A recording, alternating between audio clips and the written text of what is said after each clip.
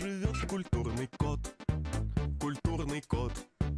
Культурный кот. Культурный кот. Он культурным голосом поет. Но мимо нот. Но мимо нот. Но мимо нот.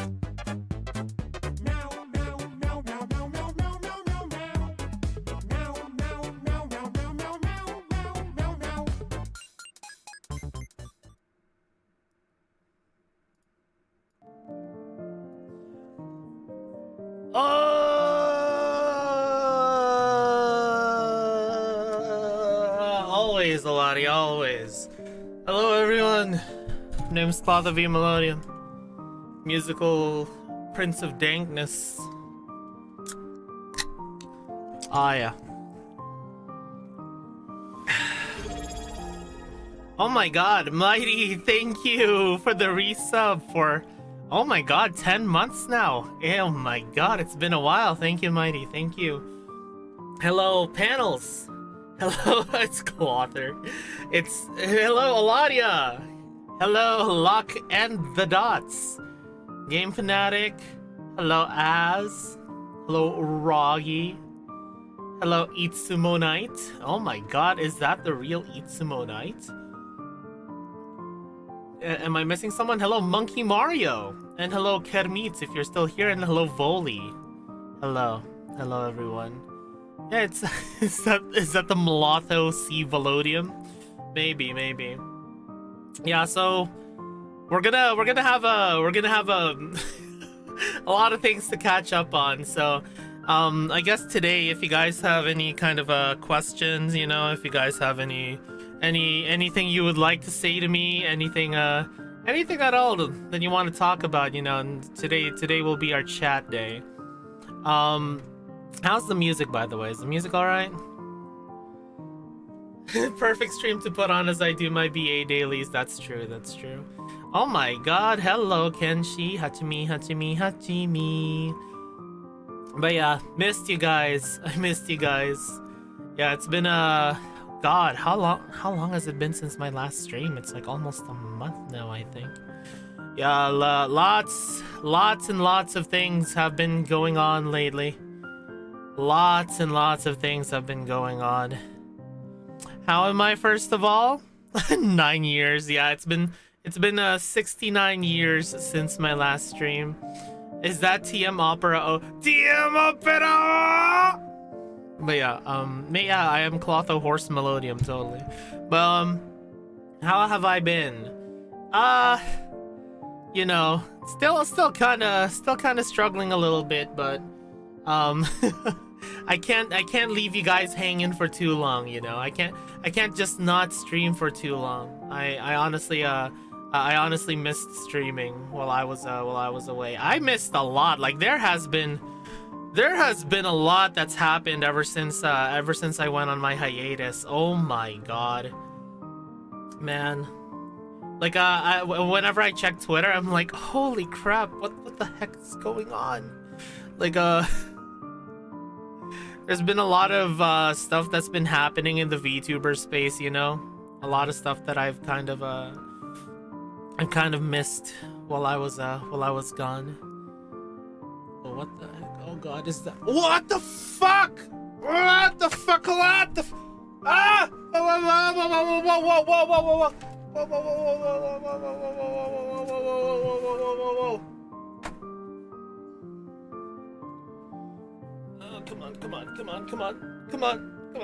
Come on. Oh my fucking god.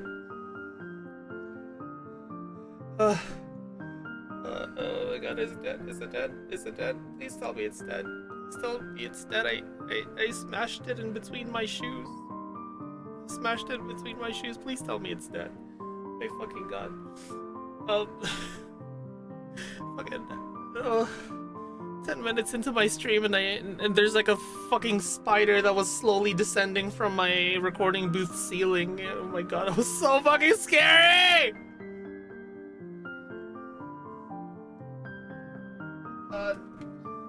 What is my luck? What is my luck? I get fucking ganked by a spider in my first 10 minutes. I hate it! Oh my god. But yeah, what was I talking about before what was I talking about before I got attacked by Elise from League of Legends?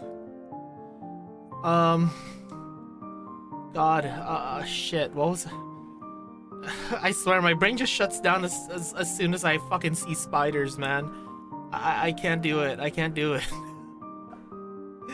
Oh my god, it was like on its web and it was slowly descending and you could see like the legs moving and ah! Oh yeah. That's what I was talking about. Yeah, so yeah, there's a lot of stuff that's happened, and with a bunch of VTubers graduating or leaving their agencies or orgs, or oh man, so many things have been happening in the VTubing space. Oh man, even in Astroline too. Like I've been seeing those announcements. No, Mighty, no. I already put a challenge on Twitter, and I said that if that challenge's conditions gets fulfilled, then I will play Huntsman. But it is now buried in all of my tweets because the challenge never got achieved. Interested in Hollow Knight? I might check it out. I heard from my friend Smug that it's a pretty good game. But yeah. There's been news of a lot of VTubers just like just leaving their agencies, and my god, let's not even like get into what happened with like the whole VShojo stuff. Like there's been just so many things going on with VTubing, man. Like it's been crazy. But enough about that for now, because like I kind of want to talk about like the kind of like what led me to basically go away for almost a month.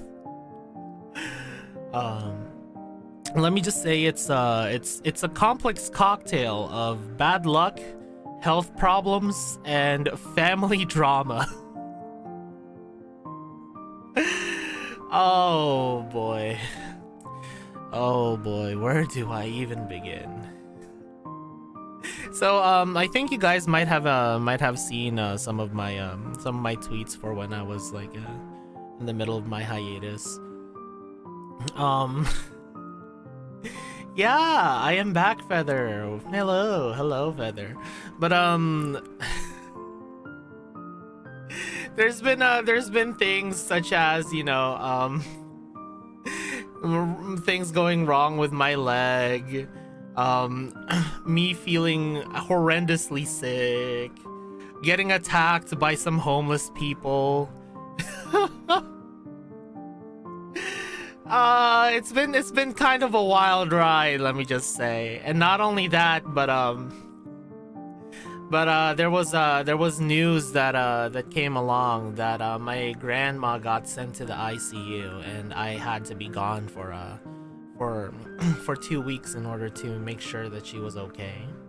My mom and my sister are actually still in the Philippines, but they're gonna be there. But thing is, I can't be not working for too long because I can't afford that. I need to put you in a bubble soon. So my grandma is actually out of the ICU now, but she is still kind of in bad condition, and we need to be very, very careful with her. Yeah, the cause of her having heart complications is some kind of family drama involving one of my aunts. It was kind of rough. It was kind of very rough. Like the whole situation, I'm not even sure if I kind of want to get into it, but like, I mean, if you guys are curious, I might get into it. But what matters though is that she's all right now, and I did set up a sponsor link for people who want to like help out with like easing the cost of like the sudden trip that my family had to make, and I am very, very grateful to the people that did contribute to it, because we did have a few contributions. Let me see, actually. Let me see them names so I can thank you guys. Where is it?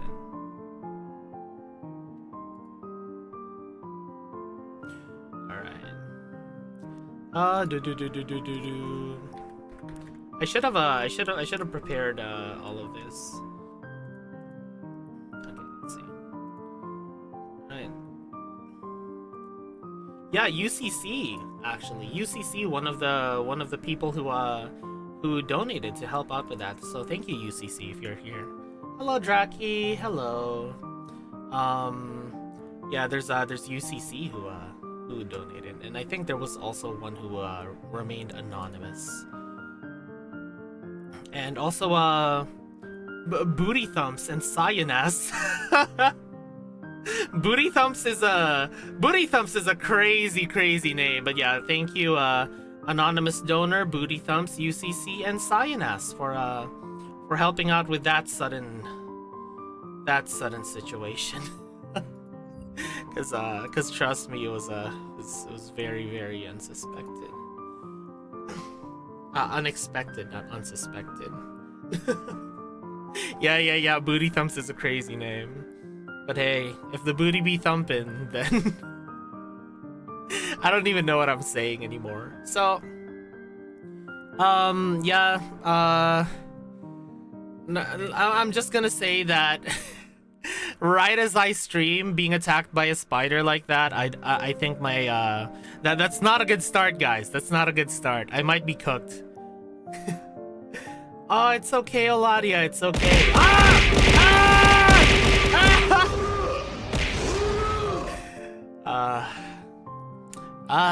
My first barrage in a while. Thank you, Feather. Thank you for that. So, yeah. So what happened was that it turns out my aunt has kind of been, well, to put it lightly, misbehaving, and there's this a little bit of conflict because of course we had this house that we have in the Philippines where it's actually pretty cool because my dad helped design it, and my dad also was basically the contractor for grabbing a bunch of people to build the house himself. So we actually do own that house. We didn't buy it from anyone, we built it from the ground up. Mostly my dad, but you know. So since we have that house over there, we kind of use it, well, mostly my parents, because they're the ones who go there for a while, go there more often. We use that for whenever we need somewhere to stay, or whenever we have to go home. And of course we allowed our aunt to live in that house. But the thing is, you know, we still gotta pay for that property. So we of course asked my mom asked my aunt to that, oh, if you're gonna stay in this house with your whole family, you do have to pay us rent, you know. Tokyo Extreme Racer full release September 25th JST. Hey yo, that's pretty exciting. But yeah, so you know, my mom has to charge my aunt rent, and it's not an unreasonable amount, you know. They get full access to the house and everything in it, basically. And it turns out my aunt wasn't very happy because of that. I think she had an expectation that because they were family that she should just be allowed to stay there for free. And apparently she started off being very passive aggressive and being like, hey, doing Facebook posts going hey, at first I thought that when it comes to family, blood is thicker than water, and things like that, you know. Which, to be honest, Which, to be honest, is kind of on theme when it comes to when it comes to us, you know, like kind of on theme. Very very theatrical way. Very theatrical way of of making a passive aggressive post like that. But so yeah, very Judy, very Judy. So okay, so basically, apparently, she started using my grandma as kind of like a middleman for making payments, going like, oh, can you please tell her that her payments should be in very soon, something like that, you know. I don't know the exact kind of like words, but it's kind of like, you know, why would you not just talk directly? I think it was because she was still kind of like, she didn't like the fact that she had to pay rent. Hey, Sparkshot, thank you. Oh my god, 8 months in a row. Thank you for the tier 1 resub, Sparkshot. Hello, Clotho. Glad to have you back. Not so good because I'm literally working right now, so I can't stay. Bye, Clotho. Jumps off a window. 07. 07 Bucanero. But yeah, and apparently one day, since my grandma is quite vulnerable emotionally, especially with matters regarding family, she started she had an argument with my aunt, and at some point apparently she was like, no, can you just please talk to her? You're supposed to be family. My heart can't take this anymore. You know, like, my heart can't take this anymore. I'm way too old for this. And then apparently my aunt just didn't stop, and my grandma ended up having a heart attack, and she got sent to the ICU. Yeah, I was very not happy when I learned about that. Perhaps, Mighty. Perhaps correction is needed. Yeah, so that's kind of like what happened. That was the situation with my grandma, but you know, she is out of the ICU now, and she is still on the way to recovery. Just we have to be oh my god, the Filipinos coming back. The Filipinos coming back to me. But yeah, we have to be very careful when it comes to making sure that you know, we don't stress her out too much, because she is getting old. Though I gotta tell you, my grandma kind of a badass. I don't know, I think I've told you guys this before, but like, at her old age, like, she would take us jogging every single day when we were kids, you know, in order to promote our health. And we would struggle to keep up with her.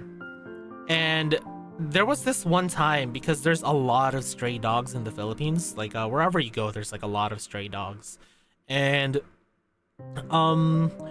she always brings this stick in order to smack the stray dogs when it tries to like attack us. And at some point, I think that she basically managed to tame the alpha of all of the stray dogs in our neighborhood. Like, she just brought home a dog once, and that was like the alpha of all of those stray dogs. So like, when she was jogging, that dog would like walk beside her, and like no other dogs would mess with her. She was kind of a badass, guys. My grandma kind of a badass. The dog tamer. The dog queen. But yeah, she loved that dog. But yeah, and she was even running marathons, I heard, while still like at an old age, because I think she always likes to exercise, and she always sticks to a very very healthy diet. Like, she doesn't like anything like junk food or like any kind of really fatty food. Like, everything is really healthy when it comes to her. She's John Wick. Yeah. She's John Wick if she was a Filipino grandma. Yeah, totally. Oh my god, I can't believe that I'm that I'm the grandson of Filipino John Wick. Then again, if you guys remember me telling you, my dad, because I remember someone was asking me what my dad looked like, and I told them that my dad is like a tanned version of Saitama. He's bald and he's buff. Even for like his age, he's bald and he's buff. I don't know about that, Mighty. I don't know about that. I don't think it's that kind of build, but but very healthy. She's very healthy. Bald and buff. Oh, hey, Noose. Hey, how you doing, buddy? I was just talking about my dad. Because I was saying that my grandma was like this badass that would always like jog and like run marathons, and she like managed to tame the alpha dog of all the stray dogs in our neighborhood. So she was kind of like the pardon my language, but the boss bitch of the neighborhood, and no stray dogs would mess with her. And I kind of segued that into someone saying that someone asking me what my dad looked like, and my dad is basically tan Saitama. You know, he's bald and he's buff.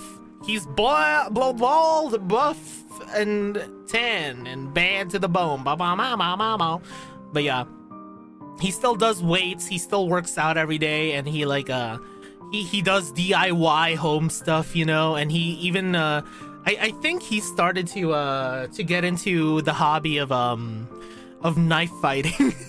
Because he like crafted his own like wooden dummy knife. And I just saw it. It's like it's not even like a knife. It's like a machete. He carved like a wooden dummy machete for him to practice knife fighting with, or machete fighting. And he's like, it's intense. It's intense. Then again, my dad is the one that got me into combat sports. So you know, any kind of combat sports knowledge that I do have, it's thanks to my dad. Well, let me just take a sip of my energy drink.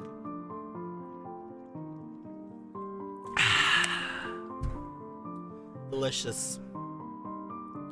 Woo. Oh god. But yeah, how have you guys been though? Like what have you all been up to? Man. Already posted this, but you missed it because of the spider attack. Yeah. I finally ordered a new gaming laptop for 1,300 euros after using mine for 8 years. It arrives tomorrow. I'm really excited. Oh boy, that's something that I gotta contend to after a while. Because my computer is starting to show its age, because my computer is probably like 5 years old now. So it's starting to slow down. It's starting to show its age. So at some point, I'm going to have to replace that computer. And I am not looking forward to it, because not only do I need to transfer all of my files to it, but I also need to how's my credit score? Oh boy, you do not want to know, Noose. You do not want to know how horrible my credit score is. God. And grinding Umas, yeah. Yeah, that's kind of been my entertainment for the last however long while, is just grinding Umas and writing stories, you know. Like sometimes I would just get like a bunch of inspiration, and I would just start writing something. I don't know why, but like I've just kind of been in a writing kind of mood lately. Maybe because I have so many emotions swirling around within me that like that it just manifests into wanting to write something. I just put everything on an external SSD and pulled them over. Oh, that might actually be a good idea. I do have a lot of my stuff on an SSD, so I might just if my SSD is compatible with like the motherboard or whatever of like the new PC that I'm planning to get in the future, then I might just do that. You know, and like transfer my SSD over to the new computer. Yeah. Oh my god, I actually love how much cheaper SSDs now are compared to like when I bought my computer 5 years ago, because I was like, damn. Horse Rod has fully taken me over. I know an unnecessary amount of family tree dynamics. Oh boy. So my YouTube feed, right? My YouTube feed is like I'm watching videos of real horses now, guys. I'm watching videos of real horses. It's so bad. Yeah, I know. Oh my god, you too, Noose. I know. Yeah, same. I love watching their videos. Yeah, and same. But like what do you call it? So my city, we have a pretty prominent racetrack, like a horse racetrack, racehorse track, horse racetrack, track racehorse, racetrack horse racetrack in my city. And because of that, we have a lot of farms with horses, you know? Zam man's really been pulled into the real Hans rabbit hole. Yeah, for real, Amizade. Yeah. So whenever I drive my when my brother was still doing like an internship in a farm, whenever I drove him, I would see signs of like you know how sometimes there's like signs of like yield to pedestrians. There's one that's literally like yield to horseback riders. and I was like, you know what? I could easily just go to one of those horse farms and be like, hey, I want to ride a horse, you know? If I was a horse boy, what would my name be? Clotho Melodium O. Clotho Melodium O. Keep getting tweets from Mayano's IRL child Lumipon. Oh, the one where his owner shows him the figurine of his dad turned into an anime girl. Oh my god. Imagine that, right? Imagine that, guys. Imagine your let's kind of like put this into like human standards. It's like someone showing you an anime figure of like a gender bend version of your dad. I would be like, oh. Oh. Oh my god. I mean, Amizare, it's because O means king, you know? So like Sakura Bakushin O is like Sakura Bakushin the king, you know? So yeah, I kind of want to go horseback riding at some point. Maybe if my doctor, I'm gonna ask my doctor after my my last surgery, because I still have one more surgery on my leg that needs to be done before all of the surgeries get finished. Oh, thank you, Bingle. But yeah. Yeah, it's weird but kind of sweet. Yeah. They live on forever.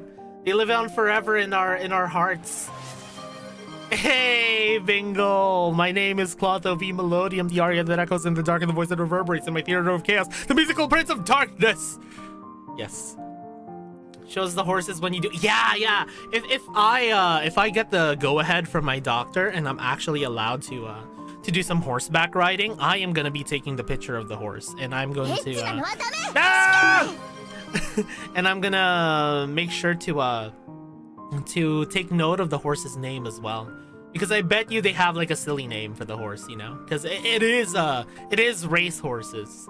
Man, it would be so funny if there was like an alternate reality where I became like a horse racing jockey. Clotho jockey. Oh man, that would be fun. Because I was like really interested in horses back then, probably because I really like Ferrari, and they have like a horse on their emblem, and because of that, that just transferred into an interest in horses. Because I did used to do horseback riding when I was a lot younger. And dude's pull so bad he's gonna go pull for horses for real. True. Who needs gotcha horses when I can ride a real horse, right? Eclipse first, the rest nowhere. Oh my god, do you guys know the meaning of that quote? Because at first it just seems like, you know, random haha, you know, funny direct from Japanese to English translation kind of quote, but do you guys know the origin of eclipse first, the rest nowhere? It's pretty good. Like, it's actually once you know what it is, it's kind of hardcore. Yeah, go eat something, as you know, feel free to listen in while you eat. But There was this horse back then named Eclipse, right? You can ride more interesting things than just horses. Hey, yo, Eladio, what? Chat, what does Eladia mean by that, chat, what does Eladia mean by that? What do you mean by that, Eladia? Yeah. Yeah, Eclipse was a horse that was so fucking dominant.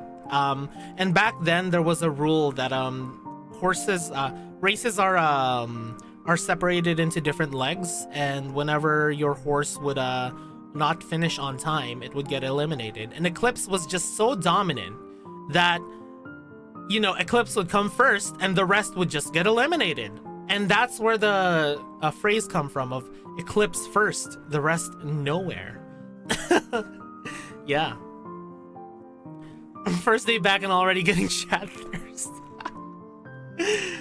The horse on the merry-go-round, of course. Oh my god.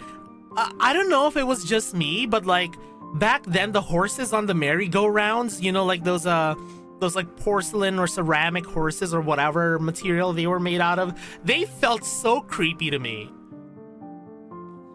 Hell yeah, Lockin' Dots, hell yeah.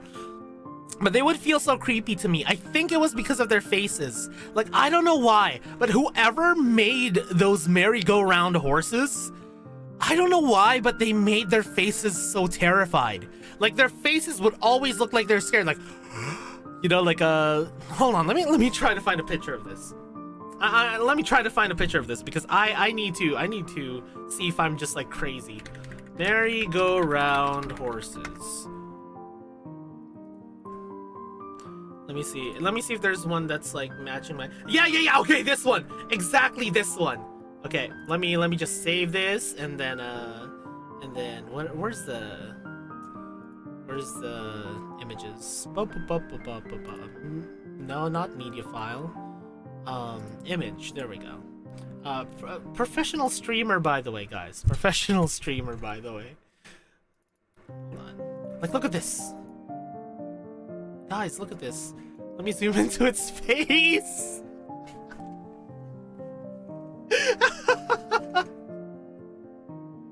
Like, look at it. It looks so terrified. It looks so scared. Yeah, when I was a young boy. When I was a young boy. Yeah, look at it. Look at his face. Let me just zoom into his face, okay? He looks so scared. Oh my god. Hello, it's me, Clotho Horse Melodium. But yeah. Tell me this isn't the face of true horror. Like, look at this boy. So I don't know why, but whenever I would look at these merry-go-round horses, I would always feel so uncomfortable because they would just look so scared and terrified. Oh my god, look at this one. Hold on. I gotta show you guys this one. Oh my god, this one's even better. Umeri, Uma Scary. U equals Uma Scary squared. Like, look at these guys. Hold on, let me just make the image a little bit smaller. Like, look at these guys. It's like the way they look at you. Like, look at this. Just the way they look at you, it's so terrifying. Yeah. Like, you could hear them going like, and then like, and then goes like, oh my god, they're gonna send us to the glue factory. You know, it's so funny. Like, their faces are just pure abject horror. Oh my god, this one's kind of handsome, but very horrific. Holy shit. Okay. Last one. Okay, last one that I'm showing to you guys, and then we'll move on to another topic before I just go down the rabbit hole of fucking horrified horse faces from carnival rides. Hold on, let me see. Look at this guy. Look at this guy.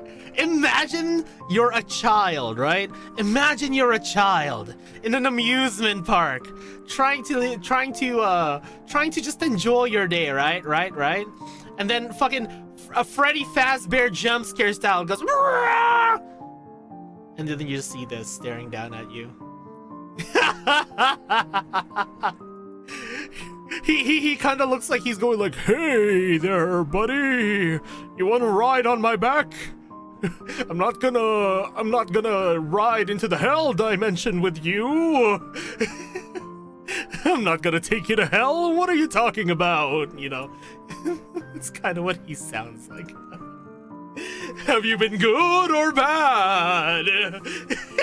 You think good? Nay.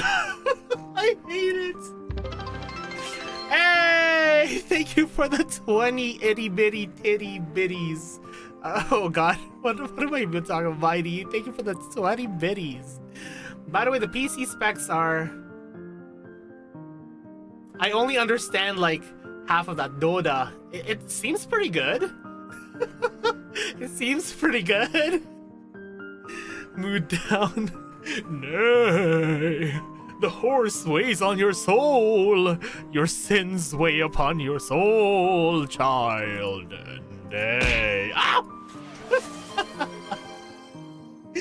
Hold on. Let me just take another sip of my energy drink.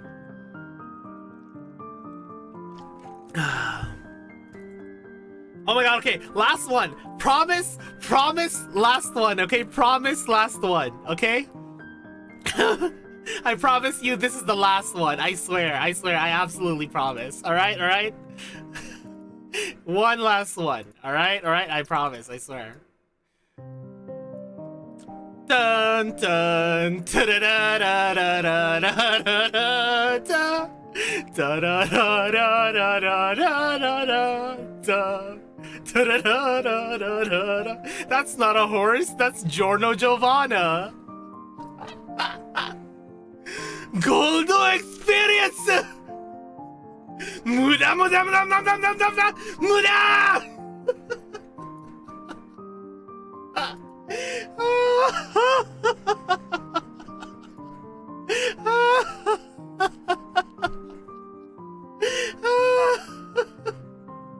Oh my god, this actually sounds like such a good stream idea. I should do it one day. Okay. So, stream idea, okay guys? Stream idea.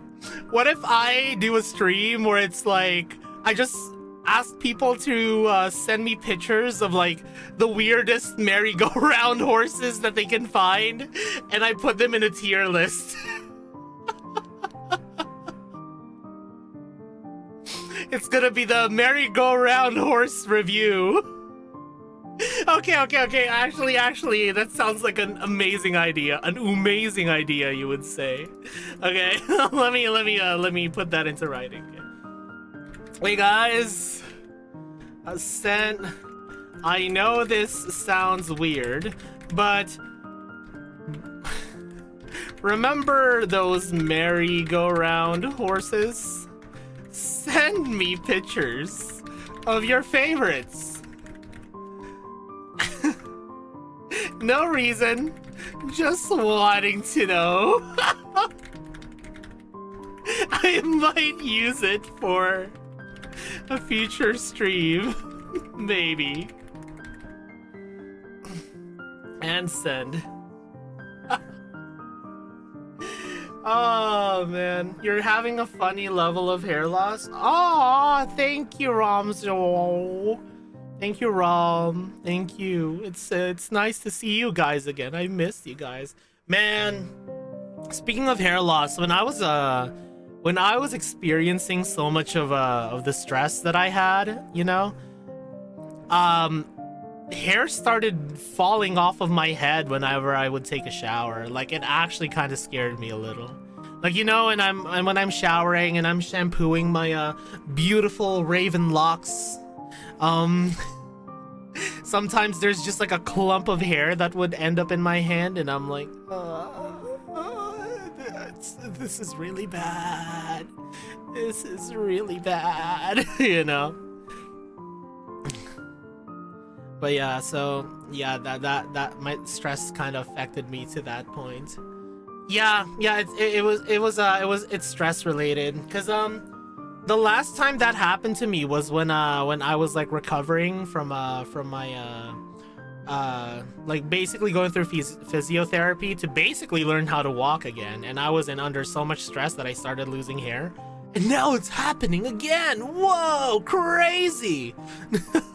I'll be okay, News. I'll be okay. I've been through worse, trust me. So what else? What else? Oh yeah. Oh my god. I've been having like the weirdest dreams lately. Like I've been having the weirdest stress dreams lately. Like there was this one that I had at work, because at work, right? I work graveyard shifts. So they allow me to take all of my breaks at once, so I could basically like nap for an hour. Aww, News. But yeah, so they allow me to like nap for an hour straight, and then I had this one dream where like I was in a cruise ship. I was in a cruise ship for some reason, and it was nice at first, you know. It was very, very happy, but you know, I took Oreo along with me. If you guys don't know, Oreo's my cat. I love Oreo very much. I love her very much. But apparently, they didn't announce, but in that cruise ship, there was a dog show the next day. And I couldn't find Oreo in my room. So I was like, I went outside my room and go like, Oreo, Oreo. And then I saw Oreo, and Oreo started running away. And Oreo like rushed into the... This is in my dream, by the way, guys. If you're just tuning in, this is in my dream. This didn't actually happen. But Oreo rushed into the dog showroom, and a lot of the owners started panicking, going like, oh my god, why is there a cat here? Oh my god, it's stressing out my dog. Oh, it's stressing out my baby. And I was like, it's okay guys, it's okay. I'll handle her. Just don't panic. I'll handle her. And then someone pulls out a fucking gun and shoots my cat. That was my dream. I think I actually woke up like screaming at someone. I think security was also having a break there, and I just woke up screaming at him. Yeah, I was just like, ah! Thousand guns got it. Yeah, like I think that was, man, because that's not the first time that I just wake up and I'm just like screaming, you know. Oh man.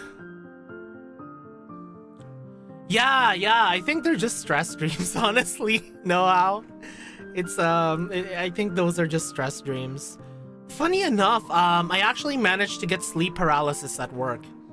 It was really weird, because so I was I think I dozed off like while sitting down on a chair, and for some reason I woke up and I felt like I couldn't move, and I was like, oh my god, what's going on? And then for some reason I heard dogs. Like, imagine, you know, in those horror or suspense movies, like hunting dogs just like getting closer and closer and chasing you, and there's like this powerful wind that's like blowing against my face. And then I managed to wake up afterwards. But like, I got sleep paralysis, and that was terrifying.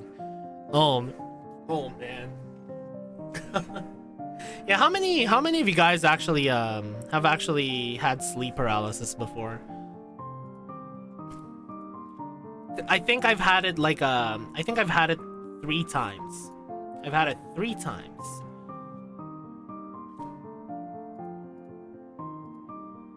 You have not. That's good then. That's good. Yeah, because sleep paralysis is honestly kind of terrifying.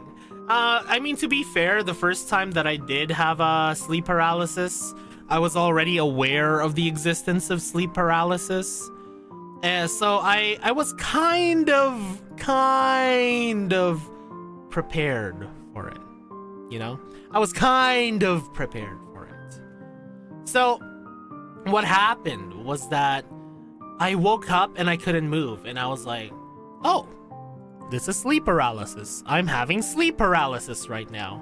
I wonder what I'm gonna see if I open my eyes.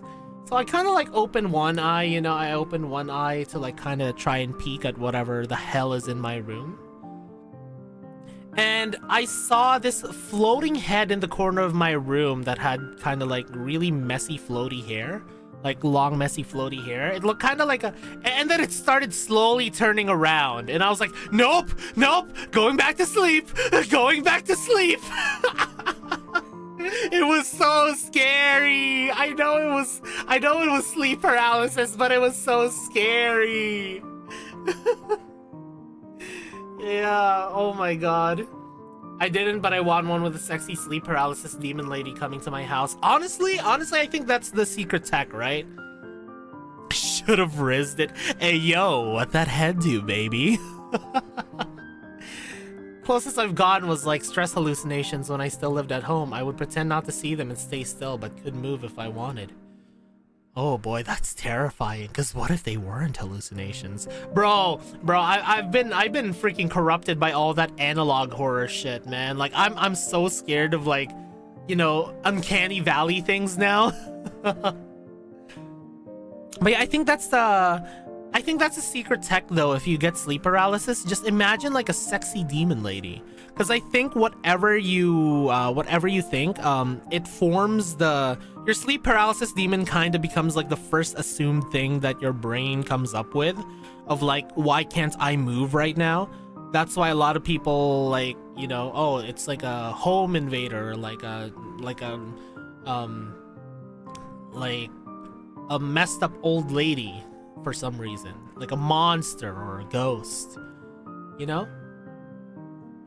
Not the sexy kind. Oh my god, not the sexy tentacles like the spindly, spidery Slenderman shit. Sleep paralysis is just another form of astral projection where you can perceive beings from a different realm. Oh my god, I had a phase in my life actually where I would listen to those binaural beats. You know, do you guys know about binaural beats?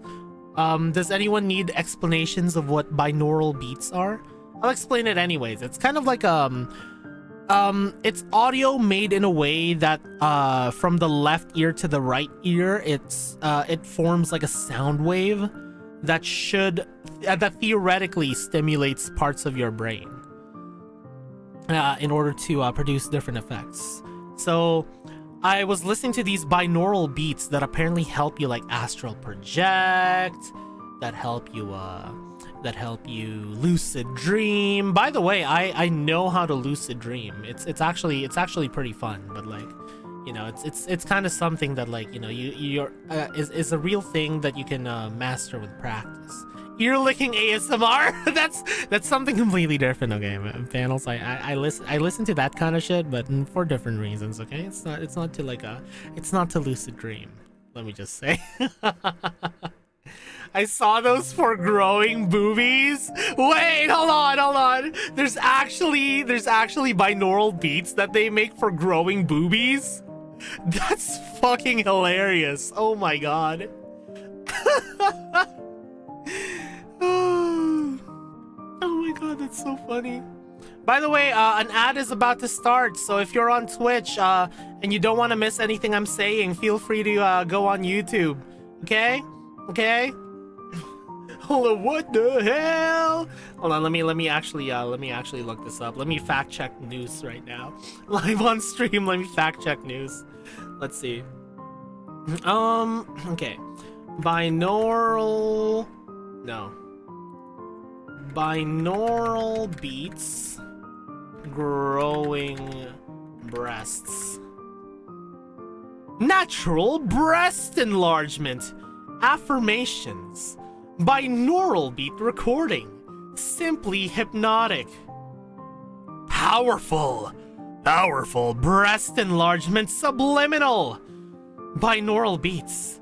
Breast enhancer and toner. Binaural beats healing frequency meditation music. Maximal breast growth.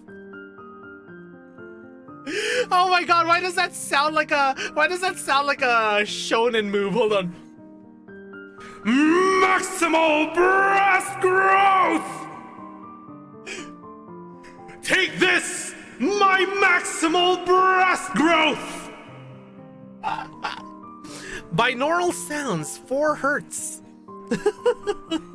Let's try the powerful breast enlargement subliminal. Okay, let's pause this music, guys.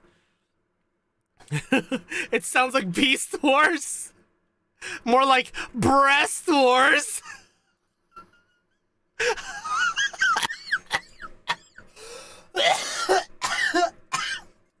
Fucking kill me. Hey, let's listen to this. Oh, with heavy rain too. Ah! Oh god, it just makes me want to take a piss. Ow! Guys, this just makes me want to take a piss. I don't know why. Like, I don't know why this just makes me want to take a piss. I think it's just the water. How is it, chat? How is it, chat? Are your breasts feeling bigger now? Do you feel the size increasing in your booby holes? Are your breasticles getting bigger? Are you size maxing your badonkahonkaroos? Oh no, it works! I can feel it! It's supposed to be the milk! That's crazy! Oh my god, I can feel my breasts getting bigger! Okay. Enough of that. We don't want our boobies getting too big, guys. We don't want our boobies getting too big. You know what they say? It's like playing music for plants. I do hear about that. Yeah. What the hell? But what was I gonna say? Oh yeah. Thing is, guys, you know, like even if your breasts are small, there are 2 things that I want to say to you. If you're concerned about your breasts being too small. Number one word of advice for people with flat chests. Whenever someone hugs you and you have a flat chest, that just means they're hugging you closer to your heart. Aw, right? And number two, the flat chest is like a desert. There's nothing there. It's still really fucking hot. There you go. Those are my words of wisdom.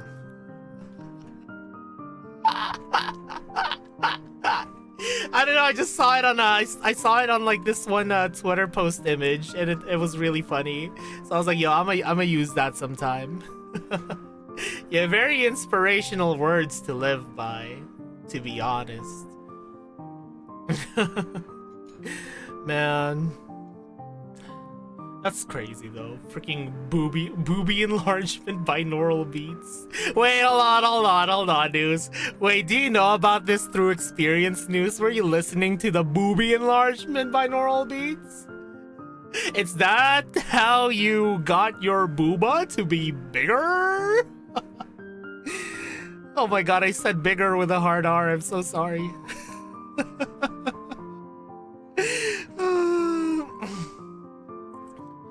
They say you can trigger sleep paralysis by staying up late. Christian listens to them! Oh no! No! Get it out of my head! Ah! Aye! Get it out of my head! Aye! That's how you found out. Oh god, that sounds horrible. Staying up until late, 3 a.m. or 4 a.m. or well, at least until you're really sleepy, then cool down your room by opening the window and close it again before sleeping. Then sleep laying on your back. Has a high chance of triggering it. Alcohol should also help. I don't know if I want to try it, Mighty. I don't know if I want to try it. I don't know. Maybe if I want to try the tech of like imagining like a like a big titty goth demon just like pushing me down on the bed. Maybe I'll report my findings to you for science, of course, for science. I can't believe Clotho v Melodium just said bigger with a hard R. My crew is big and it keeps getting bigger. That's cause Jesus Christ. Anyways. My god, all those old memes. Man. Oh my god. Oh, speaking of old memes. Okay. So when I drive my brother, Anyways, when I drive my brother, I play my general playlist on Spotify. And then there was one song there that just like gave me flashbacks of this very, very old meme. Like, you guys know the song Promise? Get down, you to the water food such tonight, kimochi. You guys know that song? Get down, you to the water food such tonight, kimochi. あなただけ見つめて、私だけ見つめて、明日も違う。Yeah, get down. Oh my god. Yeah. It reminds me of kind of like, I don't know, there's the more I think about it, because at first I was wondering if there's like a big difference of memes when it comes to modern day memes compared to like memes back in like the 2000s, like early 2000s, early mid 2000s, and I'm like, I don't know. The more I think about it, the more it's just like a different breed of it. You know, it's just like a different approach. Cause I remember this one very distinct experience I had of when I first moved to Canada. Yeah, there's brain rot in every gen. Oh my god, fucking what do you call it? Budger, mushroom. That's kind of brain rotty, right? That's kind of brain rotty. Fucking narwhals swimming in the ocean. That shit's pretty brain rotty, you know? yeah, Yan Cat's also yeah. Oh my god, a triple! Yeah, that was the skibbity riz of our generation, you know. That was the skibbity riz of our generation, man. And freaking what do you call it? Because it reminded me of this one time when I first moved to Canada, right? And I wasn't aware of English humor, basically English humor. And when I was in class, one of my classmates was like, "Hey, Clotho," and I'm like, "Huh? Your mom!" And then everyone started laughing. Oh my god, you got him, bro! You know, like everyone started laughing like that in the classroom, and I was like, I don't get it. It's so funny. My mom what? And he's like, "Oh, your mom!" And I'm like, okay.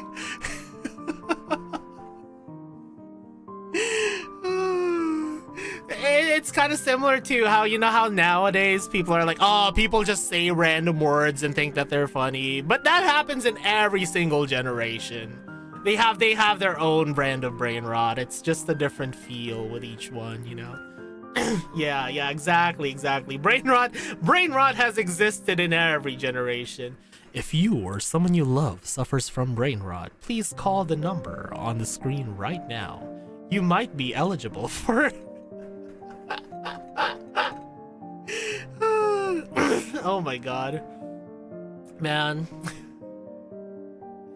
What is my favorite of I'm trying to think of kind of like what my favorite meme was from that generation, you know, like the generation of the oh baby a triples and all of that. Oh god, what was my favorite meme? God, it's so hard to think because I know the memes of that generation. Just I can't really tell which one is my favorite. But honestly, for the newer generation of memes, though, like not the new West, but like, oh my God, Mighty, I don't think I can create a club like that because trust me, I tried to create like I tried to create clubs with the same kind of feel when it comes to their names, and you would be surprised how many characters or combination of characters are actually like banned in Uma. But yeah, like you guys know the thick Omni-Man meme? Do, do, do, do, do, do, do. And then he just every time like the beat drops, like he just like gets super thick and does a squat. Yeah, I feel like I feel like that's one of my favorite memes of like the newer generation, you know? The thick Omni-Man. Man. And I don't know why, but like I just had this one phase where like brain rot was super funny to me. But like now, I don't know. I feel like I'm starting to slowly lose interest in brain rot until like maybe there's new brain rot that starts to spark that interest again. You know, like starts to ignite my interest in the brain rot. Man, kind of depends. The same stuff loses its charm quick. Oh my. Okay. There was a friend that I had, well, ex-friend that I had who for the longest time, like I think 4 or 5 years after the meme hit its peak, still thought that Ugandan Knuckles was still unironically funny. And I'm like, bro, really? Do you know the way? Such a stupid meme. Yeah. Then again, that friend was kind of a jerk to me and kind of just used me for my connections anyways back then, so because I did have some connections back then. Can you show me the way? We must protect our queen. Oh my god, she just freaking quoted that every single time and it got so freaking annoying. Yeah. Let's get the pitchforks. Bro didn't find a way. Yeah, I think I broke off my my friendship with that person because okay, this is kind of like a big brain move, I guess, but she I think I was also around like high school age at that time, but she had like a bunch of simps, right? Which is kind of scary because then I realized this was when she was like 16 and like all of those people were older than us, so they were probably like late 20s, early 30s at that time. This was when I was still in the voice acting community. And yeah, sadly common. Yeah, she had a lot of simps, and what she would do is whenever she would have homework or like, you know, just schoolwork or tests in general, she would go into one of the channels, you know, like one of the channels where like her simps can join and basically just do her homework for her. And I was telling her, I was like, dude, you're never gonna learn anything that way. Like, you're just letting people do your work. Like, yeah, maybe it's like a, you know, work smarter, not harder kind of thing, but like, you're never gonna learn anything at that rate. Because she's one of those people who thinks that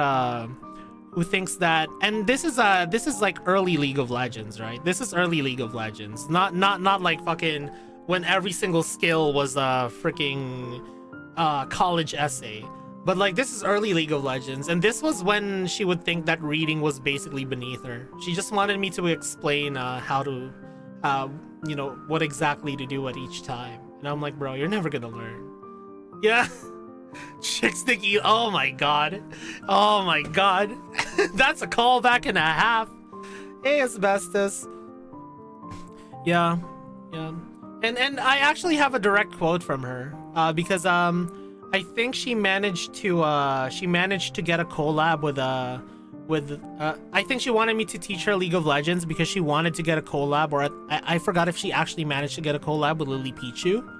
And I was telling her, I was like, bro, you're gonna be very frustrating to watch if you just never just try to even make an effort to learn. If you just keep doing this, you know, like, because she doesn't even want to comprehend the concept of like, oh, if you go close to this tower, it's gonna start shooting you. Like, she didn't even want to learn that. She just wanted me to tell her when to back off of the tower every single time, when I was trying to teach her, you know, how to do that herself. And then I was like, bro, Lily Pichu's never gonna play with you again if you do this.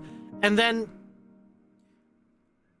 direct quote from her, she was like, Lily Pichu's just a stepping stone for me. Eventually I'm gonna be more popular than her. Eventually people are gonna start talking about me instead.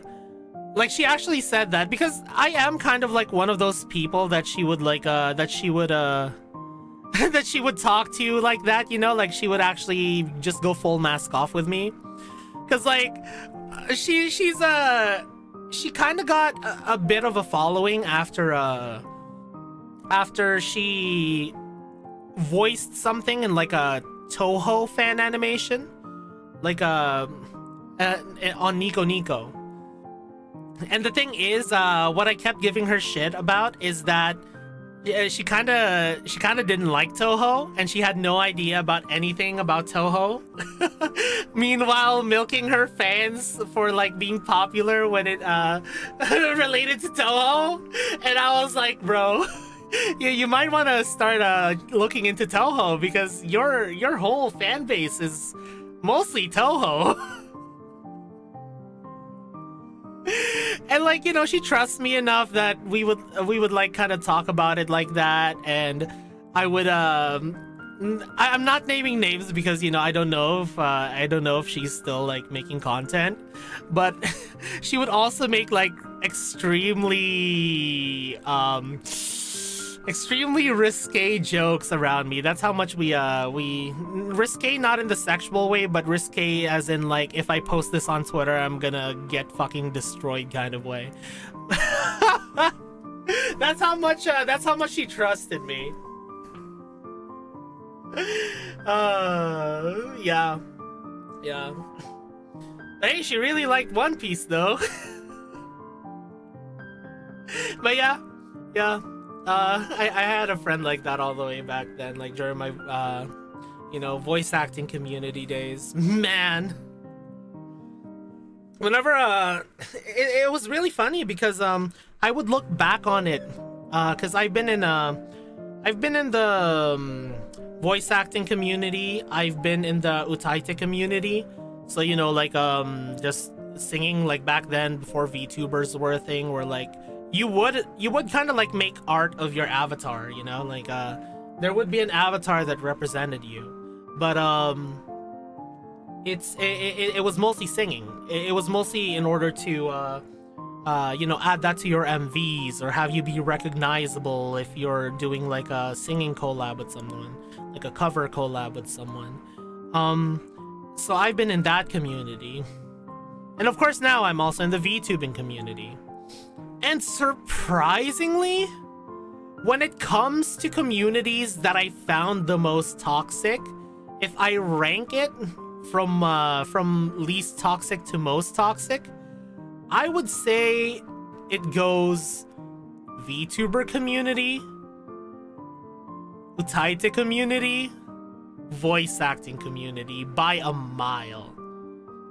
Like VTubing community, Utaite community kind of flip-flops depending on the latest, like whatever happens, but the voice acting community, oh boy, oh my god, it was so bad.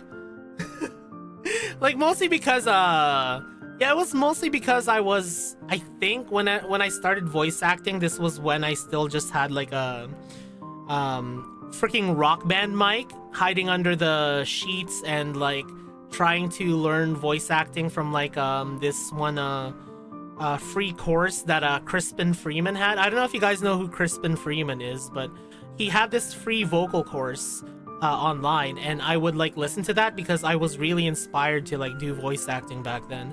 So, and back then I was like this guy who was like really shy and kind of like, you know, very soft spoken like this.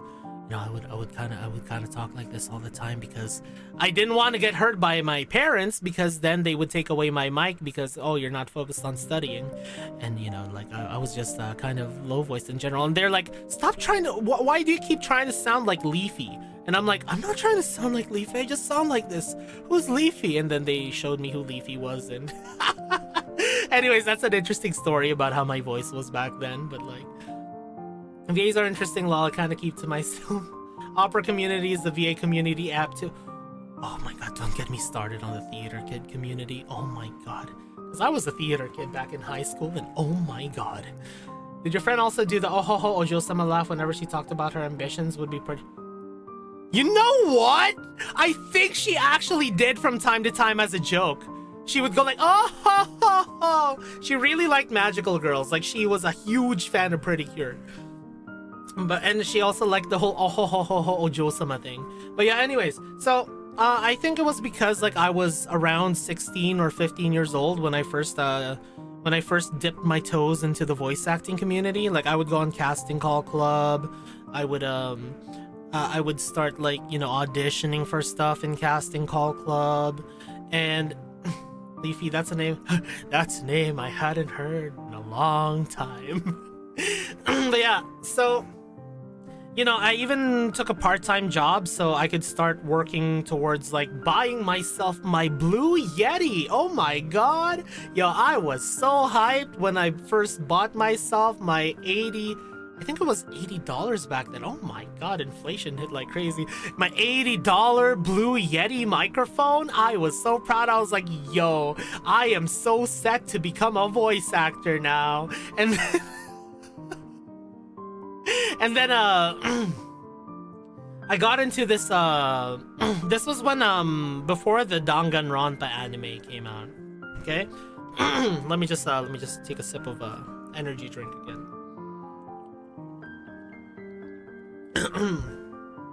So this was before the Danganronpa anime came out. And you know, I'm like 16 years old, just bought my Blue Yeti. Hell yeah, I'm going to audition for these guys who want to do like an English fan dub of the game. And I'm like, hell yeah, I'm gonna hell yeah, I'm gonna audition for this. It's gonna be amazing. And then I don't know how many of you guys know about Danganronpa, like about the characters, like the first one, not any of the future ones, like the first one, the OG. Because I kind of want you guys to guess who I ended up being cast as in in that project. Like I want to see what you guys think, see if you guys can nail it. Like which character I was cast as in that series. And this was nothing professional. It was just a bunch of amateurs, you know, like we're all noobs. No, I wasn't Monokuma. Oh my god, you think I could do a Monokuma voice? No, I wasn't Monokuma Draki. Please give me Wing Starts Play. Watching the anime, I was I got cast as Byakuya. You know, the rich boy. I got cast as the rich boy, and there was this one person who at that time was like 35 years old. Right? He was 35 years old, and he really wanted to be rich boy Byakuya. I voiced Monokuma for fun during my playthrough of the game since I love voicing villain characters. Oh, hell yeah! That sounds so fun. I mean, that's kind of what I do now with Blue Archive, right? The twink? Which one? Do you know how little that narrows it down? But, so... instead, this 35-year-old gentleman was casted as Hagakure, the guy with the palm tree hair, you know, the hippie looking guy. He really didn't like that because he wanted my role. And what he would do is that what he would do is whenever we would do our cold reads, which cold reads, by the way, is you just go through the script, you know, you all just so basically we had someone like us screen sharing the game, and then we would just watch and like voice our lines, and just for practice basically. Whenever I would do my my line, he would be like, "Oh, can I do my take at that line? I think that I have an idea on how to improve on it."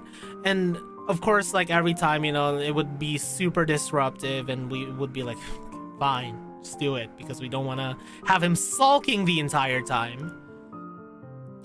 It's him, my favorite purple boy. Hello, Rushady. So he would do his line, and then they would be like, "Yeah, no, just do it how you usually do," like the director would say to me. And then he would sulk, and he would always compare me to this guy that I didn't know who it was, but like he would keep comparing me to this guy named like Hyper Squirrel.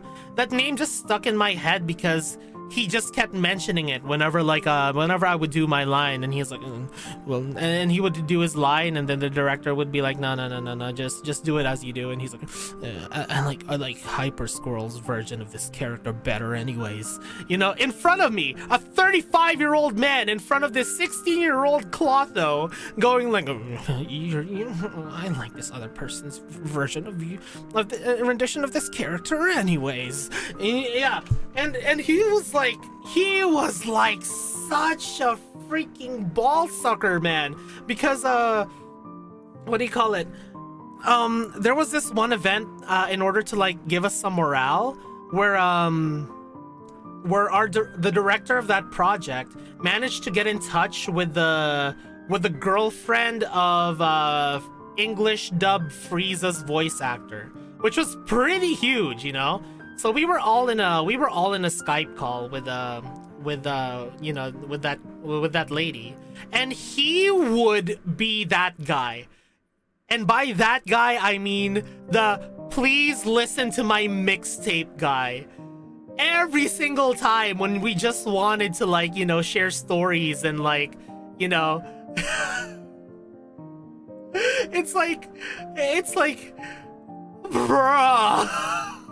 It got so annoying because he would keep bringing up like different projects that he was in, and like linking the YouTube link to that, and it's like, bruh, stop, it's not even related to the current conversation anymore.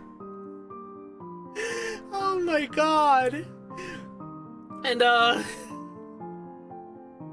And he started doing this really creepy thing. Okay, so again, for context, I was like 16 at that time. He would take my profile picture,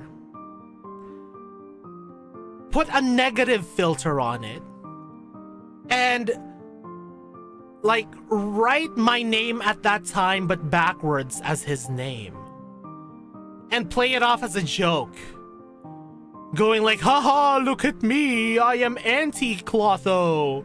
And he would act super weird, like he would try to like imitate what I do whenever we were in like just casual group calls in the project. It was so creepy.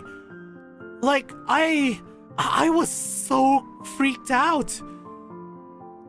And okay, so you know how like at some point while you were young, you would like try end up dipping your toes into like online relationships and whatnot. You guys know what I mean? At some point you like try it out at some point. Yeah, me and this one girl in the project who I think was voicing what was blue hair girl's name again? What was blue hair girl's name again? Maizono, I think? Like the person who got casted as Maizono. We ended up kind of liking each other back then. And mind you, she was like the same age as me, right? She was the same age as me.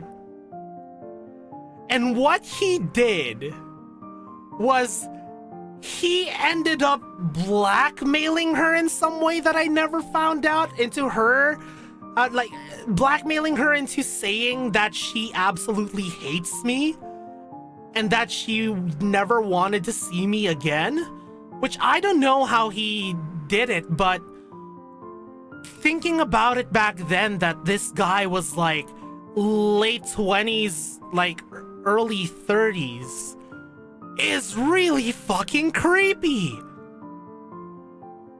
And so at that point, I found out about it, and because I was 16 and I didn't know how to stand up for myself, I basically went, okay, if you want to ruin my life this much over a fucking role in voice acting, go ahead and have it. I quit, and I quit the project. And I never knew what became of that project ever since then.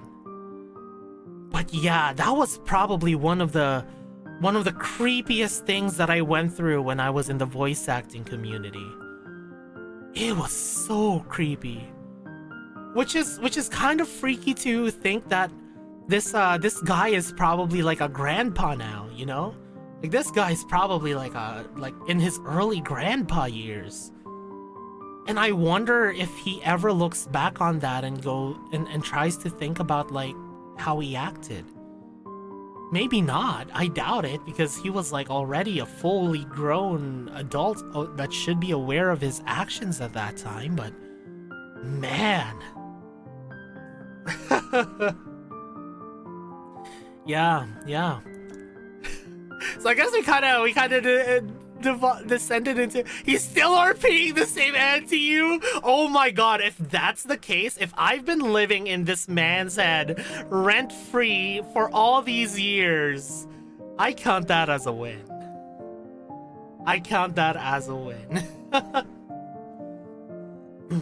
Yeah, and okay, so when it comes to theater kids though, I used to be in this production of Jesus Christ Superstar.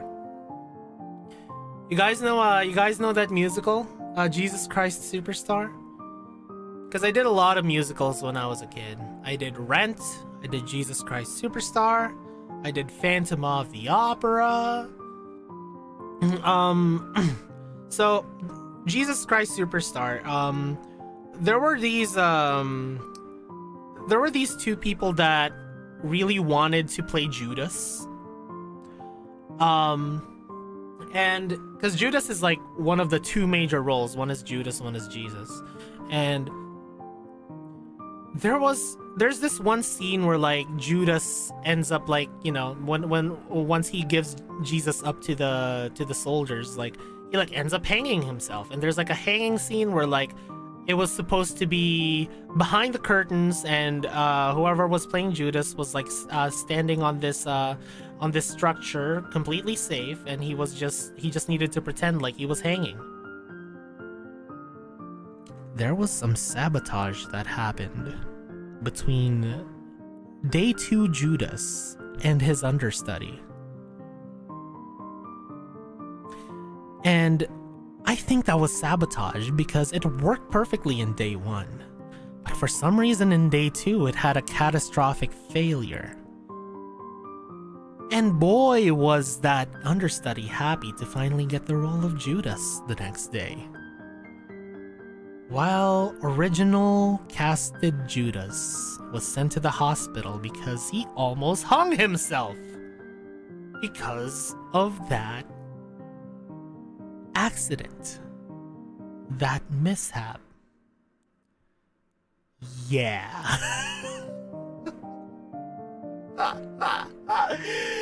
Oh my god. People are ruthless, man. People are ruthless. And the irony it happened to Judas. Oh boy. Hey man. Something that I discovered from throughout my life is that some people would just like do anything in their power to get what they want. even get their hands dirty, perhaps. But again, for that was just all speculation. That was all just, you know, the hubbub. It just has it just has just as much merit as, oh, if you say Macbeth while in its theater production, then you'll die. Like, it has just as much merit as that, except this one kind of has like some kind of sussy things that happen. But you know.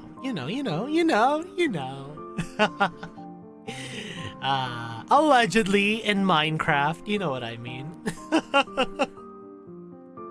Who even knows if that story is true? If that person who was the understudy is watching my stream right now, I know what you did. No, just kidding. Just kidding. Or am I?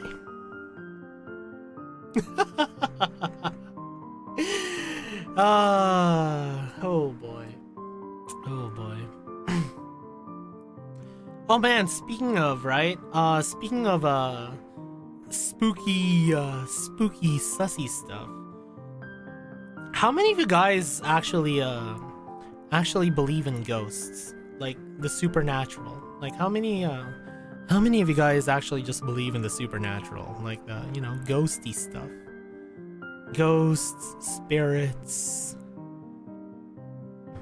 I don't know how far you would push me saying the supernatural. How many of you believe in it? I kind of believe in it. Mostly because I've had quite a few experiences, a few run-ins with some spooky scaries, you would say. Had too many weird experiences not to. Yeah, exactly. That's exactly what I think, News. Like that's exactly what I'm thinking. Tell us we have time, yeah. Erica and BA does, and she makes me believe too. So, the very first kind of I guess cluster of supernatural events that I experienced in my life is that one of our first homes, you know, it was this house that was right next to this cliff. You believe in the power of friendship? Hell yeah! But yeah, so hold on. Is the music spooky enough, guys? Is the music spooky enough? Hold on. Spooky royalty-free music. There we go. Here's some spooky, scary, royalty-free music, I guess. No copyright. Hell yeah, that's what we want to hear. Okay, here we go. Is the volume okay? All right. So, okay. We're in a spooky mood now. So, one of our first homes, right? Back in the Philippines. Oh my god, it's the Philippines! Oh!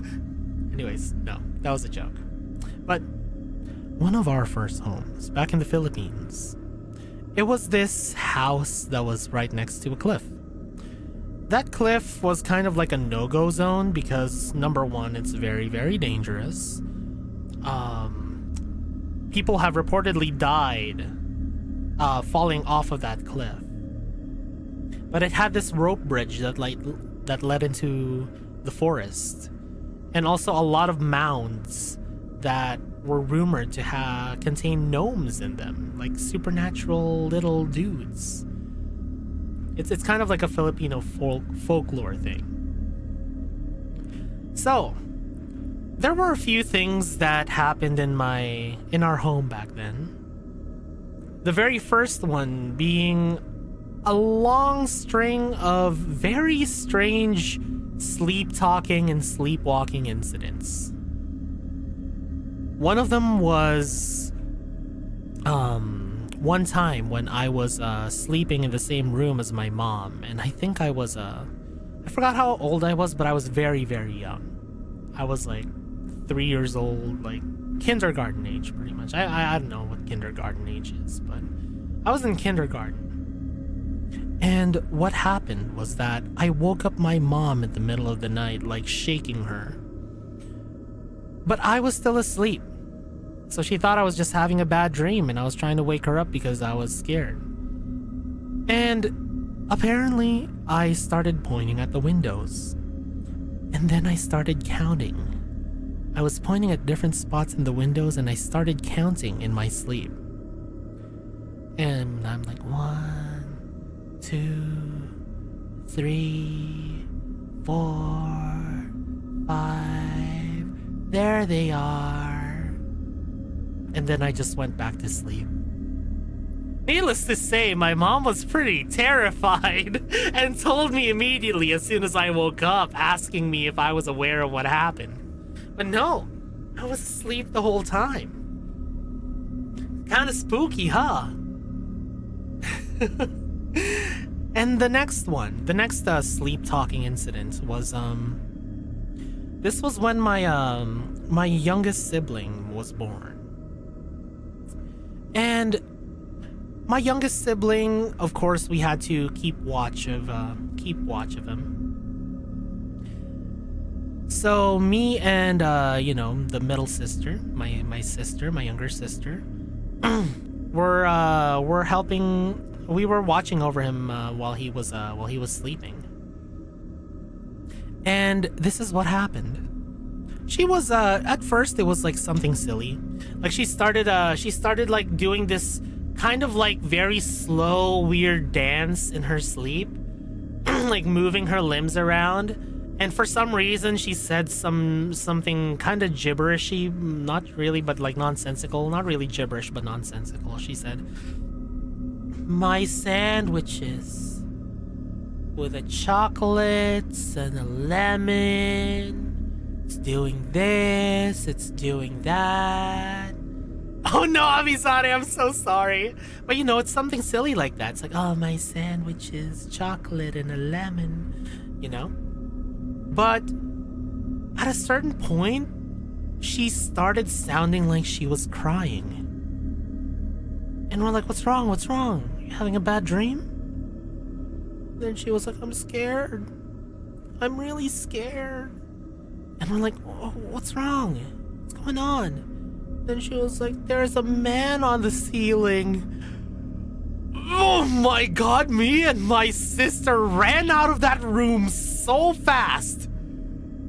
And we're like, what the heck? What the heck?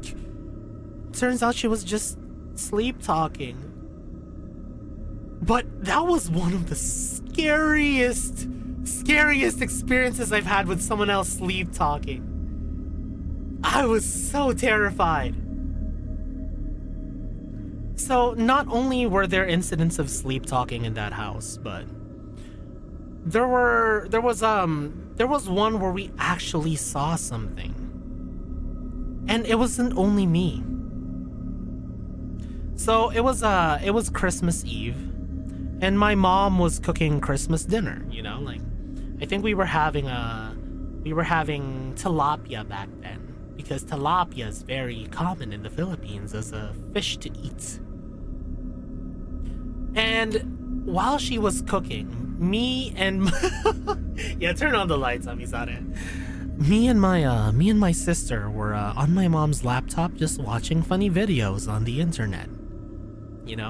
Watching funny videos on the internet, playing Pokemon Fire Red, and kind of just like, exchanging the laptop between us. Yes, it was on an emulator. Please don't sue me, Nintendo. This was like years ago when I was still like freaking kindergarten. But what happened was that, the scariest part is me being sued by Nintendo for something that happened like 10 years ago. But anyways, what happened was that we saw someone who looked like our mother. And she just kind of stood in the doorway just looking at us.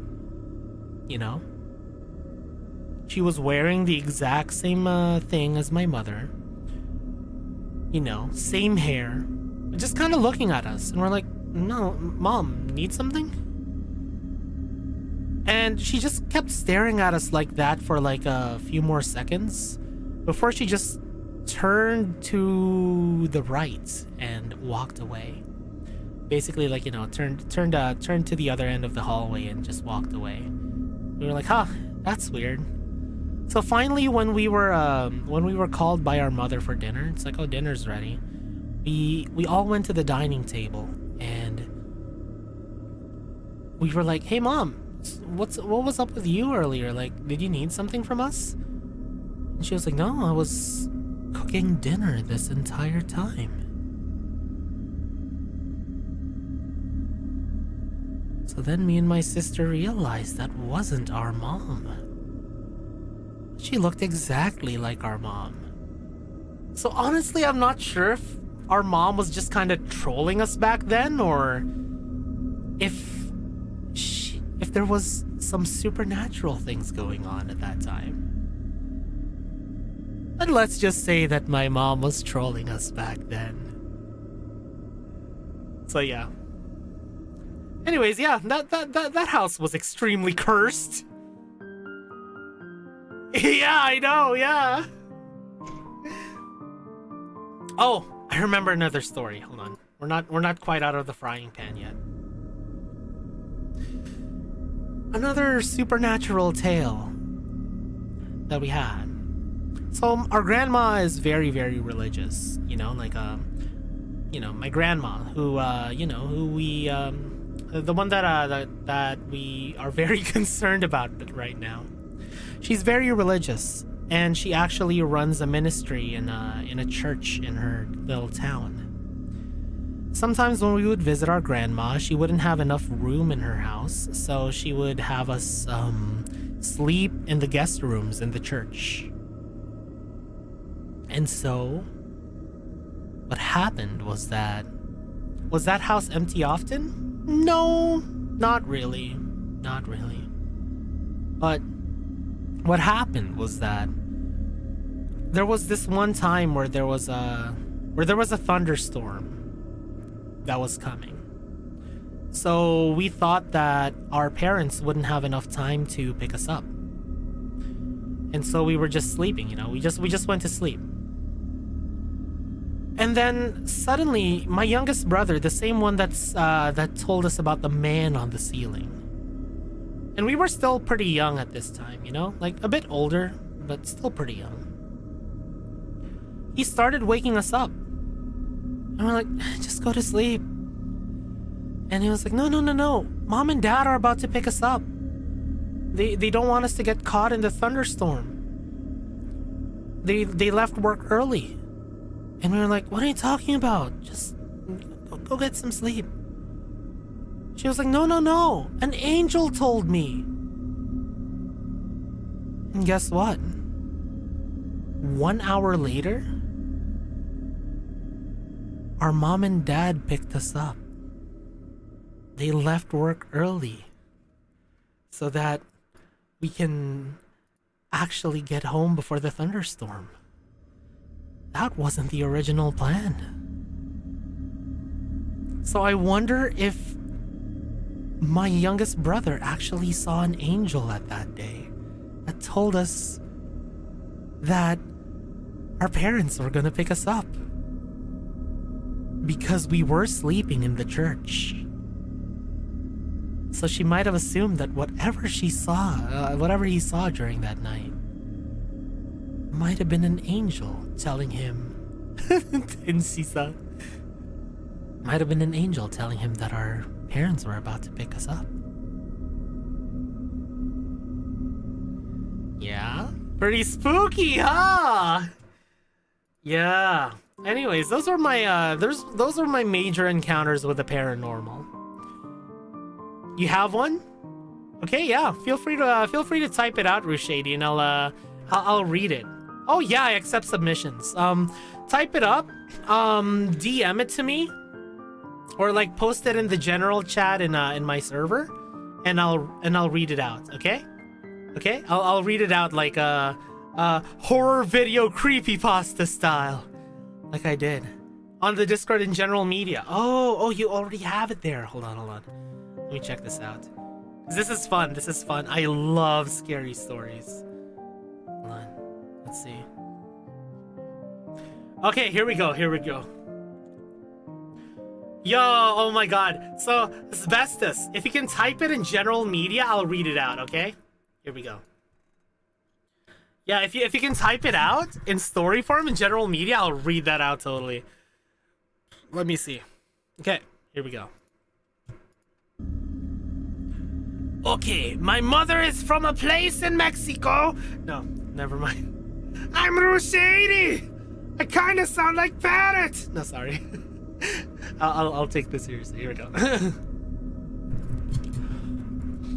Okay, my mother's from a place in Mexico that is lost to time and God in the middle of nowhere. There are ancient Mesoamerican ruins surrounding the area. The legend that has endured to this day is that the entire town is cursed.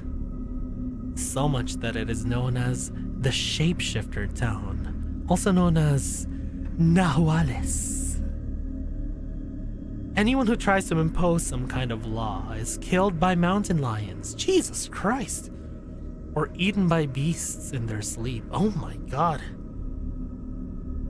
I always regarded these things as folklore, but one night, one of my little cousins came running out of nowhere screaming, Mom! Mom! It finally happened! I'm a tiger! I'm a tiger! His mom literally slapped him so hard that he almost lost consciousness and took him to another person's house. That night, I heard a huge cat surrounding the place, and I tried to take a picture of it. I could see it clearly, but in the photo, it was literally just a void. A shadow in the shape of a cat with blank eyes. I still have the picture if you want to see it. Oh my god, show us the picture. Holy shit. Oh my god, Rushade, if you still have the pictures. Oh my god, I want to see it. I want to see it. That sounds terrifying. While I munch on a Cheeto Puff. That sounds horrifying. Shapeshifter Town. Oh my god. So do you think that your cousin shapeshifted into a big tiger?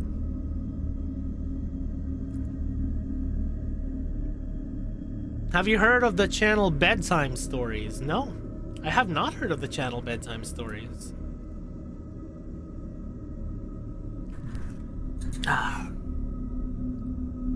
You're really loving this horror ambiance that we have. Very spooky, very scary. Very spooky, scary.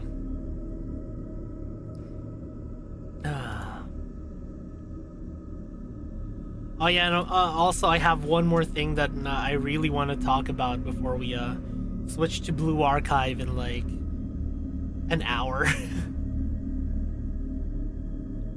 By the way, important question. Was the angel a cute one with big boobs and blonde hair, or was it biblically accurate?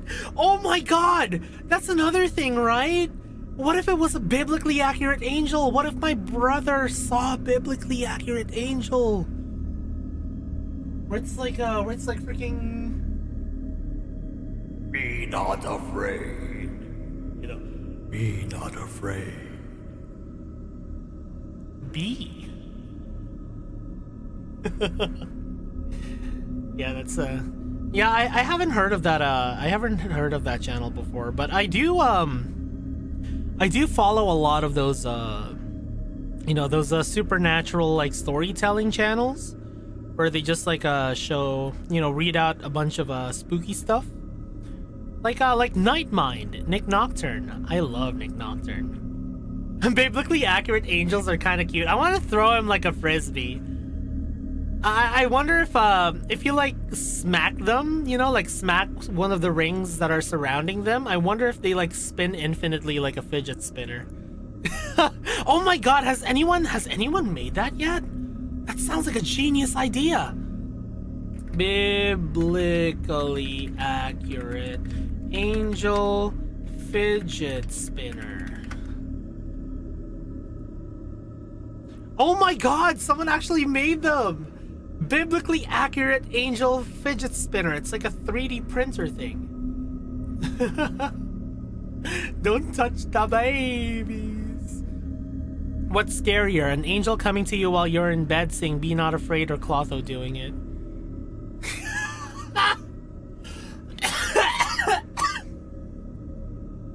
I think my chat will just say Clotho because they like bullying me.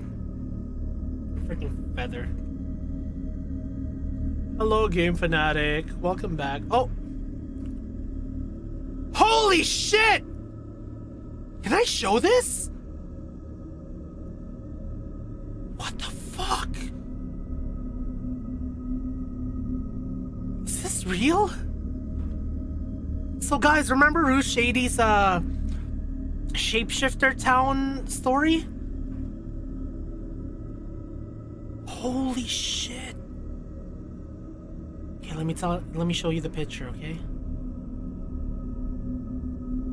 What the fuck? It's fucking terrifying. Oh my god. I don't know if that's even a cat. I think that's just like a fucking demon creature. Bro, if I saw that in the night, I'm fucking grabbing the crucifix. Like, I'm grabbing the crucifix, I'm grabbing the salt, I'm doing the fucking... I'm reciting the 7 koans. Looks like a crazy grandma. Yeah, we are talking about scary stories. If you go to general media... Oh my god, is it Nokotan? I mean, no, not Nokotan. I think it is Nokotan. Is it Nokotan? Shika noko noko noko kostan tan. Biblically accurate shika noko noko noko kostan tan. But yeah, as in fire. If you want to post your own scary story, just post it on general media and I'll narrate it. Okay, so this one is from Asbestos. You're grabbing a shotgun. True. Am I in trouble now? No. Okay, here we go.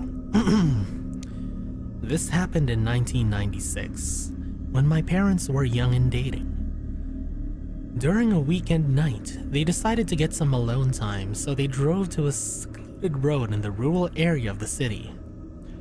In the middle of the night, with the car turned off, they were chatting and flirting inside the car, when suddenly Dad spots a bright orb floating above the hood of the car out of the corner of his eye.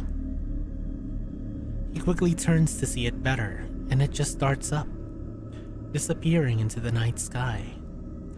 He immediately turned toward my mom and asked her if she saw it. She confirmed. Seconds later, a bright light starts to enter the car. Thinking it was another car with high beams, they look forward, but the light is coming from above. Dad opens the door, but the light disappeared. All they were left with was an uneasy feeling. My god, it's the Ayla mouse! Bro, your dad almost got probed. Oh my god, Asbestos, your dad almost got probed.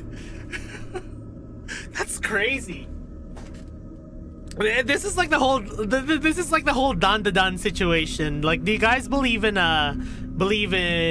ghosts or aliens or both? Not your mom, but gut feeling.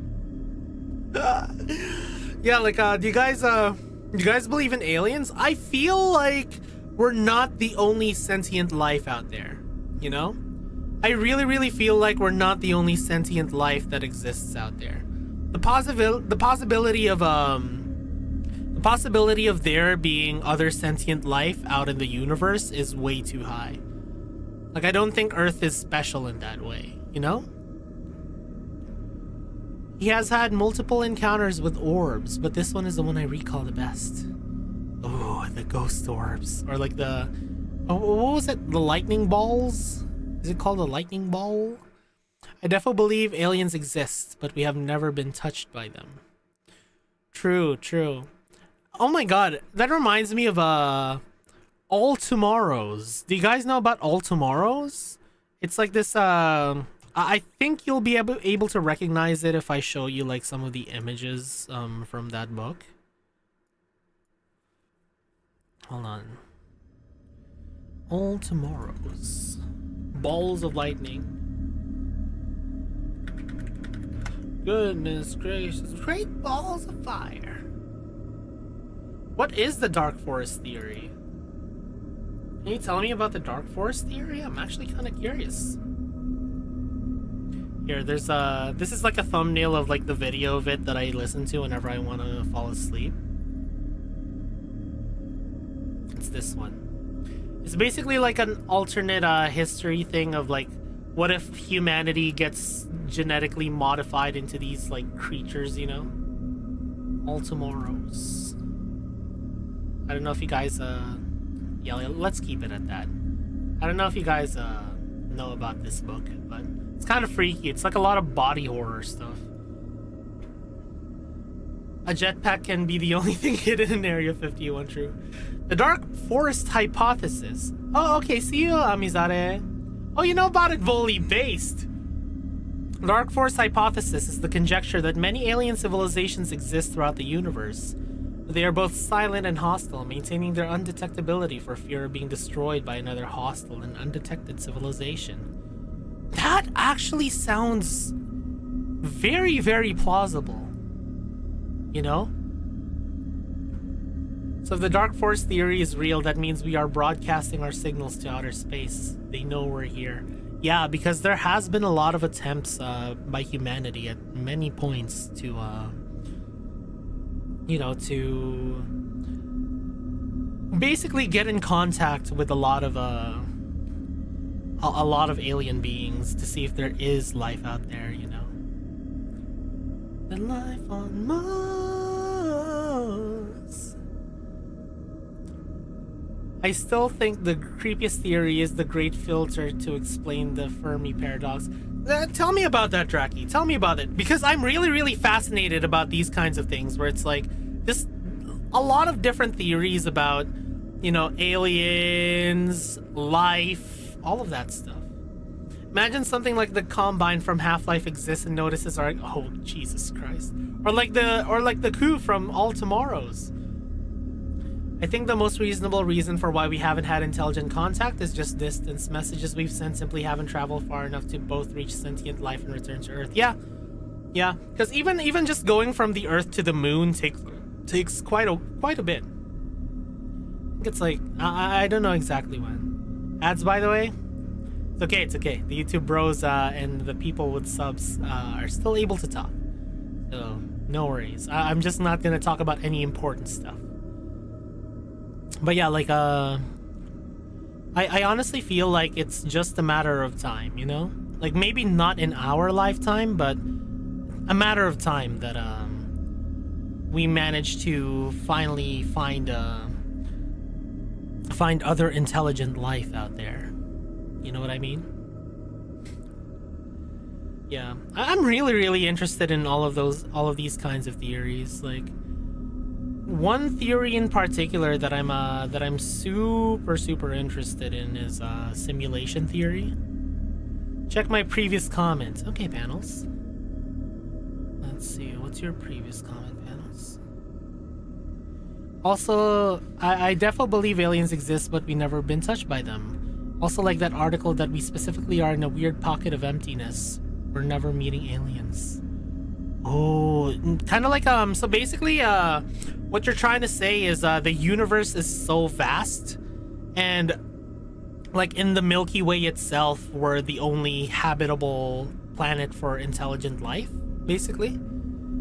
And just because of the scale of the universe, it'll take forever before we actually make contact with any kind of sentient life. Because that's pretty interesting. I feel like that's a very plausible theory, because ad's done. Hey, welcome back everyone who was stuck in ad hell. But yeah, like that's a very interesting theory, because I feel like that would be very plausible as well. Right. The Great Filter is a theory that sometimes in a lifespan of a species, something happens that'll inevitably wipe the species out. Some people think it could just be the technological process, like AI, for example. So there may have been other species before us, but they were just wiped out completely. Ooh. I think one of the creepiest concepts of space is that in some places the expansion of the universe is faster than the speed of light. There are planets and galaxies we'll never know about because the light from those places will never be visible to us before they go out farther out again. And who knows what those could have. Oh! What if intelligent sentients are in a different galaxy watching Evangelion? Oh no! Don't treat that as a freaking blueprint for your invasion, please! Imagine sentient life out there are watching VTubers right now. Hello there, Glorp69! Welcome to the Melodite Army, Glorp69. Glad to have you here. Other theories that we are too stupid for aliens to contact us are opposite. We are the first intelligent civilization. You know what kind of really terrifies me? And this kind of rooted from me playing Phantasy Star, right? Is that what if there are aliens? Scariest thing whatever was done to poor Vaporeon. Oh god. What if there's like aliens out there that are just so massive in size that the entire world is basically like an ant to them? Like they could they could wipe us out by just like fucking sneezing on planet Earth. Like we're just a speck of dust with how vast and massive the size is. Like it's like an incomprehensible sort of size. Like wouldn't that like cause like such an existential crisis, do you think? Very least the unknown ocean is so amazing, it's as close to finding aliens as we can get. Yeah. There's the zoo theory. While aliens know of us but they chose not to intervene and just observe us instead, like someone visiting a zoo. Yeah, maybe we're just maybe we were just bred for the aliens entertainment. You know, they look at the world and they're like, haha, look at these funny humans. Wait, isn't that just the... Wait. Hold on. Isn't that just the freaking plot to Kamen Rider Geats?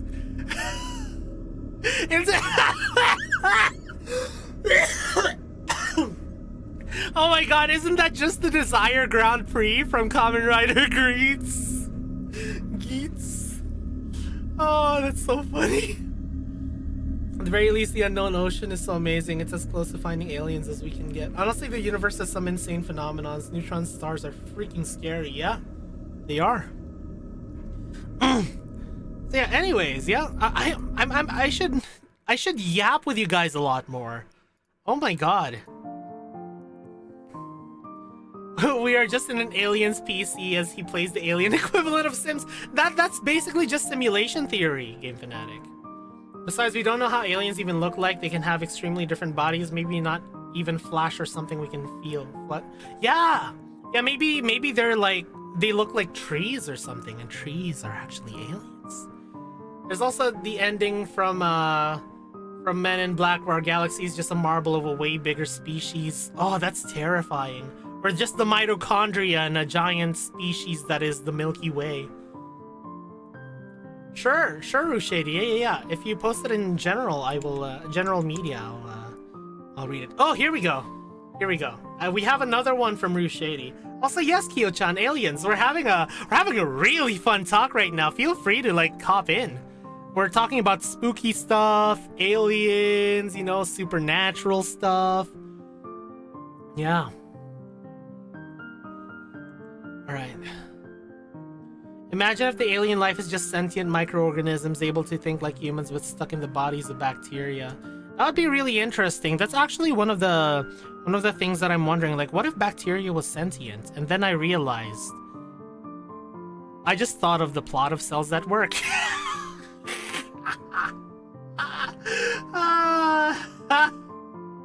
Anyways, so let's read Rushady's Rushady's story. We live on a placid islands of ignorance in the midst of a black seas of infinity, and it was not meant that we should voyage far.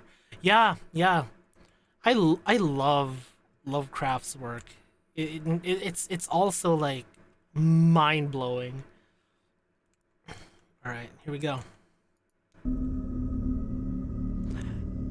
It's the same place, but now it's 27 October, the local Saints' Day.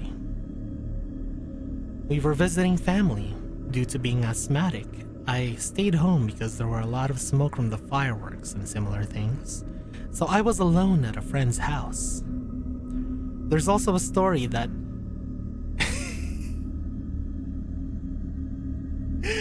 El Charon appears at the party and takes someone to his house. Sometimes they appear either traumatized, describing Dante's Inferno, or dead. But this time it didn't happen. And I think it's because I had an autistic staring contest with him. What? I was on the patio looking at the street when this person on a horse stopped at the only street light on the street. Uma Moose? I'm too Uma Brain. No. Stop being Uma Brain. Stop it. Get out of my head. Get out of my head. Get out of my head! Anyways. I stared at him and I could feel him staring back at me. We stood there for about 10 minutes, neither of us moving a muscle. Then I started to notice weird things. He was about 200 meters away, but somehow he had reached 3/4 of the pole's height. And there were no discernible features like clothes or his face. And I swear to God, he turned his eyes and they were red as embers. The horse screeched and charged at my leg. Then the light broke and he started running down the street and people started screaming, Ahiva! El Charo! El Charo! The next day, the whole town was asking, who took this time? And the answer was no one. I won the staring contest. That is terrifying! Oh my god! Oh my god, especially if like everyone in your village starts like screaming basically like, you know, like, oh my god! Get away! It's the hash slinging slasher! You know, like that's terrifying. That's absolutely terrifying.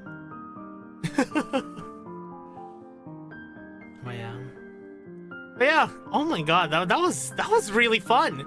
Yeah, I should yap with you guys more. Holy shit. It like stuff like this, you know, I love having conversations like this. And it's nice that, you know, I'm a small enough channel that it doesn't go like brrr completely, but it's like we can have thoughtful conversations like this and it's really, really freaking fun. Isn't Fear and Hunger a Lovecraftian game? Darkest Dungeon 2. Yeah. Very, very good games. I love Fear and Hunger. Can I say where my mind goes when I get existential? Sure, panels. Back on the topic of scary things, viruses and prions are honestly scarier because they act like living organisms while having no directive except to replicate. Cold, unfeeling, undeterrable. It's kind of like zombies, you know? Zombies are basically like viruses on how they act, you know? No sentience, but they just want to spread the zombie virus. Yeah, I realized today that I'm still fluent in Japanese, and I should probably like keep using Japanese. With big channels, it's just sending messages into the void. Yeah, that's what I hear. That's what I hear from some people, honestly. Like some people have are kind of like, you know, those people that go through like different smaller channels so that they can have like a bit more of like a conversation with the actual VTuber and not just like a wall of text going down like a waterfall. Is what I heard from some people actually. Yapping is fun. Yeah. Rabies is the closest we have to actual zombies. Yep. Or like those bath salts zombies. Like you guys remember that bath salt zombies that took like 7 gunshots to actually like take down? Something like that. There used to be several species of humans like Neanderthals, all existing at the same time. This gets me thinking how we actually used to have that medieval fantasy setting with dwarves or elves, except it's Neolithic. That is a really good way of thinking about it, actually. Like, you know, dwarves and elves, they're like different humanoid beings, you know, like beastkin, all of that in fantasy.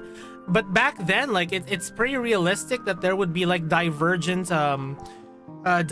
species that are still close enough in family that they would look similar, only with like minor differences that would minor identifiable differences that would differentiate them from their other divergent species, you know? Oh my god, I looked up my friend told me about that one, the crocodile one. It's terrifying. Like, don't look it up if you're really squeamish, because the stuff that it does, it's just it's sad. It's sad and terrifying. Yeah. The zombie deer virus? What? Zombie shika noko noko noko kostantan.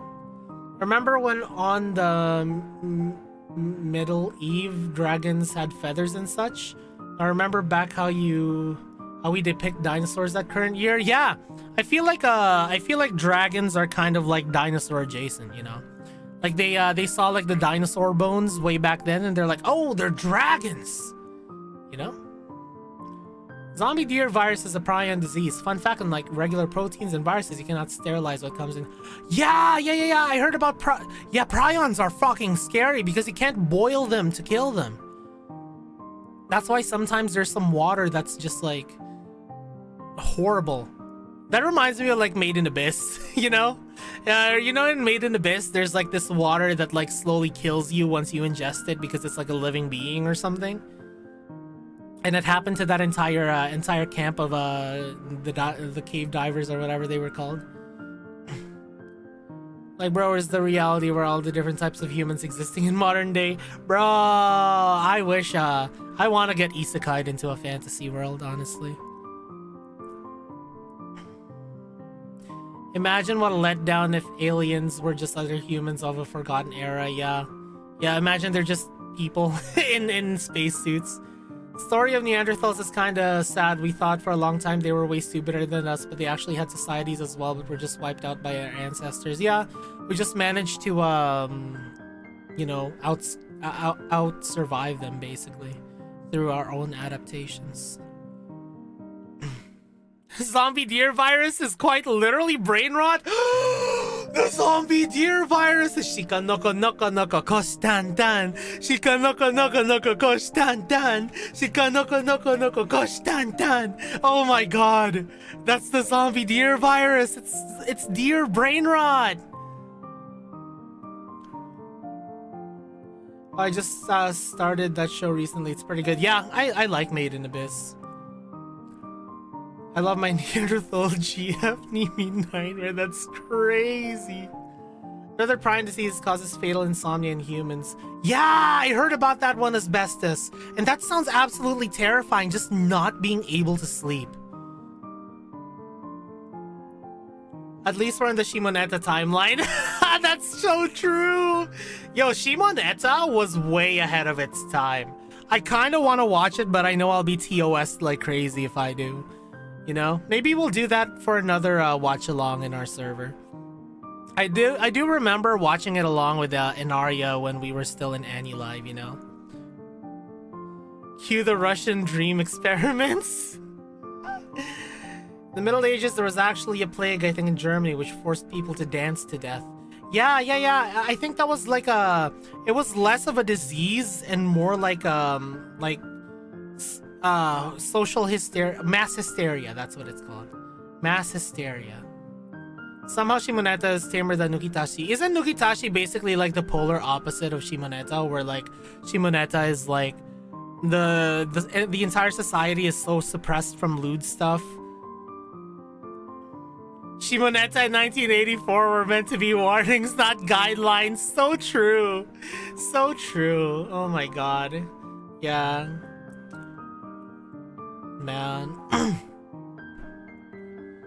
Honestly though, it's kind of scary that like so many things are happening right now that if you told me about them years and years ago when I was younger, I'd be like, the fuck are you smoking?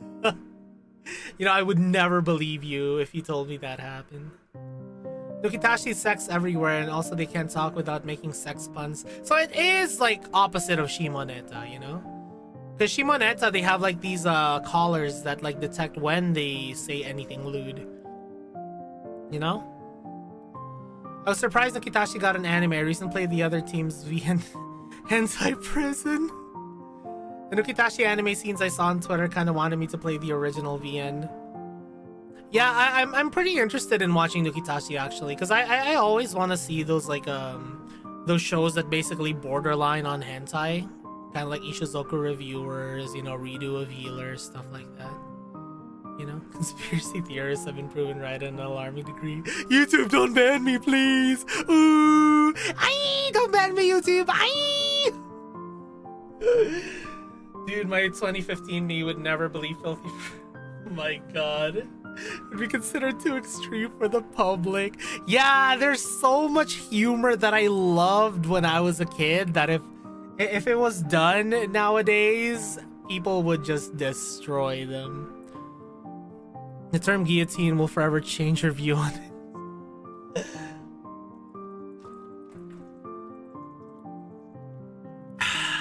Purple streetlights? What's a purple streetlight?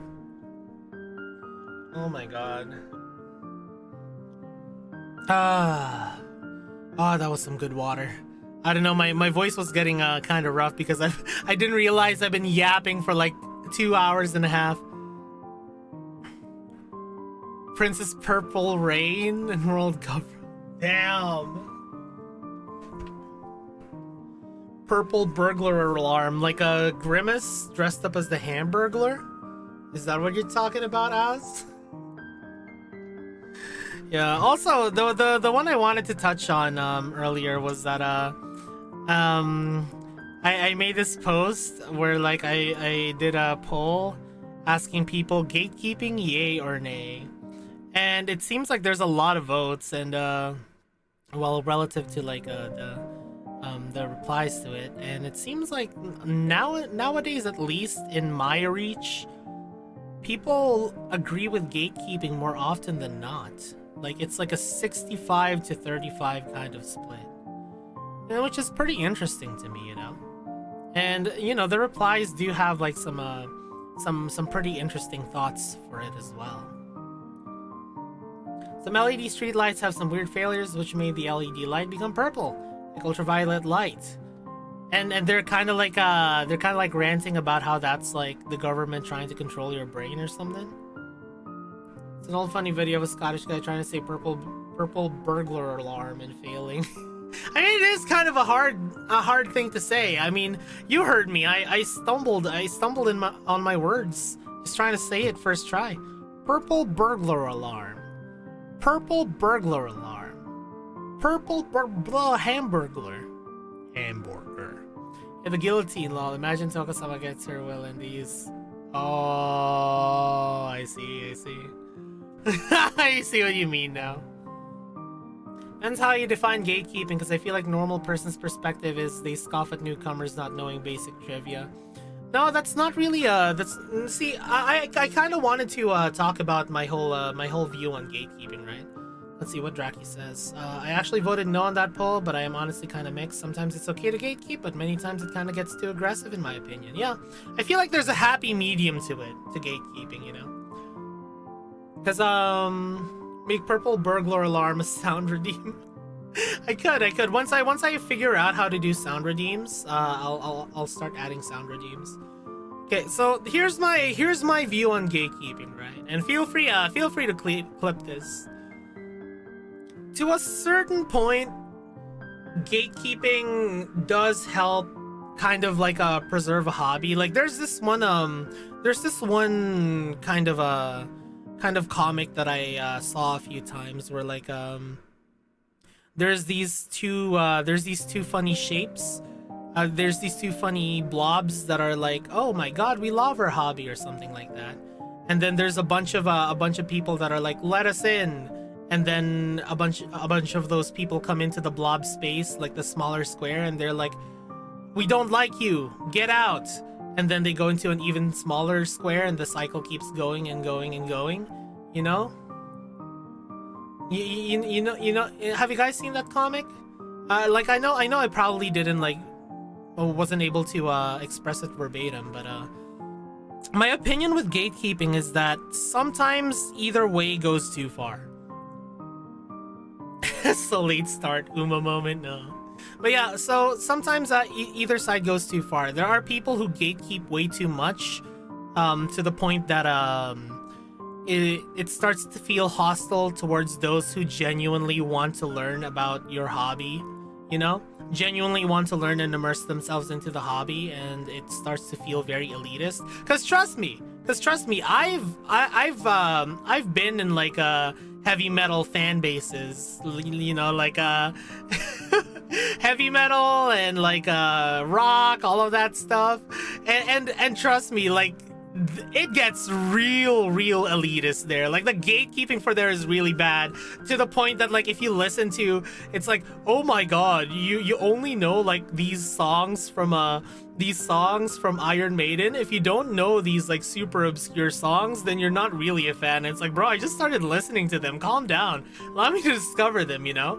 But also there's also this this kind of new phenomena where like people get into other people's hobbies, and they want to change it so fundamentally that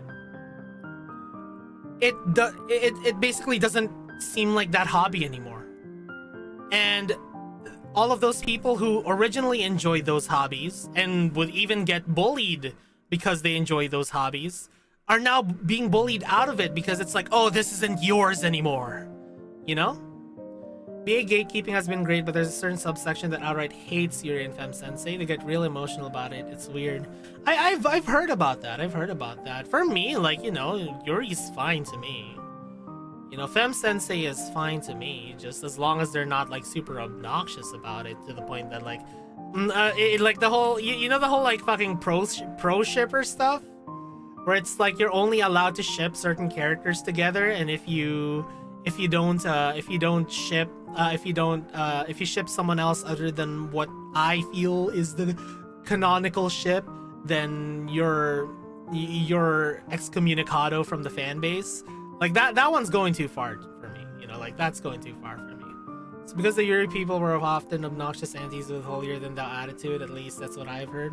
Yeah, and again, like that's what I'm saying, like as long as they don't go too far, it should be fine. We're all normies at some point, however we can filter what kind of people we want on the community or not. And then the ones that doesn't follow the lines end up out. Simple as. Yeah, basically. It's like, there, for example, like if you get into anime, there are certain kinds of things that you that's so like integral and ingrained into what anime is, that like if you hate it with every fiber of your being to the point that you just can't ignore it and want to change it fundamentally, because otherwise it would be against every fiber of your being, then anime is probably not for you. You know what I mean? You guys know what I mean? Like, you guys know what I mean when I say that?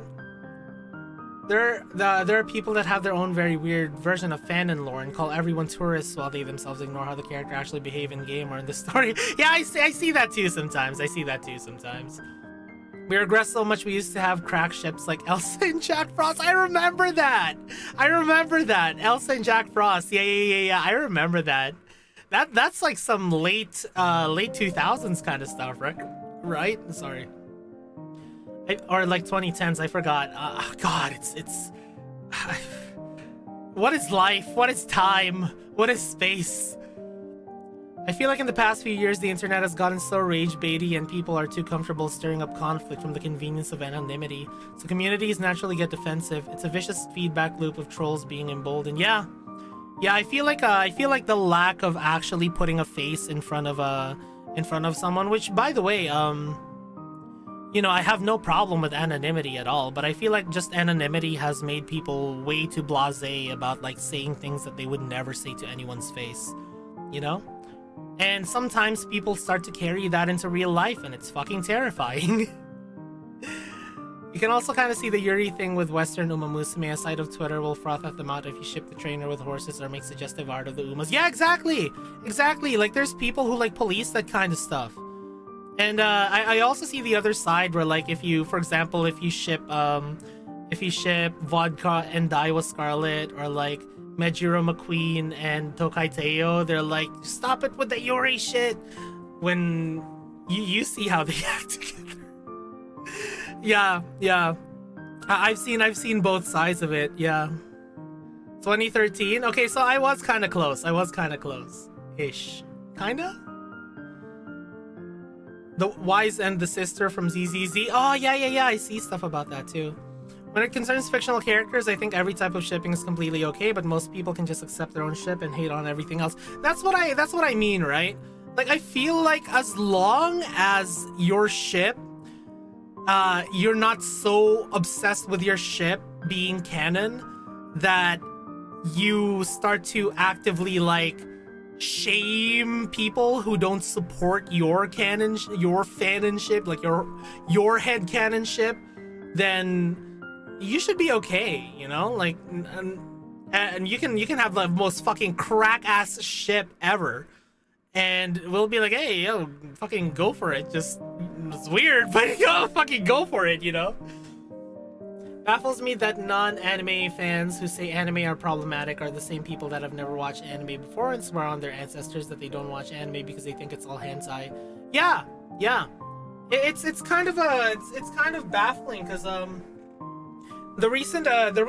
most recent event of that is you know, the whole anime men channel where they're like, we will review different eras of anime and put it into a tier list, where they just like start watching all episode 1s of a bunch of different anime, even like some classic ones at like 1.5 times speed. And surprise, they all just really like shonen slop and like a lot of modern stuff, and just completely shit on like old classic animes that have like, you know, that basically built the foundation on what anime is today. Yako X is crazy. Yeah, people need to learn that it's headcanon for a reason. And there's so much moral grandstanding online when it comes to fiction. Like, people are so afraid of going against the grain that they'll just pile on for the internet points. Yeah, and that there's also that whole mob thinking effect as well, you know? Like, the whole mob effect, right? And that when people think that if they go with the grain, no matter how absolutely insane the opinion is, they will somehow get notoriety or like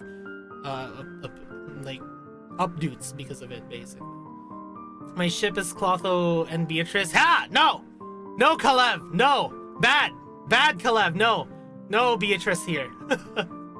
Yeah, like Clotho is the bottom. That's the only truth. Prove me wrong.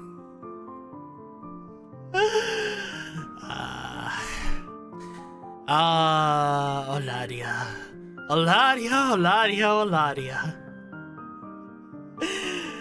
Kekai Sensen ships and doges, all that's why it's that's what is recently discovered. Okay.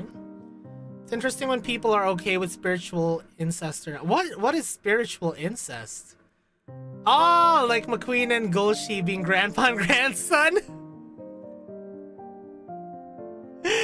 Yeah, because in the Uma Musume world, they're not related.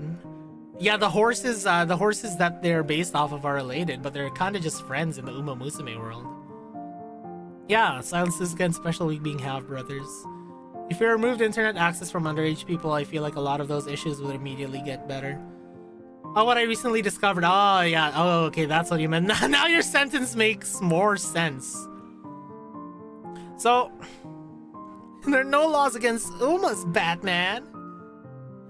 Yeah, so that's kind of what I think, right? Like, there's a disturbing amount of because I used to babysit, you know, and I see that there's even not just in my babysitting years, but what I see now when I go to like a restaurant or like or any other place, you know, when I used to ride the bus, there's a disturbing amount of parents that just use basically like YouTube and the internet to raise their children. It's depressing, and it causes so many problems, you know. Because I feel like you shouldn't have your tablet as like a surrogate parent to your children. You should raise them properly. Yeah, I would rather have like, you know, old cartoons playing, but even then, you know, talk to your kids, have like a good relationship with your kids. Yeah, the iPad generation is so dystopian to me. Yeah. Like, I feel like it's very, very irresponsible. So yeah, what was that again? What was I talking about? Oh yeah, things that piss me off when it comes to modern anime fans. Maybe I'll reserve that for another stream because I feel like I have so much to talk about when it comes to that topic, you know? Like maybe we'll do another Yap stream sometime and we'll we'll talk about what really pisses me off about like the current generation of anime fans. And maybe you guys can say if you agree or disagree or not. So I went on like a really long tangent, but I guess the TLDR when it comes to gatekeeping is don't go too far, but also do what you can to protect the hobbies that you love, you know? Like, just don't go too far to the point that you become what you're fighting against. Don't become the thing that you hate the most, basically. Like, feel free to protect, like, what makes your hobbies enjoyable. Just, you know, don't turn into the same tourists that you feel are destroying your hobbies. That's my TED talk. Something to make you feel old. Remember when we would share MP3 songs using infrared, where you need to put phones right? Want to know something that makes you feel old? Remember when we needed a link cable in order to play multiplayer on the Game Boy?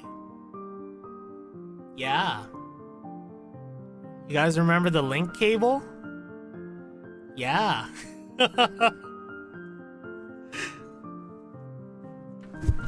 Yeah.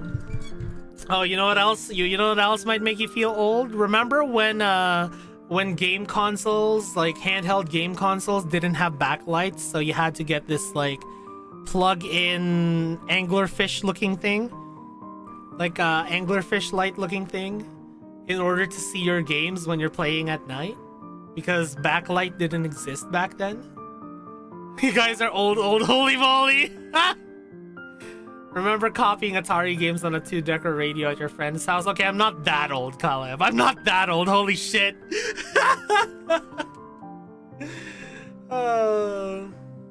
Remember buying 60 packs of AA batteries at Costco just for my Game Boy? I got one of those rechargeable batteries. the green ones, you know, like the green batteries that you like put into this weird ass thing that you plug into the wall. You still have your small Miku synthesizer keyboard? That's so cute, Milty. Oh my god. Man. Steam has ruined the vintage experience of blowing in the game cartridge to make it work. Oh my god. I remember that. Man. Alright, so we're gonna keep the same stream. I'm just going to let the stream go on standby. What do you call it? Speaking of Miku, wish you had been around the day Niha stood. Yeah, I heard about that. I think I was asleep when it happened, but yeah. So I'm gonna switch to the BRB screen, and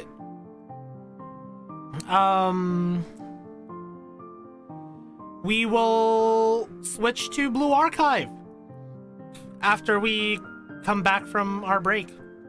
I'm gonna take like a 20-minute break to like you know, go to the bathroom, grab something to eat, drink some water, and once I'm back, which should be in like 20 minutes or so, we will do Blue Archive. And yes, if you do have any sponsor questions, yeah, once we switch to Blue Archive, go ahead. All right. Okay, guys, BRB. Man, we gotta do these yapping streams more often. I didn't even realize that it's almost time for Blue Archive. So yeah, I'll see you guys in a bit. All right. Feel free to take your own breaks as well. Okay. BRB.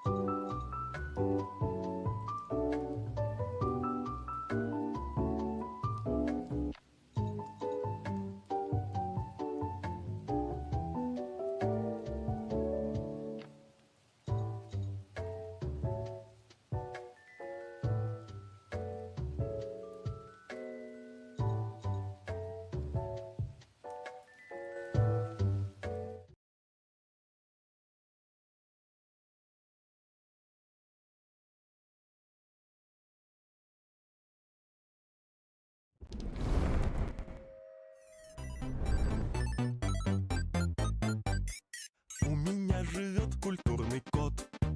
Культурный кот. Культурный кот. Культурный кот. Он культурным голосом поет. Но мимо нот. Но мимо нот. Но мимо нот. Мяу, мяу, мяу, мяу, мяу, мяу, мяу, мяу, мяу, мяу. Мяу, мяу, мяу, мяу, мяу, мяу, мяу, мяу, мяу, мяу.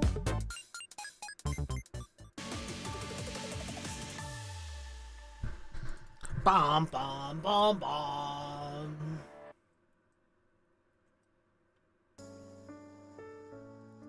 Brew Archive. Alright, guys. Man, it's been a long time.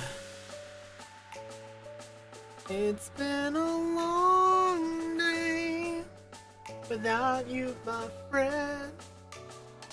And I'll tell you all about it when I see you again. Yeah, we're doing Blue Archive again. Oh my god, it's been so long. Alright. Who's gonna appear on our thing? Kuroto-sensei. Yes, that's me. It's me. Lotto Sensei.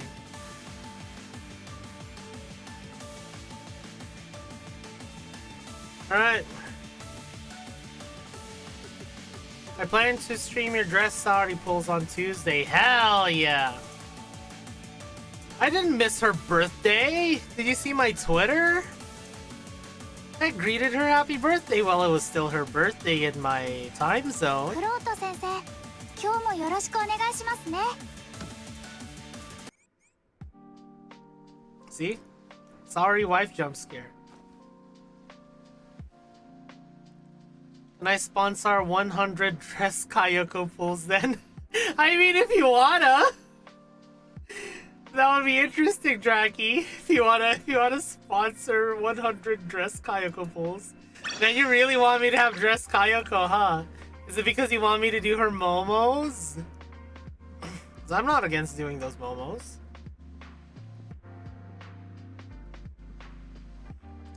Man, I kinda had like a cold chill down my spine because I thought that I needed to go to work today, but I realized it was my weekend. Dress Kayoko is the best live 2D? Ooh. Let's check our PvP rank.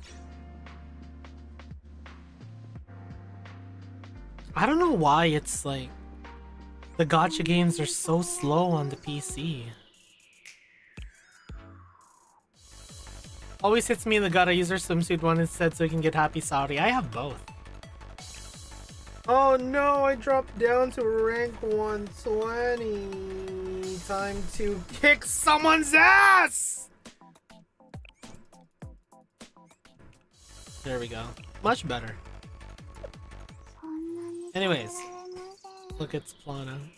やはり寝てますね。 The first thing that we're gonna do is we're gonna react to the trailers that I missed while I was gone. Let's there we go. Let's have the Alkaline Tears in here because Alkaline Tears is my beloved. Alright, so let's see, what did I miss? I see that you've DM'd me the videos. Thank you, Kenshi. Here we go. List should be as follows: Yakiyako Summer Animation PV and Event PV, Trinity Summer Animation PV and Event PV, Wild Hunt Preview PV and Event PV, Arius Volume 6 PV, and the Summer Winning Animation. Oh my god, hello Hyper!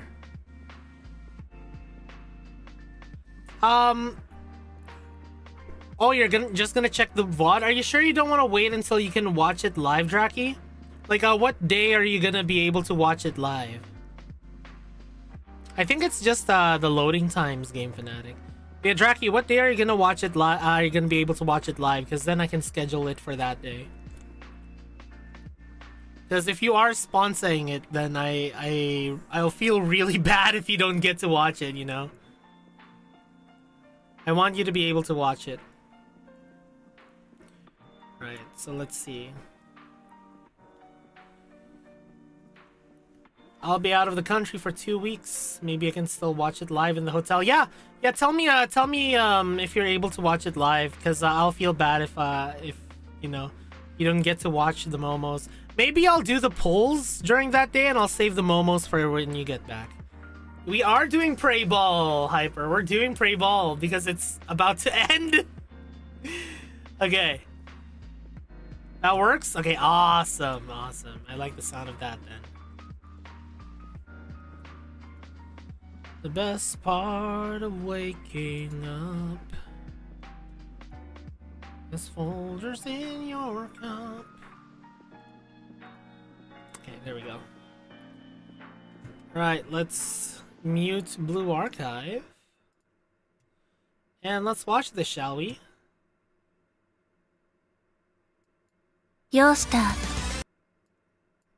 Kinda loud. There we go. Okay, we watch it once, then we analyze, okay? Your start. みんな楽しみな桃よ水上 Oh my god, so they get... Nagusa gets a summer outfit 対策が必要ね right away? 夏が始まる That's...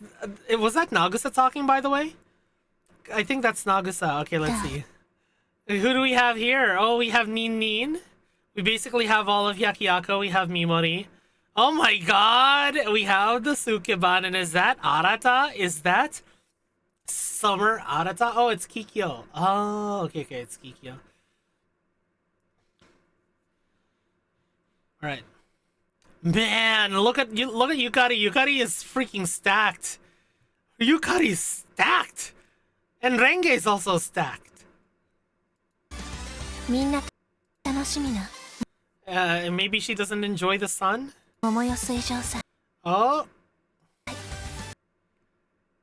I guess they made up with like the other Sukebans and like all the other gangs because now they're having like a water gun fight in what seems like a friendly manner. 水鉄砲に水上ボート Oh, it's one of those boats that like dives under the water. Oh my god, I love ブルーア those. ーカイブ夏 Oh my god. Guys, hold on. I need to see this. Oh! Ah!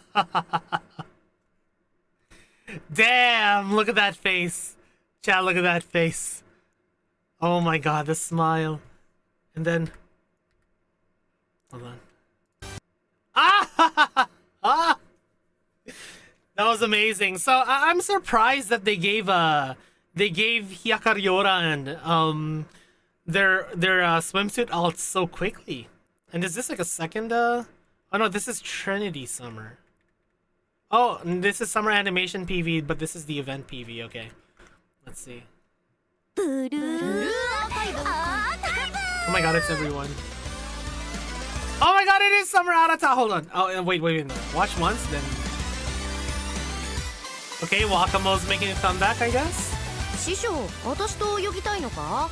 夏を楽しむ Oh 準 my 備は god, we いい got か？ to see the costumes too. Oh Jesus Christ, Hikari! What's that angle? Oh my god. She has like ocean mines. Oh my. Oh my. We're definitely gonna pause 私 that. が水を怖がるとで Oh も my god, look at her. She's doing the pose. She's just hanging out. She's just having a good time. A cute angle. It is definitely an acute angle. I love that art. Oh my god. I honestly love the tattoos on Nenge. Okay. Is this Wipeout? Are they gonna play Wipeout? Hold on. Kikyo's swimsuit caused a cheer Hibiki level storm on Twitter.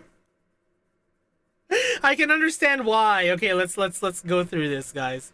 Oh my god. You have another amazing smile. Let's see. So yeah, we do have Summer Arata over here. Oh my god, it's the Summer Yakiyako mob. They're such brats. Oh yeah, we've seen that. Jesus. Yukari stacked. Oh my god. Guys. When the tomboy when the tomboy has this moment. Oh my god. Oh, Renge bros are eating good. Oh my god. Look at her. 私と Oh, and that half-open, super tiny jean short. Oh my god. Peem. It's so peem, guys. It's so 泳ぎたい peem. のか And it doesn't look like she's stacked. It looks like she's more like small, medium, premium, you know? 夏を楽しむ準備はいいか Yeah, she's surfing USA. Wait, what does that say over it? Oh. Guys, we have a new contender for Shabir's tummy fetish. guys, we have a new contender for yeah, perky, that's the word. For Shabir's tummy fetish. Let's see. Sama Sabai about it. Okay, so it is kind of like a summer battle royale thing going on. Holy shit! Holy angle! Oh my god, yo, she gives you that look after seeing you in that angle. Oh my god, Chad, look. She's like, oh, hello, Desuwa. I mean Desuno. Ah, and then she smiles. Oh my god. Oh, stacked, Yukaris. Desuno. Oh, she just wipes out. Haha, wipe out mentioned. Wait, there's another thing there. Oh, it basically just says Sama Survivor again. Oh my god, that angle! Oh, lordy! Oh, jeez! Oh my god! Ugh. Guys, chat, look at this. Since you mentioned it, I was wondering, what is the difference between Desuwa and Desuno? They're pretty similar, honestly. They're just said differently. They kind of have different vibes. No! Ah! Yo and Serika are laughing at Kazusa. True. Oh my god. Ah! My god, look at these angles. Oh my god. Find yourself someone who looks at you like how Kikyo looks at Sensei over here. Oh my god. She stole Hoshino's hammock. Oh no. Hoshino's on the ground and she's like, Atsui. Oh my god, she's also kind of like Renge sized. Oh my god, look at that pose. That's amazing.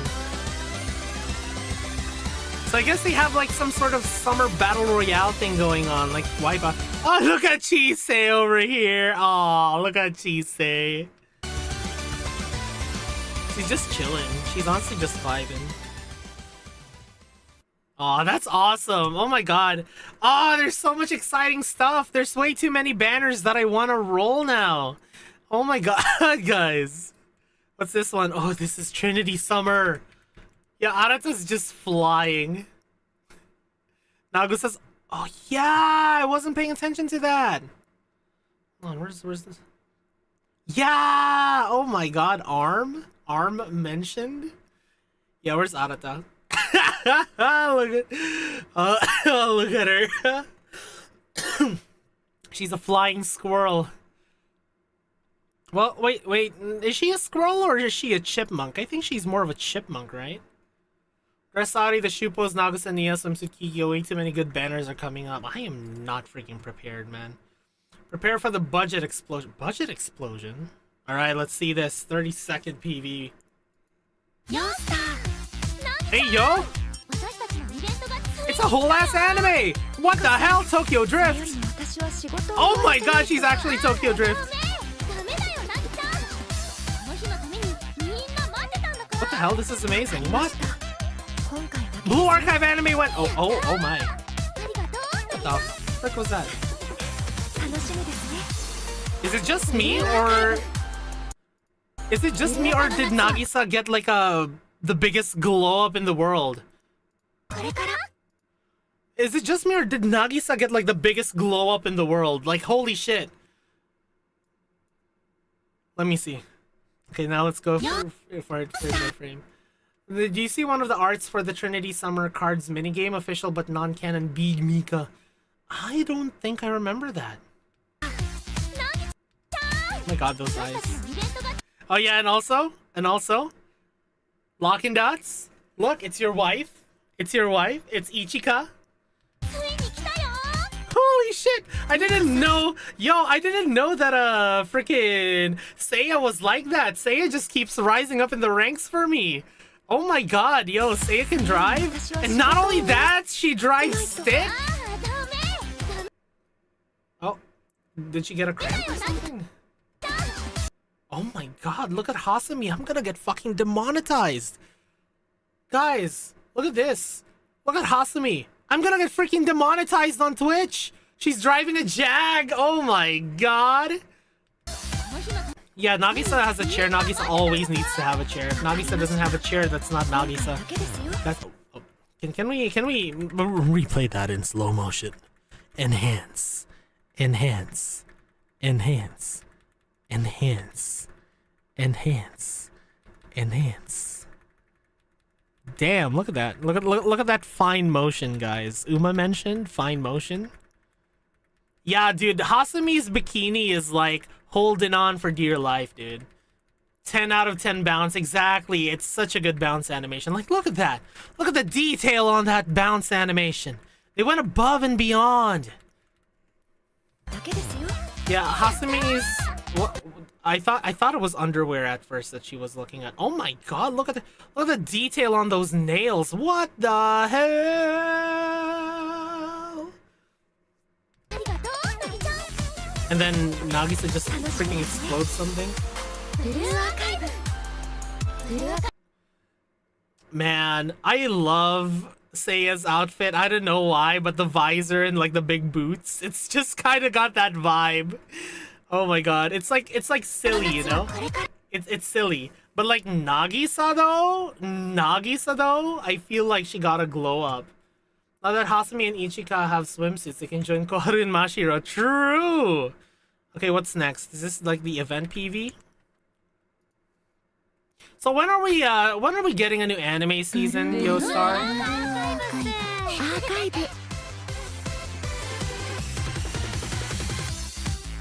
Hey, yo! Damn! Yo, we got Kabedon by Ichika. Damn. Ichika vibe. Oh, Jesus Christ! I'm gonna get demonetized! I'm gonna get banned! Bro, she just pulls out the fucking rifle. Hey, yo.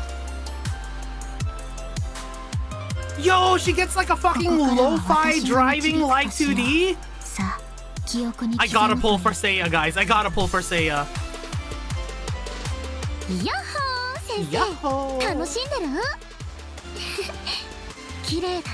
Hey, yo. Holy crap, Nagisa.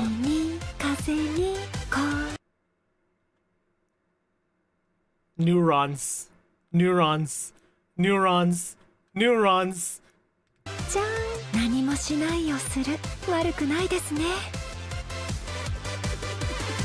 They're saying GTA 6. So why are they exploding the resort?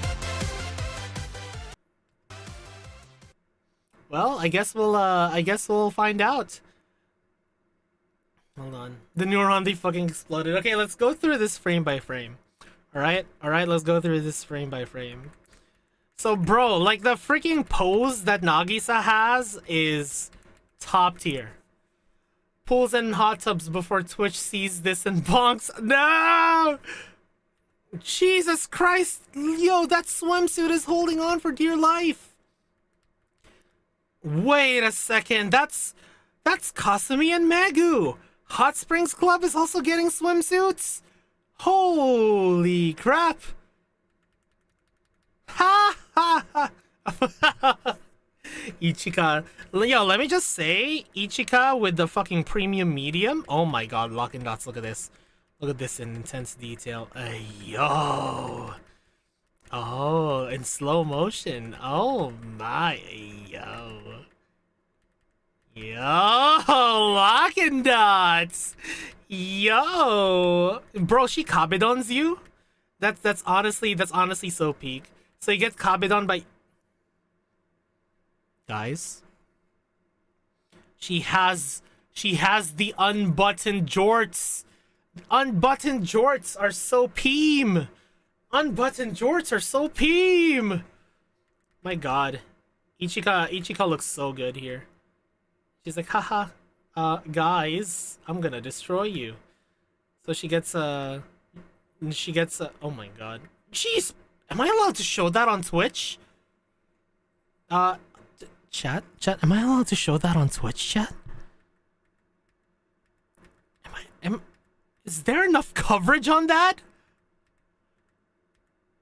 Guys, is there enough coverage on that? What the hell? Jesus. Oh my god, it's holding on for dear life, for real. It's playing it's playing freaking Gugu Hasamis with its life on the line. I'm just banned in Texas now. Oh my god, it's barely covered. Look at that. You can see the freaking I forgot what it was called because I suck at anatomy. Bro, she's about to give you a lesson in the female reproductive system. That's crazy. Hasami is, by the way, canonically totally okay with sensing to cheer boobas. Are you sure? Well, that's been good knowing your channel. See you in your next life. This is so funny. She gets so pissed that she just like pulls out the blicky, just shotguns you. Oh my god, look at that though. I feel like my favorite sprite out of all of this, favorite live 2D, 100% Seiya. Bro, that lo-fi driving thing, I feel like I would have that as my oh my god, she does beach karaoke. That's crazy. Like I feel like I'd have the Seiya one as my permanent one on my phone, along with Saori. Like from time to time, I just switch between the two. You know, just have those two swapping beside each other. But my favorite sprite out of all of this is Nagisa. Like look at that sprite. Oh my god. Like look at this.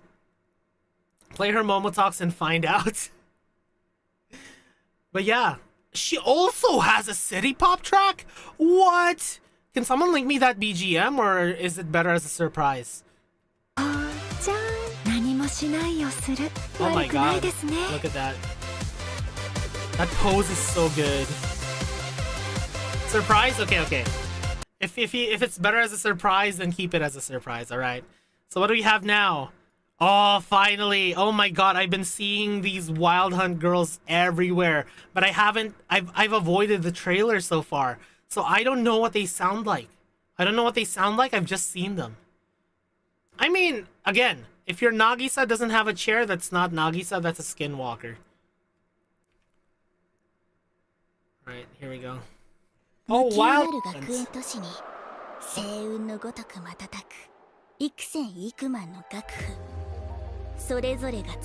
Wait. That's BGM for Bounty.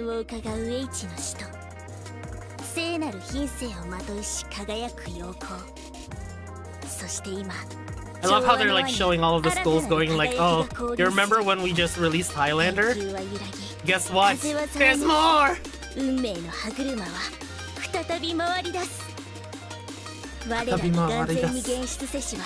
She sounds chuny as fuck.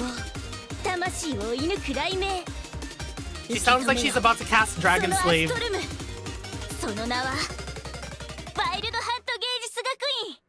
Yeah, Wild Hunt Art School! Let's go! Geijutsu Gakuin! Oh, what the heck? Master?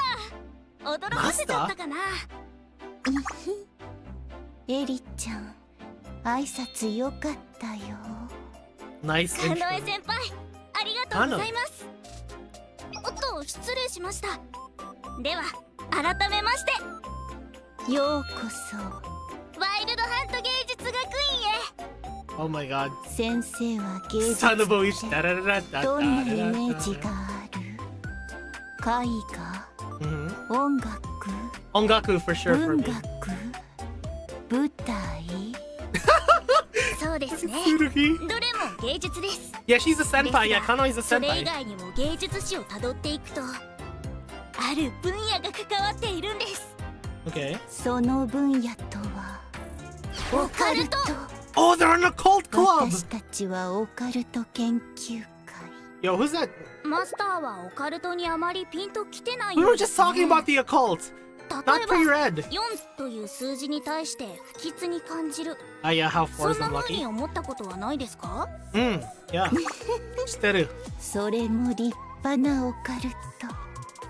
おっと、少し話しすぎてしまったようですね。それでは先生、また会える日を。ワイルドハント芸術学院第4寮404号室で Of course they're in that 待ってる room. よ。マスター、お待ちしております。お待ちしております。Room 404 not found. That has to be purposeful, right? Yeah, maximum 4s everywhere. Okay, let's see those Wild Hunt students. Hold on. Alright, so these are new students from Wild Hunt.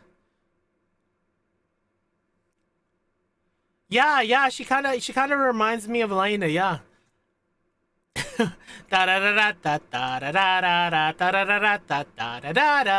Wait, does this mean that Tsumugi is part of the occult club? Yeah, occult club. There you go. This is the occult club. So Tsumugi is part of the occult club. Yeah, the girl on the right looks like Anya, but less eepy. It's like a less eepy Anya. So I guess we're seeing Tsumugi again, huh?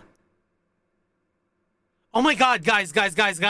So I have a prediction, right? I have a prediction. This is wild. This is a very, very wild. Get it? Because it's Wild Hunt. This is a very, very wild prediction. Is Kanoe the oldest member, Kenshi? I swear. I bet Kanoe is the oldest member. Alright, so also Eri canonically would rather be no clothes, yes hat than no hat, yes clothes. Yeah, her hat is part of her identity. Also side halo. She has like a very aggressive side halo. It's almost like a hair clip. Okay, so this is my theory, right, guys? This is my theory. So you know how I've always been wanting a playable Akira? You guys know how I've always wanted a playable Akira? I feel like because Akira steals art, she's somehow connected to Wild Hunt. That's a theory, okay? Do not confirm or deny it. But that's my theory, okay? That's my theory. Cause remember how back then I had like some theories about like Arius and whatnot, you know? This is my current theory, okay?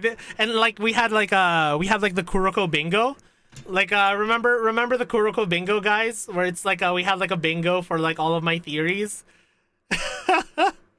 We should have like a new bingo for the Wild Hunt chapter, okay? Like someone start constructing the bingo for all of my predictions, okay? My first prediction is going to be that we will encounter Akira in Wild Hunt. I don't know what her role in Wild Hunt is. Maybe she's like one of the students, but yeah, that's one of my theories, okay? All right. I've seen so many artworks of them pinning Sensei on the bed for their wild experiments. How wild, Hunt! Alright. Yeah, we're still going, Ragi. But yeah, I my favorite design though? Chat, guess who my favorite design is? Guess who my favorite design is out of all of these people? Out of all of these students, guess who my favorite design is? Eri? How wild, like a wild hunt? It's like we're some sort of a suicide squad kind of a thing. Kanoe? Anya? The correct answer is Kanoe! My favorite design out of everyone is Kanoe. I really like her design. I really like Kanoe's design. I don't know if that says something about the kind of designs that I like, but Kano is my favorite. Second place is Eri. Yeah. They're kind of tied for third. I like them both equally. Yes. Join the Rimukuro cult of the small floof. Oh, she's the one who gave Rimukuro a new awakening. Yo, that just means I'm based, right, chat? That just means I'm based, right? Right, guys?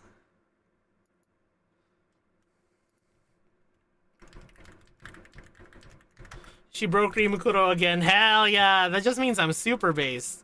Okay, what's next? What's next after Wild Hunt? Okay, so this is the event. The event probably. Here we go. Mega based. ブルーアーカイブ。ブルーアーカイブ。 Oh, we go later. We pause later. We pause later. Oh my. お Oh, かげ that に smile. ようこそ先生。これおすすめ。 Oh no, she's like おいしい Tachyon. のに。 She's like Tachyon. She's gonna experiment on us. She's gonna give us weird substances to drink. マスター、占って差し上げ I ま love しょ how う she か。 calls you Master. 魔法の力お見せしま Like しょう。 she's your Tsukaima. Yo, she uses her gun like a wand. That's so base. Oh my god. What's that pose? All right. Let's analyze this, shall we? Let's see all those cards that were displayed in the beginning. Where is it? Come on. Come on. The battle animations of the wild. So these are the Wild Hunt mobs then. I don't think we've actually seen them, right? Like this Wild Hunt mob has eyes. Does that mean that she's gonna be a named character? Does she have a name? It just says Wild Hunt, so. And there's one. Oh, chat. Don't answer me, but this is my theory. The concealed one here, I'm assuming is Akira. That's why they're not showing it to us. Is it Akira? Don't actually answer me, but oh my god, are we finally getting Akira on another chapter? I'm so excited. If that's true, chat, if that's true, I'm gonna be eating so fucking good. I'm gonna be eating so fucking good. Oh my god, I love her facial expressions. Oh my god, the expression one. It's got it.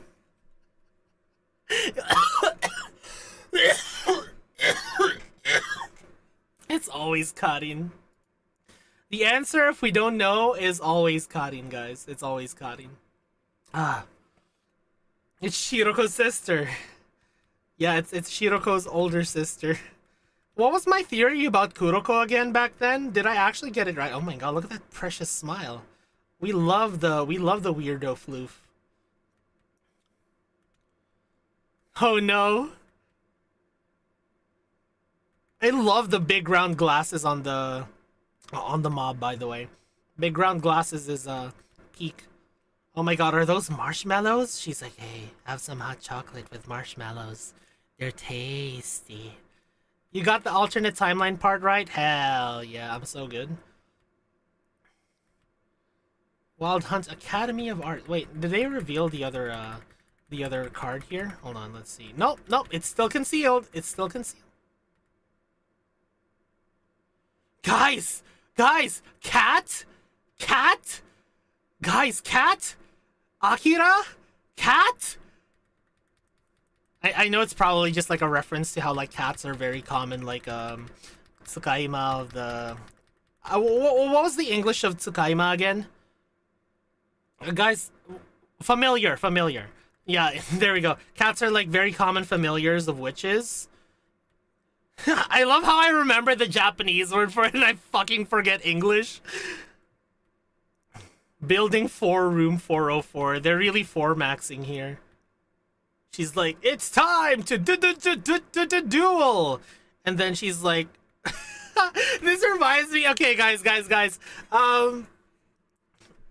What do you call it? Do you guys know this this one anime called Kore wa zombie desu ka? Do you guys know about that one? do you guys know that show? Kore wa zombie desu ka? It's very funny. I like it. You know the name? Okay, so there's this one character in Kore wa zombie desu ka that has she's a magical girl with a chainsaw. And yeah.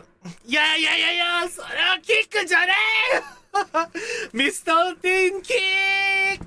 Yeah, and her Mistletoe kick is her finishing move, and she just chainsaws someone in half. So kick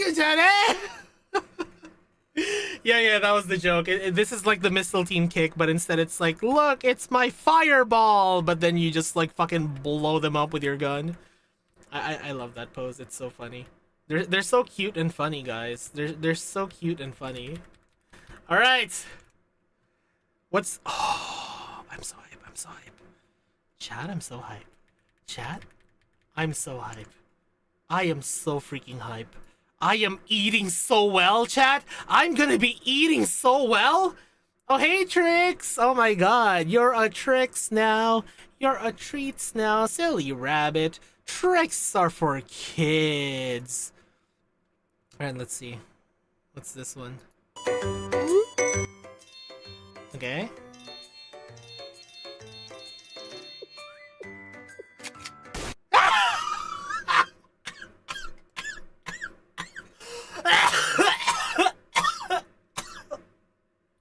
Okay, I gotta show you guys this. I think I remember seeing this like on Twitter once, but like seeing it again was so fucking funny. Oh my god, hold on. I gotta see this. Wait, where's my fucking media files? Oh my god. Oh my god. Oh wait, where's the sound? So it goes wing wing wing wing wing. And then she just goes boom.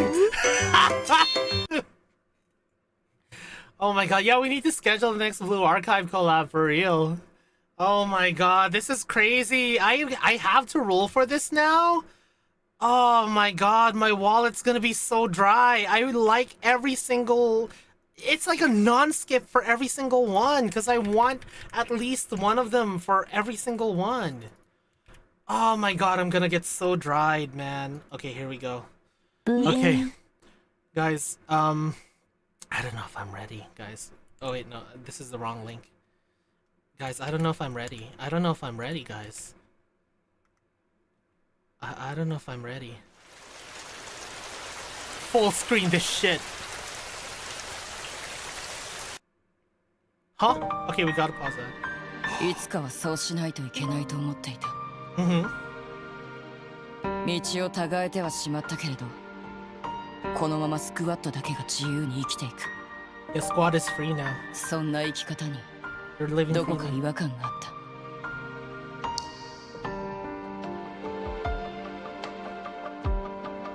Oh my god. マダムはいなくなった。 Yeah, Madame is gone. アリウスの生徒たちはまだ学園に残っている。 Who's this? マダムの教えを信じ、今も残っている。 Vanitas, vanitatum, et omnia vanitas. Oh my god. 行こう、私の。いや、私たちの学園。 Let's go back to our アリ school. ウス分校へ。 Let's go back to... 先生が一緒なら大丈 As long as Sensei's here, 夫。 we're ブルー okay. アーカイブ。過ぎ去りし時の裏トリオ編第一章。見えない私たちの境界線。 We're going back with squad to Arius! Oh my god! 自分が犯したこととちゃんと向き合う決心がついたんだ。 Oh my god! Yeah, cause since Beatrice is gone, okay. All right, so let's open up fucking let's have Alkaline Tears playing in the background because I have a lot to talk about here. Okay, all right. So so this is my opinion, right? For the longest time, I've always been, yeah, I know it's really sad that Gehenna doesn't have a main chapter yet, and Arius basically gets like a second chapter, but does New Face playing that harmonica look familiar to another composition? I'm not sure, but okay, so this is what my opinion, right? This is my opinion, okay? Okay? So,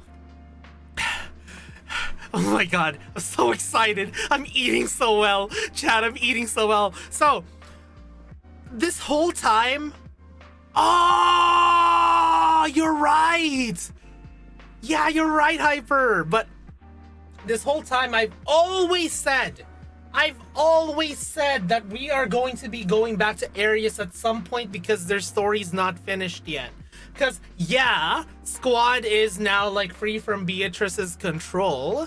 Yeah, Squad has kind of, like, resolved their whole, like, you know, oh my god, Saori doesn't know what she's gonna do, but we're gonna let her, like, try to find her own way in life. But we're still gonna remain a family, like, after She-side inside, as I like to call it. But this entire time, I've been saying that we need another Arius chapter to close the story, because what the fuck happened to all the other Arius students after not only Beatrice disappeared, but after Squad left?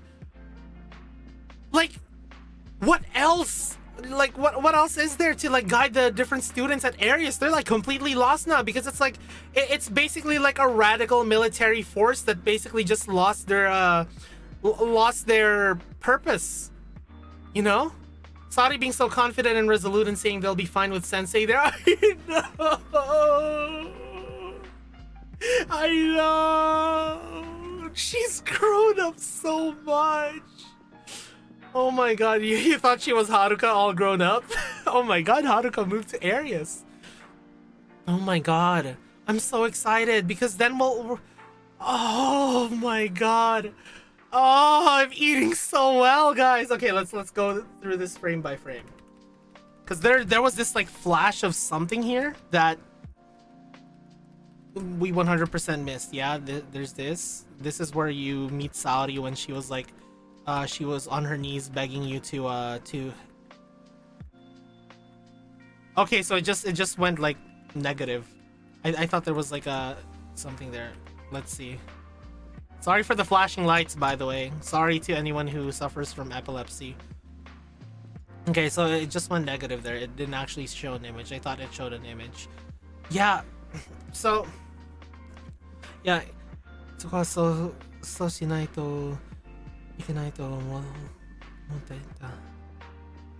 So basically she's saying, basically what she's saying here is something like, you know, now Arius Squad is like Squad is living their lives freely, you know? Yeah. Yeah, 自由に生きていく, you know? このままスクワッドだけが自由に生きていく. So only Squad is like living freely right now, and I think she's like concerned that like the other students of Arius are basically like left behind to fend for themselves, not knowing what to do because they did leave, you know. So na ikikata to ni yeah, nature of war's the vacuum. Yeah. At first, oh, okay, yeah, that was what. Yeah. So they're coming back to because, you know, there we go, like Madame is gone, you know.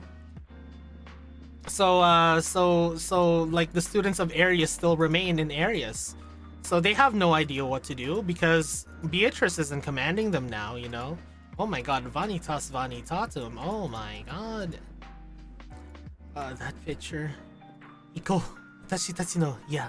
Watashi no. Yeah, watashi tachi no gakko. Gakuen? I think that's Gakuen. Right? Yeah. Sensei ga... Oh my god. Sensei ga issho nara daijoubu. Oh my god! This line! Oh my god. Sensei ga issho nara daijoubu. She has grown so much.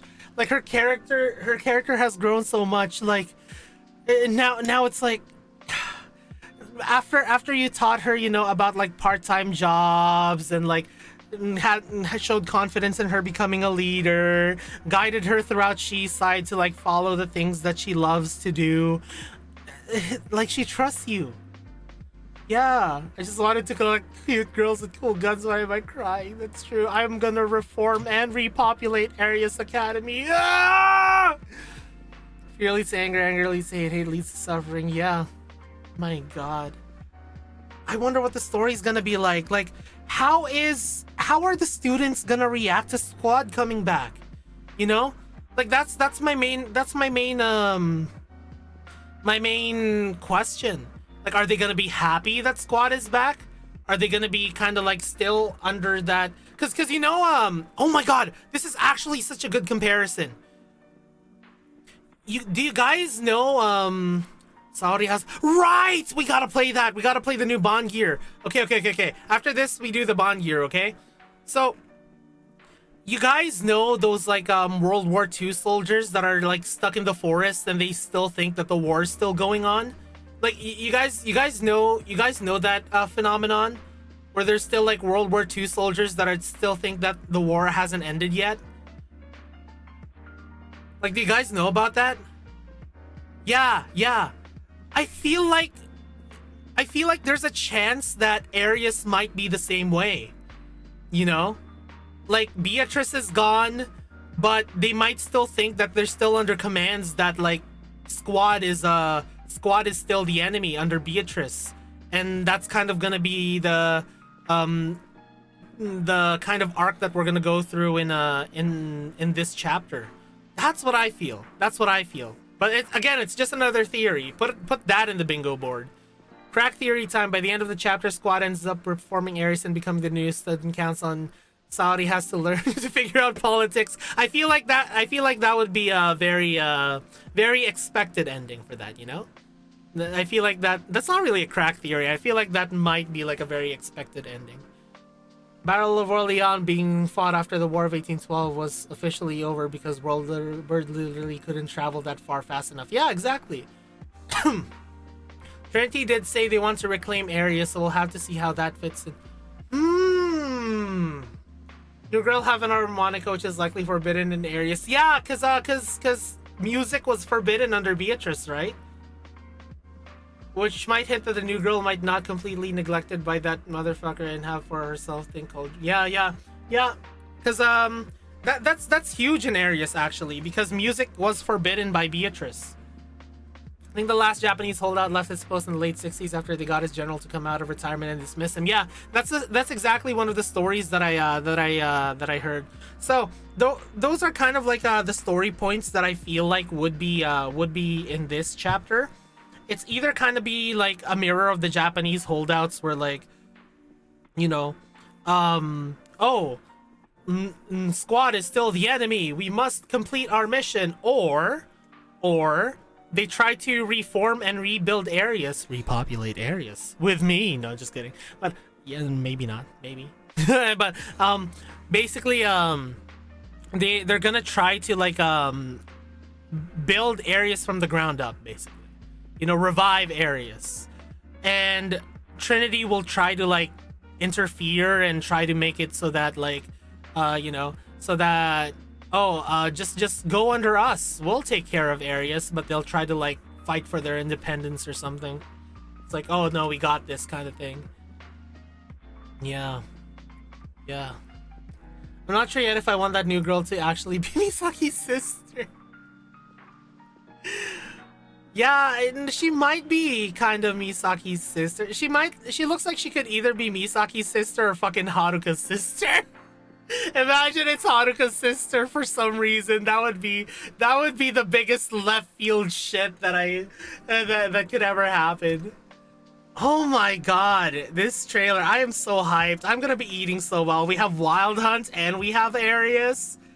Oh my god, I am eating so well, guys. I'm eating so well. I'm sorry for all the people who love Gehenna, but I'm eating so well, guys. Those are literally like my top 2 wishes, like that came true because of John Nexon. My top 2 wishes came true. What?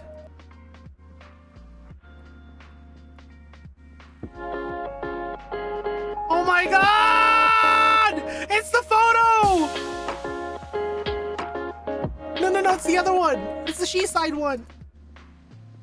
Oh my god, it's the she side photo. It's a reference to the she side photo. I need them all. I need them all. I am pulling for Misaki and I am getting her no matter what. No matter what, I'm getting Misaki. Oh my god, I'm already farming her right now. We are getting Misaki. Holy shit. Oh my god, I'm so hyped. Chat, I'm so hyped. I'm eating so well. Guys, I'm eating so Nom nom nom nom nom nom. Oh my god. Alright, let's see the ad. Because I don't wanna. Okay, ad's starting soon. Alright, so I'll be back in 3 minutes, guys, alright? I'll be back in 3 minutes. I'll see you guys in 3 minutes. BRB. I'll grab some more water. Because I need some water after that shit. Holy crap.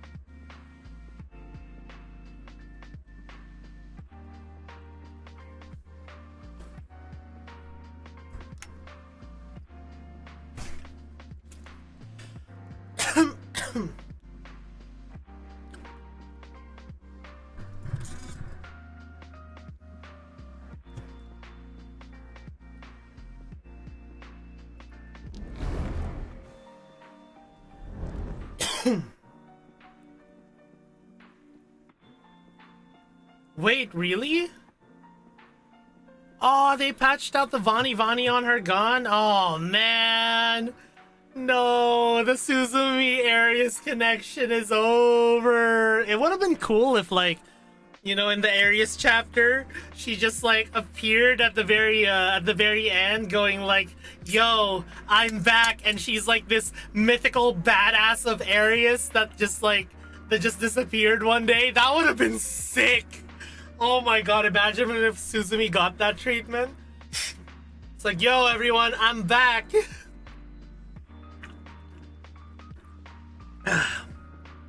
Like, Arius and Trinity are about to clash, and then, like, you just see a flashbang being thrown in the middle of everyone, and then you're like, yo, Suzumi! Yeah, Suzumi Wick. Imagine if Suzumi's just like the John Wick of Arius. Oh my god. Also, in 2 days, happy birthday, Kana. Alright. Oh, Saudi. Oh, Saudi. Alright, here we go. We're gonna do Saudi's Momos. Saudi? Sensei, this may be a long shot, but I have a question. Do you happen to know a skilled repairman? I have a piece of equipment I'm really hoping can be fixed. Oh, it's her mask, isn't it? Huh? What is it? It's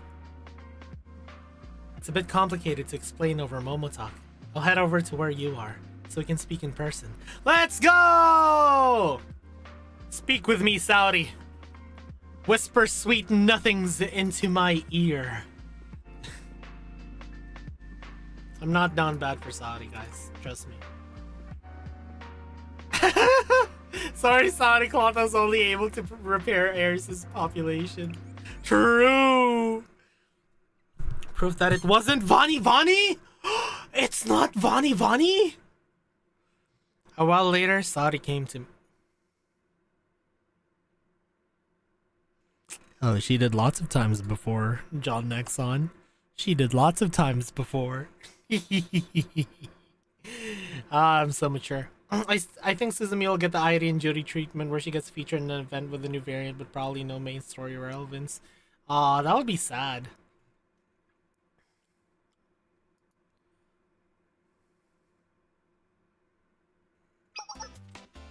I'm sorry for the sudden visit, Sensei. But there was a piece of equipment I really wanted to fix. This. Your mask. It's so high-tech.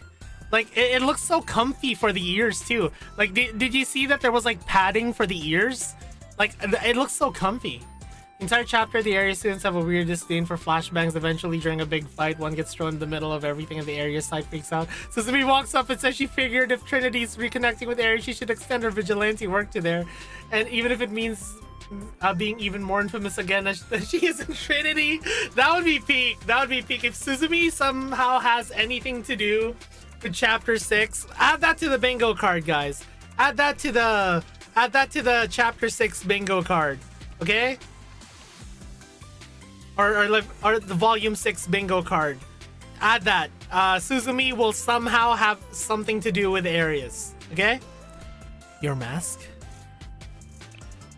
Random Reisa. Imagine if it was Reisa instead. Hyper's gonna get pissed. Like, look how comfy that mask looks. It looks like there's like so much padding for your ears. It looks so comfy. Right. The purification filter is broken. It's a discontinued model with special parts, so the repair shop wouldn't take it. Oh no, please don't get Utaha to do it. She's gonna add like a fucking credit card feature to her mask. Must be pretty old then. This mask slowly farms crypto for you, Saudi. Cloth accusing Saudi of using padding confirmed. No! I'm not accusing her of... Bro, those are au natural, as. Those are au natural. I would know.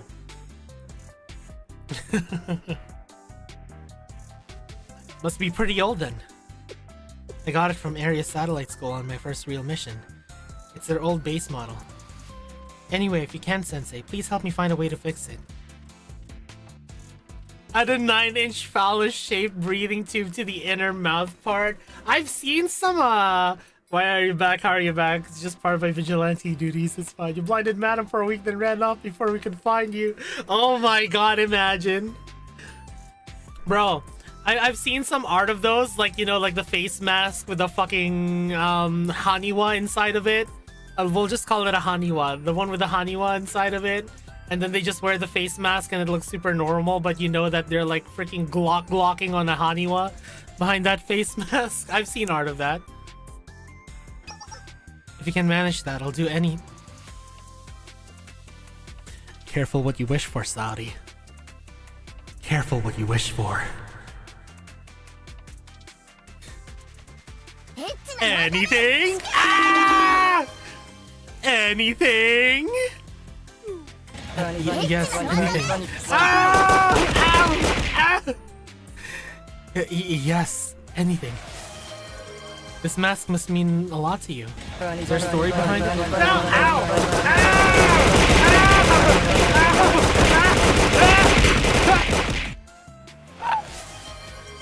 I'm sorry!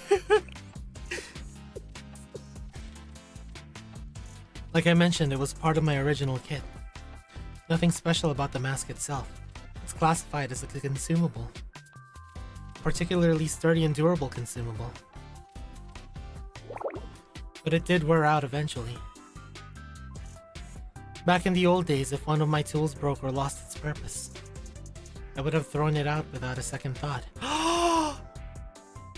But this mask is more like a companion to me. Like a partner. Even if it's broken. I don't want to throw it away like it's not. Just like, oh, my heart. My heart. It's symbolic of her relationship with Squad. So I want to fix it. Because I'm different than I was back then.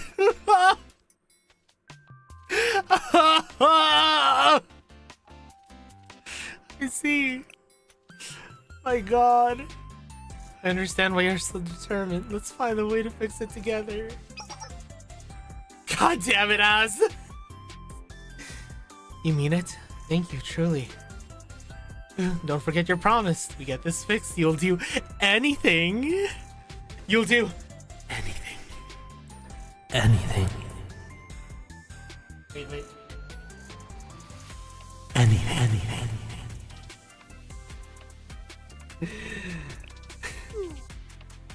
Sure, a promise is a promise after all.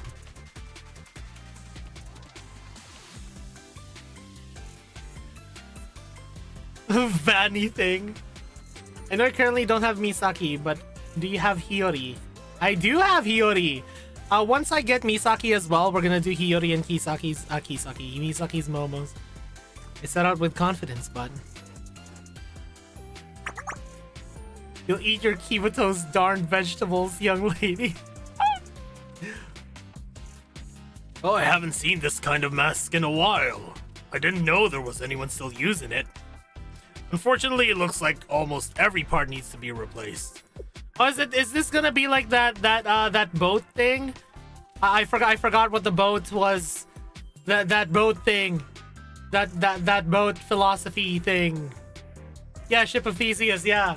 Is it still the same mask if you replace every single part? I'm overbooked already, so I'm not sure when I could get to it. Do you have at least a rough idea? A few years at the very least, honestly. I see. I would have already repopulated areas with Sensei by then. Oh my, welcome. What are you looking for?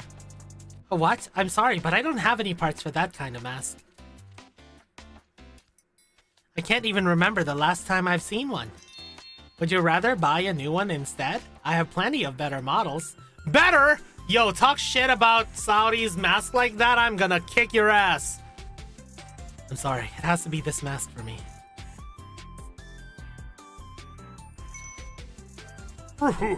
Welcome. I've just got the parts you need for this.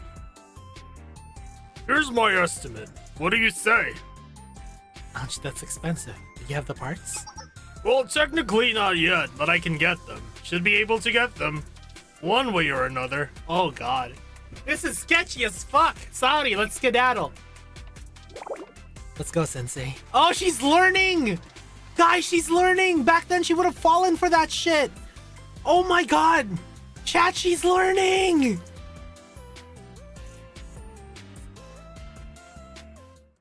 We went to many different stores afterwards, but we had no luck with any of them. Yeah, she's been burned enough times. She knows the way.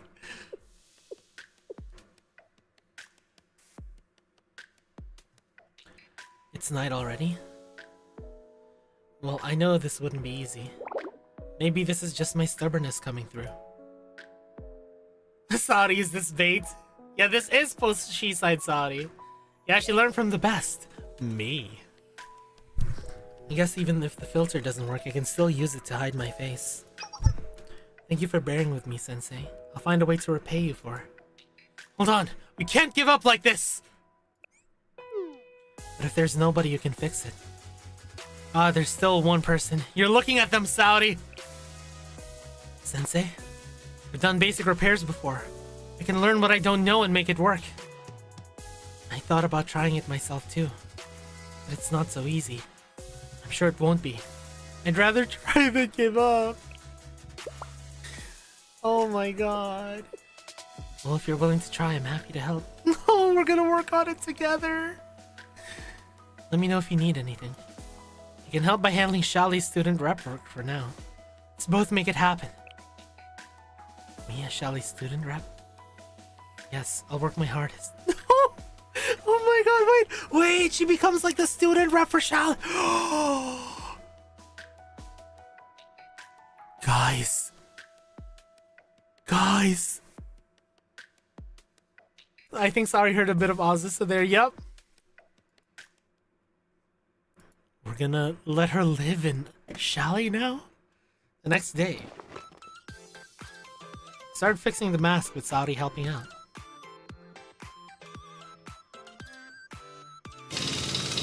Damn! That's a sturdy mask! What the fuck? What the water?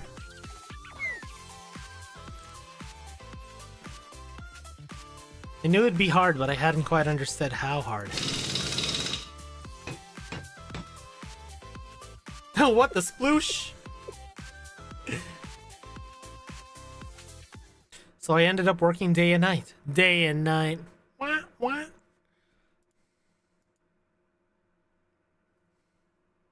I thoroughly researched things I didn't know. And salvaged replacement parts from other devices.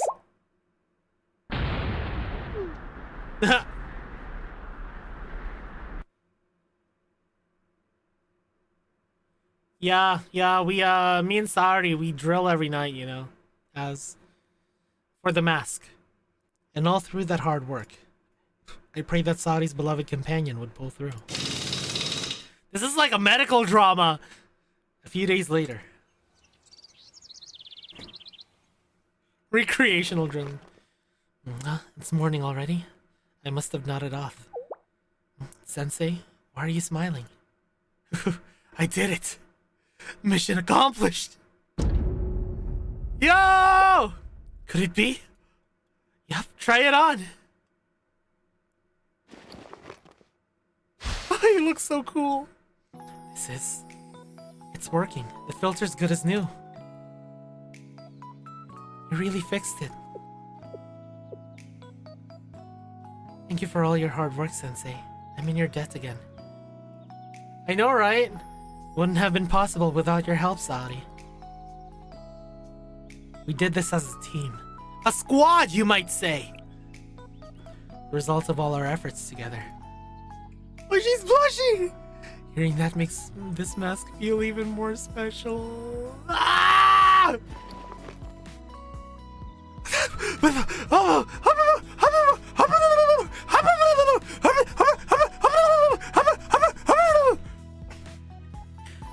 Thank you, Sensei. I'll take good care of it so it doesn't break again.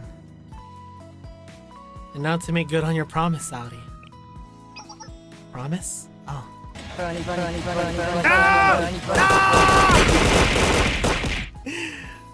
Right. The one where you'll do anything once it's fixed. Of course, I've do anything you want, Sensei. You've waited so long. I've always wanted to do this! Ayo? What exactly do you have in mind? You said I'd do anything, but are you thinking of something weird? Something very awkward and embarrassing! Say! Ah! 俺は俺自身がセックスになるんだセックス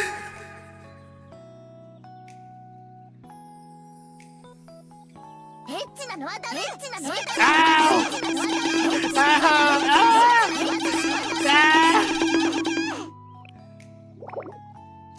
Fine, say what you want. What I want you to do is come visit Chalet whenever you like. How shameless could you? No! She was expecting it! She was expecting... Chat. She was expecting it. Chat. She was expecting it. She preloaded it. She was expecting us to say this. Chat. It's not a no. Chat.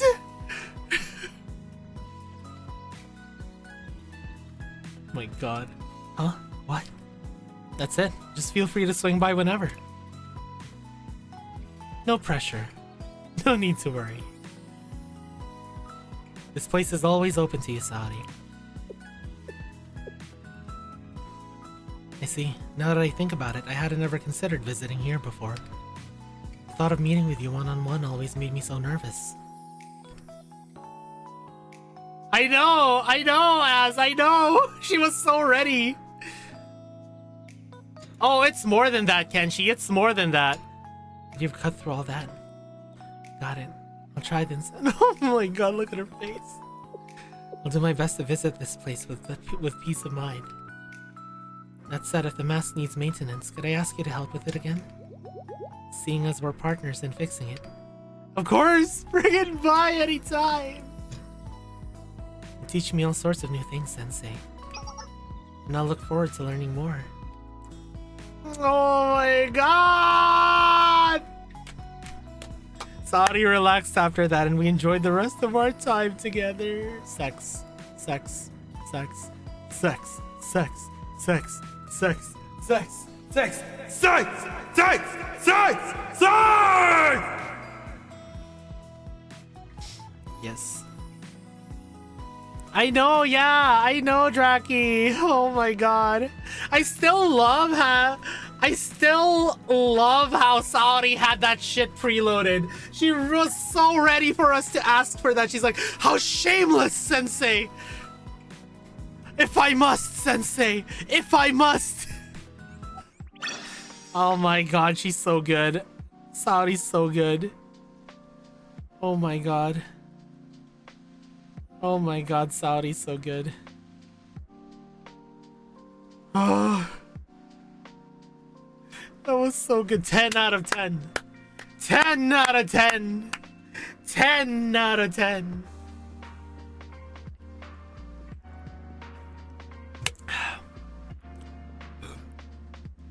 Let's get 69 out of 10 exactly.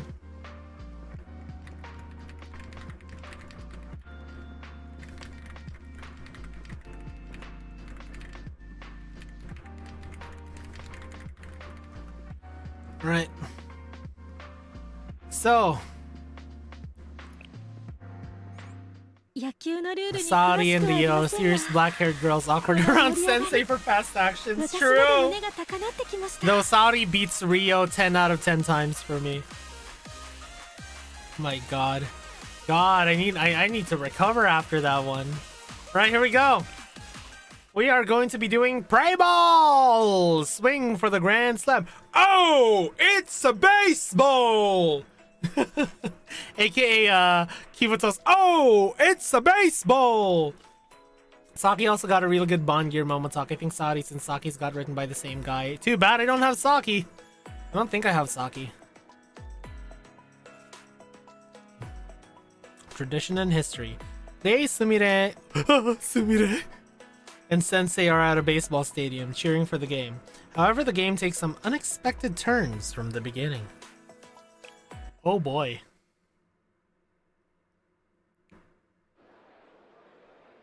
Sorry, I probably don't have to say it since you two have been living together for over a year. But make sure to obey your master, Claudio Sensei. I see what you did there, Game Fanatic. I see what you did there. That's a nice reference.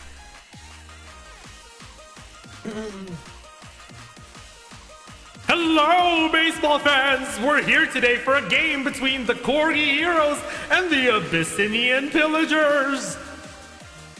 We would like to give our sincere thanks to all the fans who've come to our stadium today. Jesus Christ, it's Corgis. The game's about to start. Let's hear it for our players.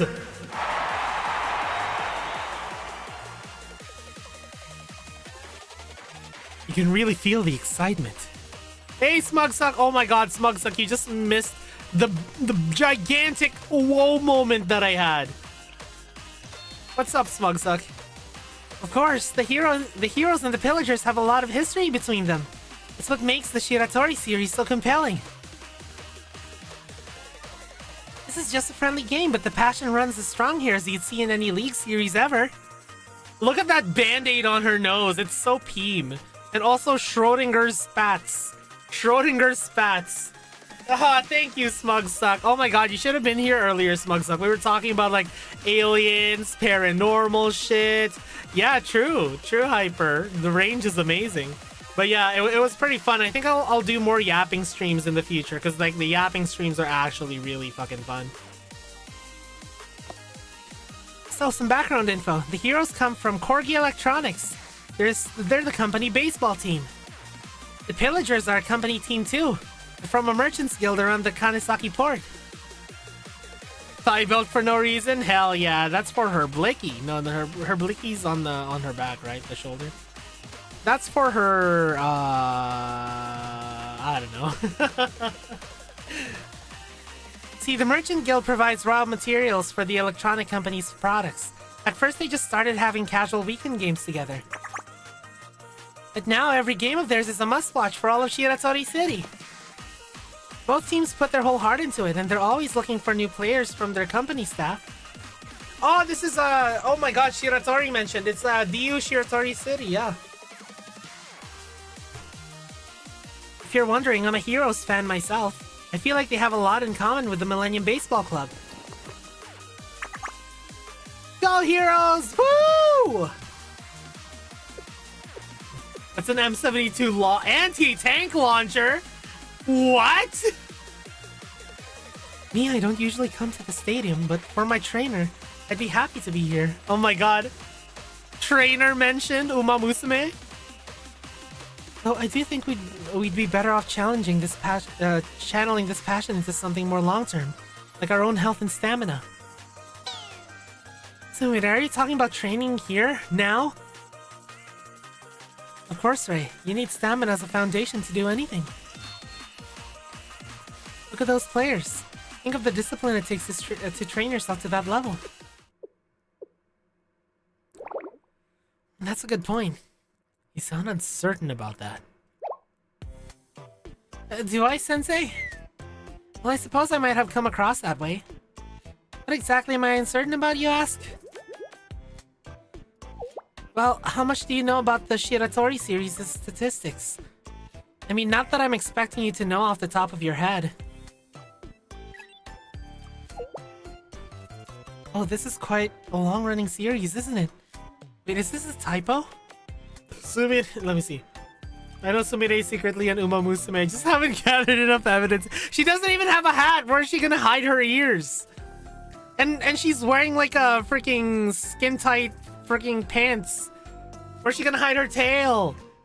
Sumire could probably put the fear of God in an Uma with how much training she'd make them do. Basically, yeah. I feel like Sumire can actually outrun an Uma.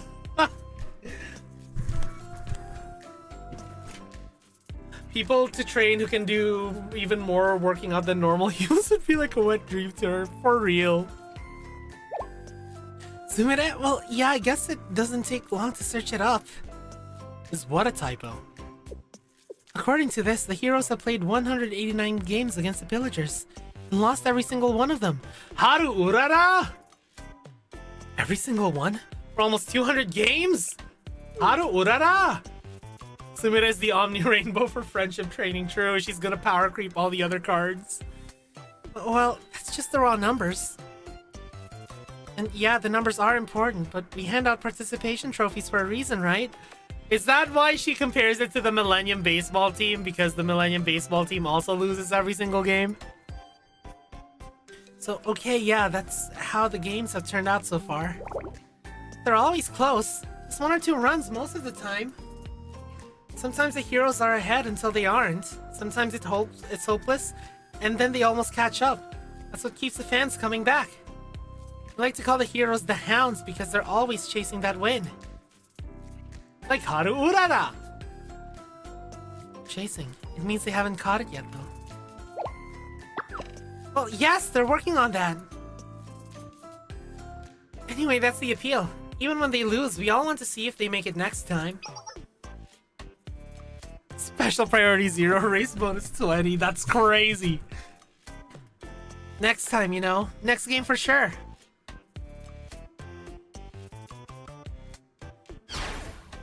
So here I am, cheering for them again. Go heroes, you can do it!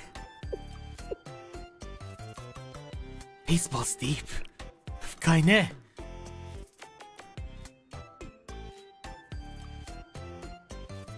I know sports can seem silly to people who don't follow them. But to people who do, they can mean the whole world. That just goes to show I need to train even harder. Not everything's about your training. Let's go, heroes. Thank you, Sensei. I know you'd have a soft spot for the hounds. Not sure that's what's happening here. Hey there, you 3 are on camera! Congratulations, it's photo time! What's this? Oh, we're doing photo time? You two probably don't know. It's kind of a game for the fans. If you get caught on camera together mid-game, you gotta bunch up and pose. Kiss. Ha, underdog. Get it? Because they're dogs! Alright, get in tight and show us your best! Oh, get in tight? Hey, yo. So the spectators have their own culture. That's interesting, don't you think, trainer? In that case, I can't refuse. Neither can I. Let's make it look good, Sensei. Oh my god, it's pink! It's the Oka Show! Hanshin Juvenile Phillies!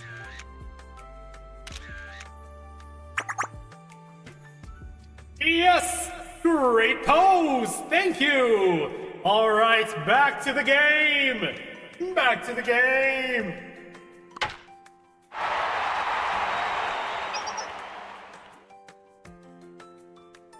While we were talking, the pillagers got their first hit.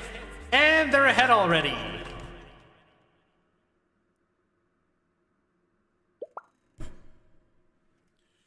Hey, is that...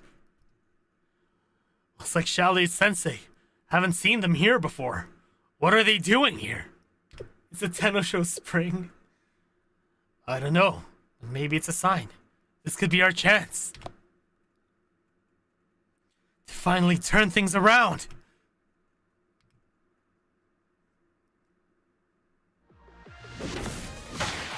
Yo! That was sick. Oh, it's baseball!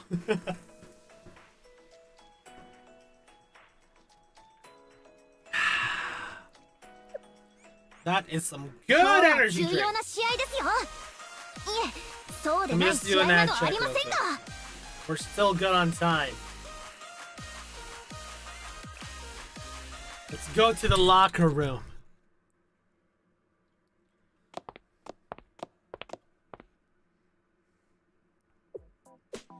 Wow, we're actually in the heroes' locker room.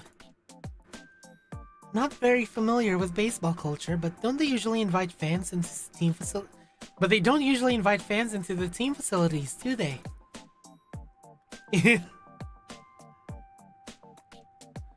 And they don't sneak them in like they did with us.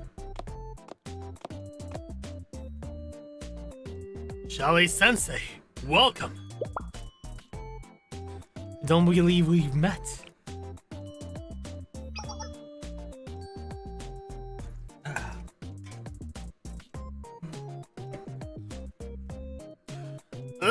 Pardon me, let me introduce myself. I'm the coach of the Corgi Heroes. The coach? Wow! This is... As your students mentioned, we don't normally bring fans into the facilities, especially not mid-game. But there's an urgent issue, and Sensei, we need your help. We need you to save the heroes. From what exactly? Is it something to do with training? Probably not. The truth is... Oh, ding-a-ling.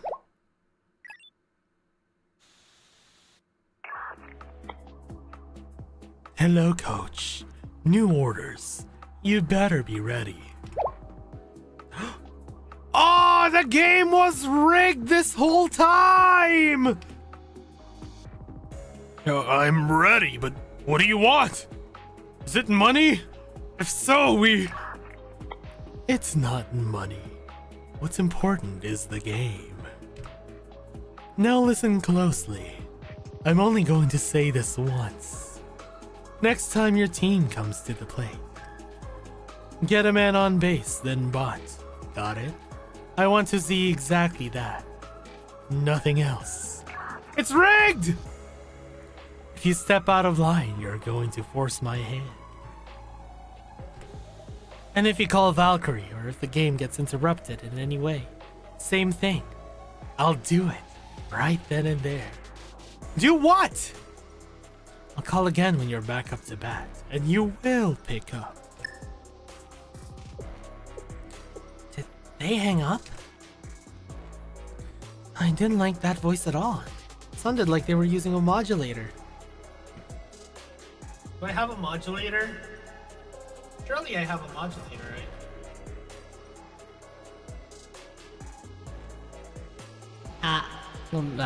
Oh my god. I'll use this the next time. I'll use this next time.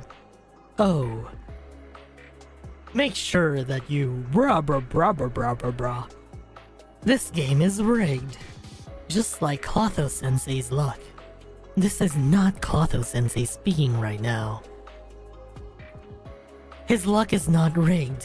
He does not have a JP account. He does not pre-read his stories, and he's a very say-so VTuber.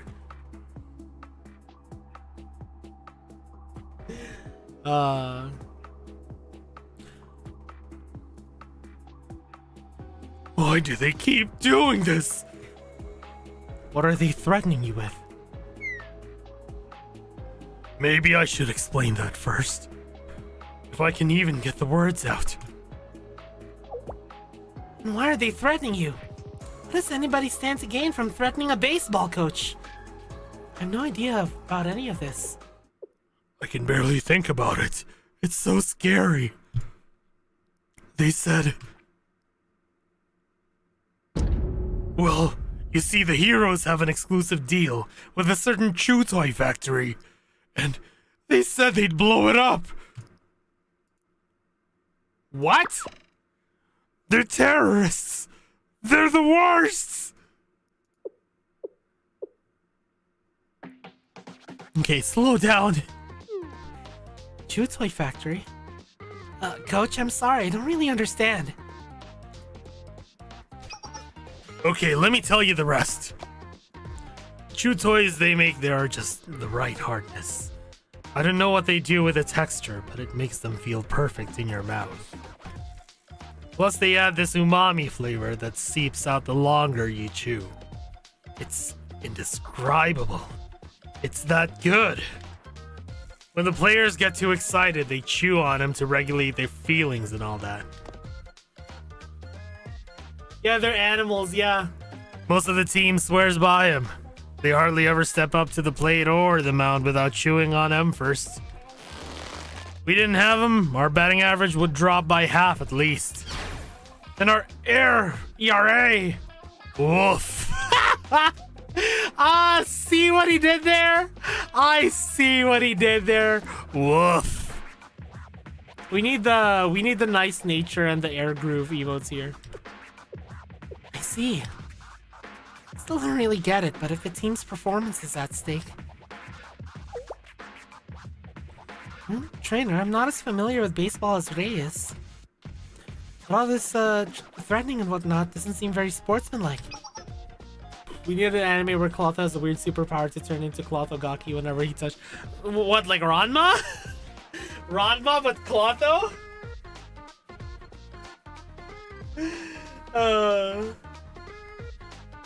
Clonma one half?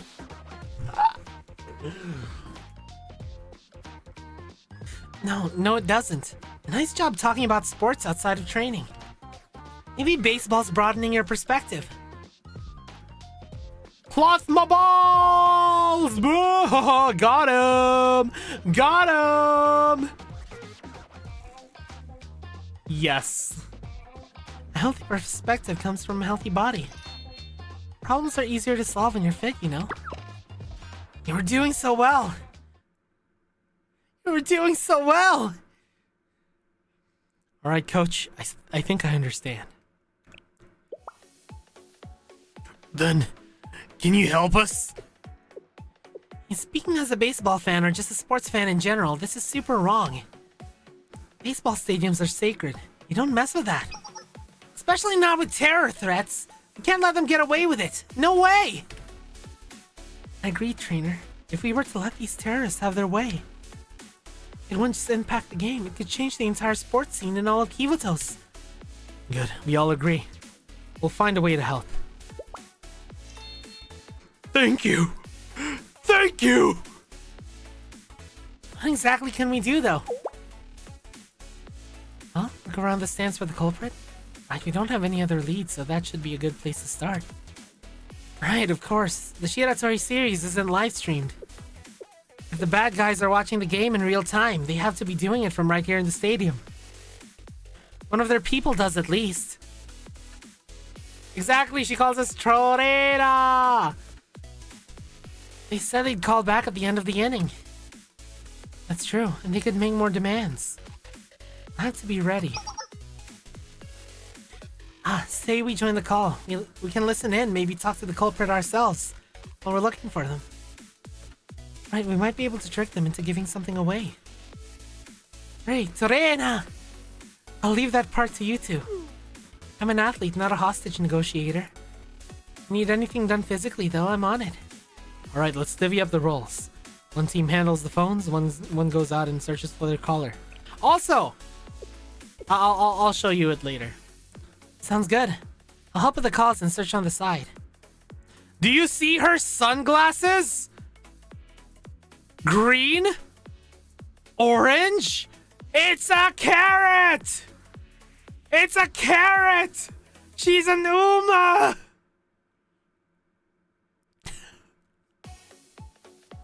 Her halo is the Oka show! Her halo is the Oka show! Oh my god! I'm so horse brain rotted. And I'll be the primary searcher. Sounds like you got the right idea, Sensei. I'll keep the line open. And Sumire was it? Speaking of Ranma though, I'd be fighting a fuck dream last night. Basically there was a Toga series that pulled a Mahoako by having a femc get roped to join the evil org. Gets turned to an undercover scout so she can infiltrate the local Sentai group. Completely being turned into a dude, has to keep finding a comedic excuse to dip out whenever the bad guys retreat along with have to show. Oh, that sounds hilarious. That's right, coach. What's up? Well, I think Ray will blend in, but you might stand out a bit if you go poking around. How so? Torena, there's something wrong with my outfit? No, that's not what they meant. Although I guess I'm not exactly dressed for baseball. Alright, what do you suggest? Well, we're in a baseball stadium, so there must be some suitable clothes around. Like, what specifically? Hey coach, do you have any... Oh, yes I do. I can go grab some right now.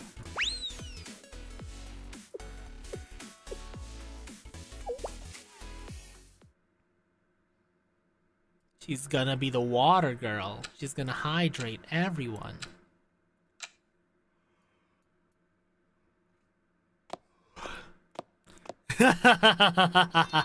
Yes, I did, Game Fanatic. Yes, I did. Yes, Sumire, you're in booty tight spats. No one will concentrate on the game with that healthy cake walking around. Yo, I bet that cake is very firm. Very firm cake. With a long citizen, just doing my duty of watching over everyone, keeping you safe. Alright, thanks for waiting, everybody. Come out, Sumire.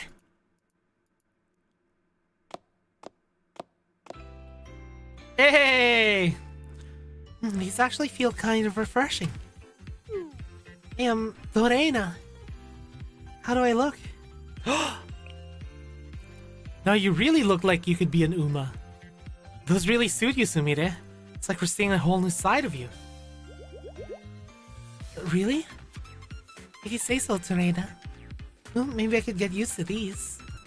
She got buffed. Especially since I can distribute drinks to the crowd while I'm wearing them. Like healthy protein drinks. That's really not it, Sumire. Anyway, I think we're good to go now. Let's get moving. We've been talking for a while. Could have flipped the inning by now.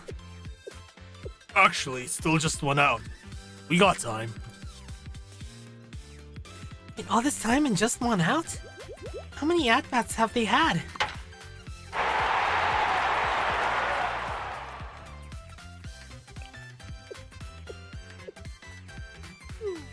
Well, hey, baseball's full of surprises. You never know what'll happen until the very end. ルー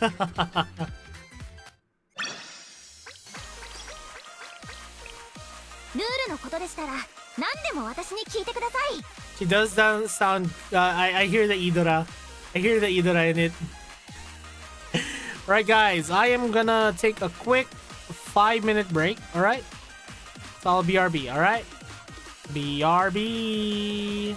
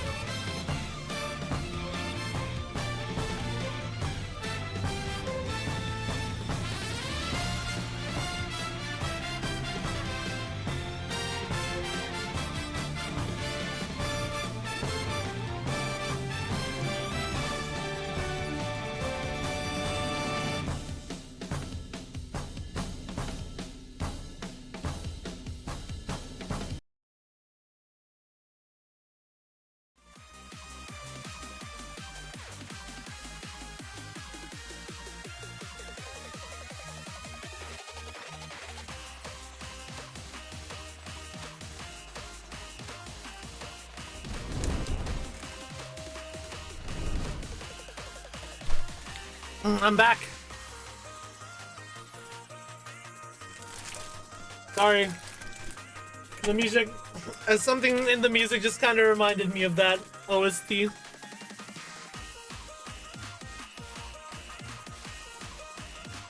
It's from number one Sentai, Gojuja. Man, Gojuja is so good. It's the latest Sentai series, and it's kind of an anniversary series.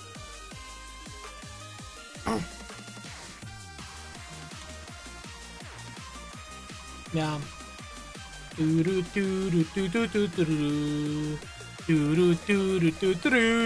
there's like this whole like cheerleader section. Go, Juja. Hey, Brandy. Long time no see, Brandy. God, my voice is getting tired. When does this event end again, guys? Do you guys know when this event ends? It sounds pretty funny. It sounds pretty funny, Hyper. It ends in 3 days on Tuesday. Do you guys think we can do like one half of this and then continue the rest on like Sunday or Monday? Because my voice is getting so tired after yapping for like almost 5 hours. Man. Sunday? Okay. Yeah, we might do number 2 here. And then we'll do like something else, and then it is. And then we'll continue the rest Sunday. How does that sound? Because I did have something I wanted to talk to you guys about that I forgot to talk about earlier on. Things are heating up, aren't they? Dorena. She's an Uma. Crowds just screaming and shouting left and right. These games are like that. It's strange. What's strange? It's just so different from what I'm used to. The Athletics Training Club is all about focus and discipline. Analyzing lifestyle patterns to achieve the greatest results. Setting optimized schedules for cardio and weight training. Managing food intake. The final goal of sculpting the body you want. There's no room for anyone else to butt in. It's all about analysis and personal will. You can ask for help, of course, but it's still just you in the center of it all. It's almost like a kind of modern-day asceticism. At the heart of it all, it's a fight against yourself. Da-na-na-na-bow. Ba-na-na-na-no. Ba-na-na-na-no-no-no-no-no. Ba-na-na-na-no. Da-na-na-na-no. Da-na-na-na-no-no-no-no-no. Da-na-na. Da-na-na. Da-na-na-na-na-na. Okay, I'll stop.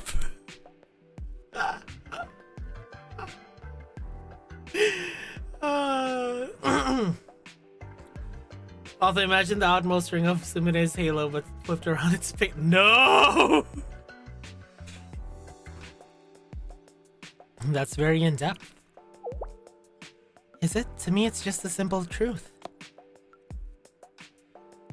Back on the topic of team sports. These team sports seems like the opposite of that. No wonder she has so much stamina. She's the ultimate stamina Beyblade. She just needs to spin. I understand the rules, mind you. Hitting the ball, comparing statistics. And in that process, the team members have to cooperate and collaborate, execute instructions, and still demonstrate their own individual skills. It's harmonious in a way. I think I understand where all this passion comes from. But how should I put this? I'm starting to think this passion might have a downside. I mean, we're looking for anyone who's acting suspiciously. Because we think they could be connected to the culprit, but it's a bit awkward to say this. But at this point, just about everyone's acting suspiciously. Fan stream announcer.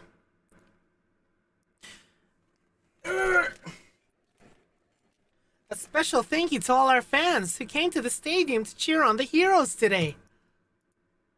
Thank you very much. We love you.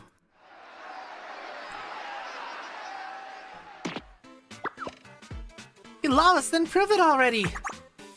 Yeah, you would have trained harder if you cared so much.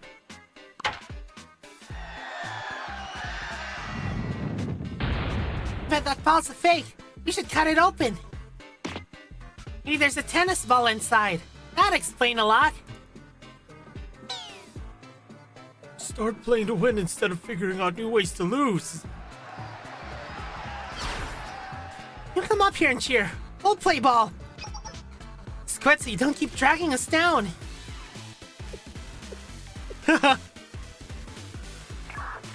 Honestly, I've seen worse around here, but yeah, sometimes they're like this.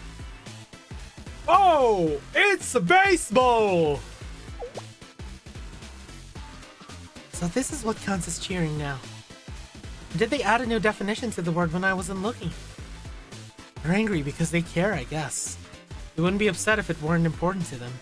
You would think they'd be like Ferrari fans now, am I right, Game Fanatic? Even so, there's a limit to everything, you know? So close yet so far. To thank the fans for their support, we prepared an autograph section after the game. We don't need autographs, we need wins. Remember what those are? This game needs a content warning. I'm going to have a stroke just watching this full-on disgrace. Hey, pitcher, just throw it right down the middle. Let him hit it, whatever. I'll bet anybody 10 to 1 this team will never win. Yeah, Haas fans. Sure as I know anything, I know that. Excuse me, coming through.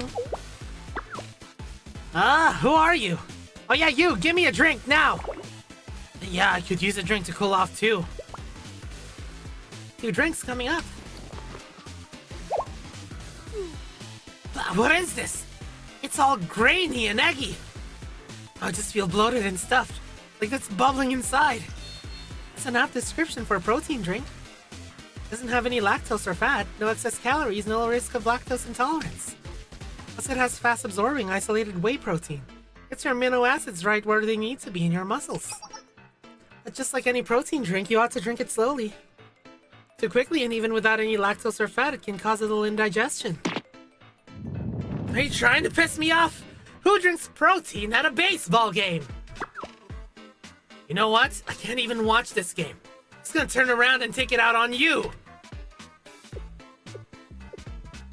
And they're even more agitated than the rest of the crowd. They called for the pitcher to give the other team a hit, so clearly they want the team to lose. And even after a healthy protein drink, they're still aggressive. She's so clueless. What is she, mumbling to herself now? What's wrong with her? Torena! These have to be the culprits. How did you get to that conclusion? Well, even with all these abnormal behavior around us, these 2 stand out as the worst. The only other person we've heard here being this antisocial was the voice on the phone. All the pieces fit together perfectly. Oh my god. So we did some baseball stadium in 40 Celsius summer heat, just use the water hose, not the protein hose. The students yearn to chug.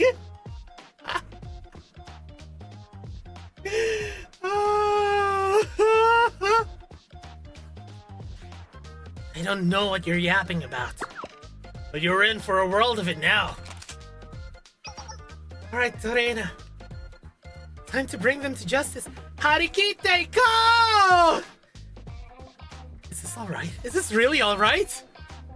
Trust me. Don't worry about them. I know they're stressed now. But after this is all said and gone, I'll give each of them a one-on-one personal training session. Wait, why would you? Because exercise relieves stress, obviously. You sweat it out. There's really no better solution to stress. Shut up and eat lead! I'll teach you not to mess with a pissed-off fan. Harikite, go! All you hear is Harikite, go! And speaking of Sumire though, Kita-san Black being a gym bro is the funniest shit ever. Like after retirement, Kita-san Black being like an absolute gym bro. Damn, she destroyed them. Calm down, Sumire.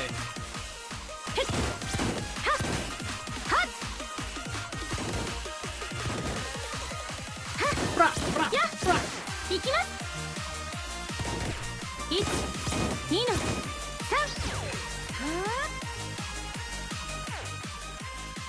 There we go.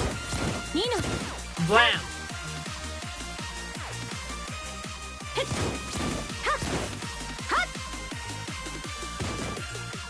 The way her EX works is so it is so strange.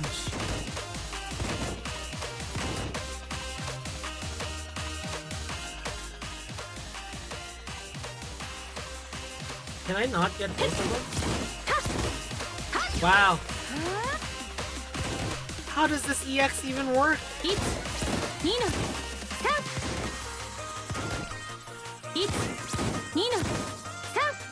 Really? Did they update the voice lines yet on EN? Because I kind of want to hear it. Oh, look at her. She's so cute. They did? I haven't actually heard Cherino yet. Is there a way for me to hear Cherino? Because I don't have any of her stuff. No way. Even lost in the stands. I'm so mad. Stands? Baseball? Oh my god. Is that a motherfucking JoJo's Bizarre Adventure Part 3 Stardust Crusaders reference?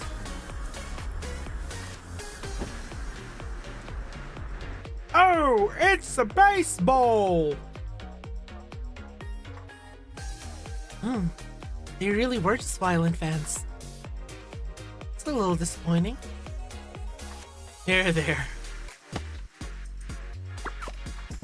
Finally, after a long, brutal inning, the heroes finally get a third out! Bottom of the second coming up next. Here's hoping that the heroes can make a comeback. Well, the heroes are going to bat again. That means the culprit's going to call. Lorena, you should go find Ray. Will you be alright? Don't worry about me. The stadium's not that big. We'll find each other later. For now, I'll keep searching on my end. Good luck taking the call.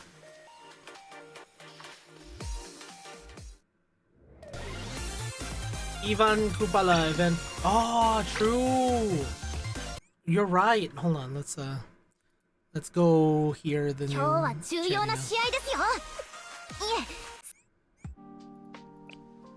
Ivan Kupala.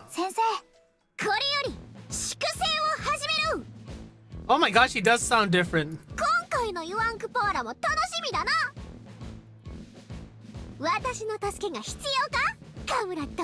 Harikite ka! I can kind of hear a little bit of Kita-san Black. I can kind of hear a little bit of Kita-san Black. I can kind of hear it. Oh my god. Harikite ko. Yeah. Because the previous voice has like less of like the high pitchedness and more like, you know, like the fucking the grit, you know, it had a little bit of grit. Yeah, anyways, so I'm gonna take a break today because I don't want to tire out my voice too much and I already feel it getting rough. Exactly, she's trying to sound big. But tomorrow I want you guys to decide the order because stream starts at 3 p.m. tomorrow. Do you guys want the Cinderella Grey watch along first? Or do you want karaoke first? Because if it's karaoke first, I'm limiting it to 6 p.m. so that we can watch Cinderella Grey after. But if it's Cinderella Grey first, then it'll take however long we need to watch Cinderella Grey, and we can basically have as much time as we want for karaoke afterwards. I know, right? But yeah, which order would you guys prefer? Because again, it's we either start the Cinderella Grey watch along 3 p.m. EST or 6 p.m. EST. Which one is more convenient for all of you? Now that we're kind of here, I wanna know. What do you guys think?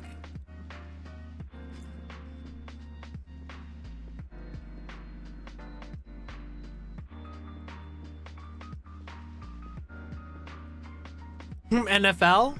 Fair enough. Fair enough. Oh, by the way, Lock and Dots, we gotta watch beginning of the new era again sometime. Just with you, because we know that you love Agnes Tachyon, and that movie was fucking amazing. I don't mind watching it again if it means we get to see how you react to it. So, which one, guys? Which one would you prefer? Cause I'll probably, if anything, I'll end up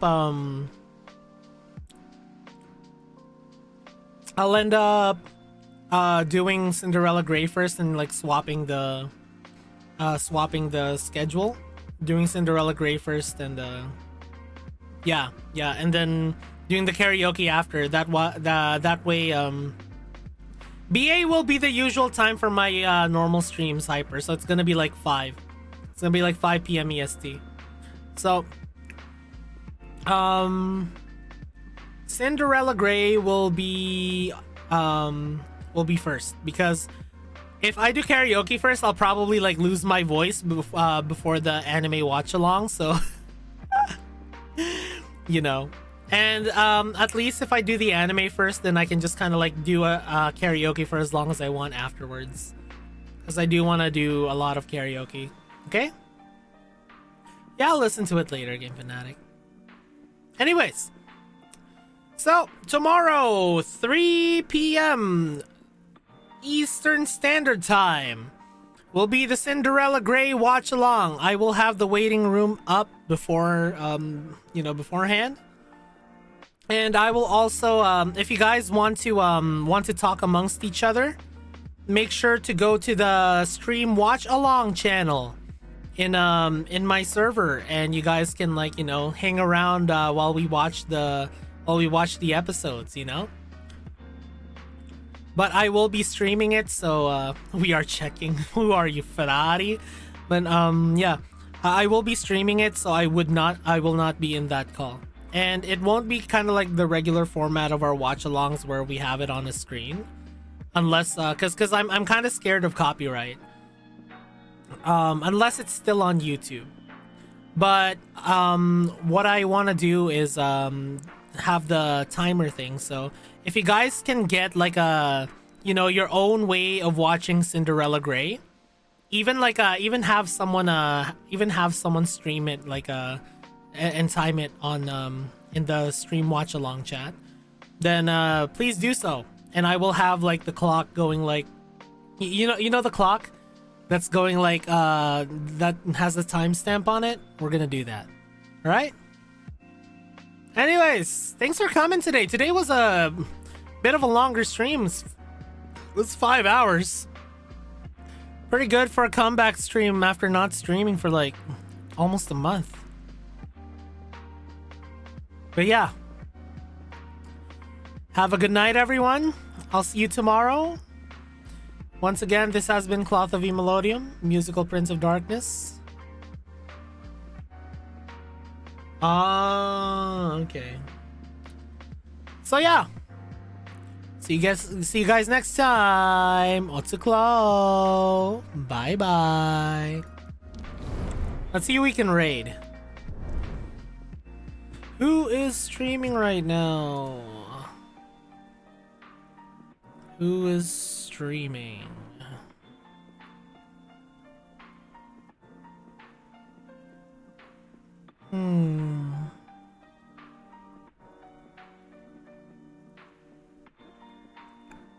Rigsy is streaming. Oh my god. Yeah, let's raid Rigsy. Alright, so our message is ooh Melodite raid ooh. Yeah, that's our message, okay? Say hi to Rigsy for me, everyone. Bye-bye.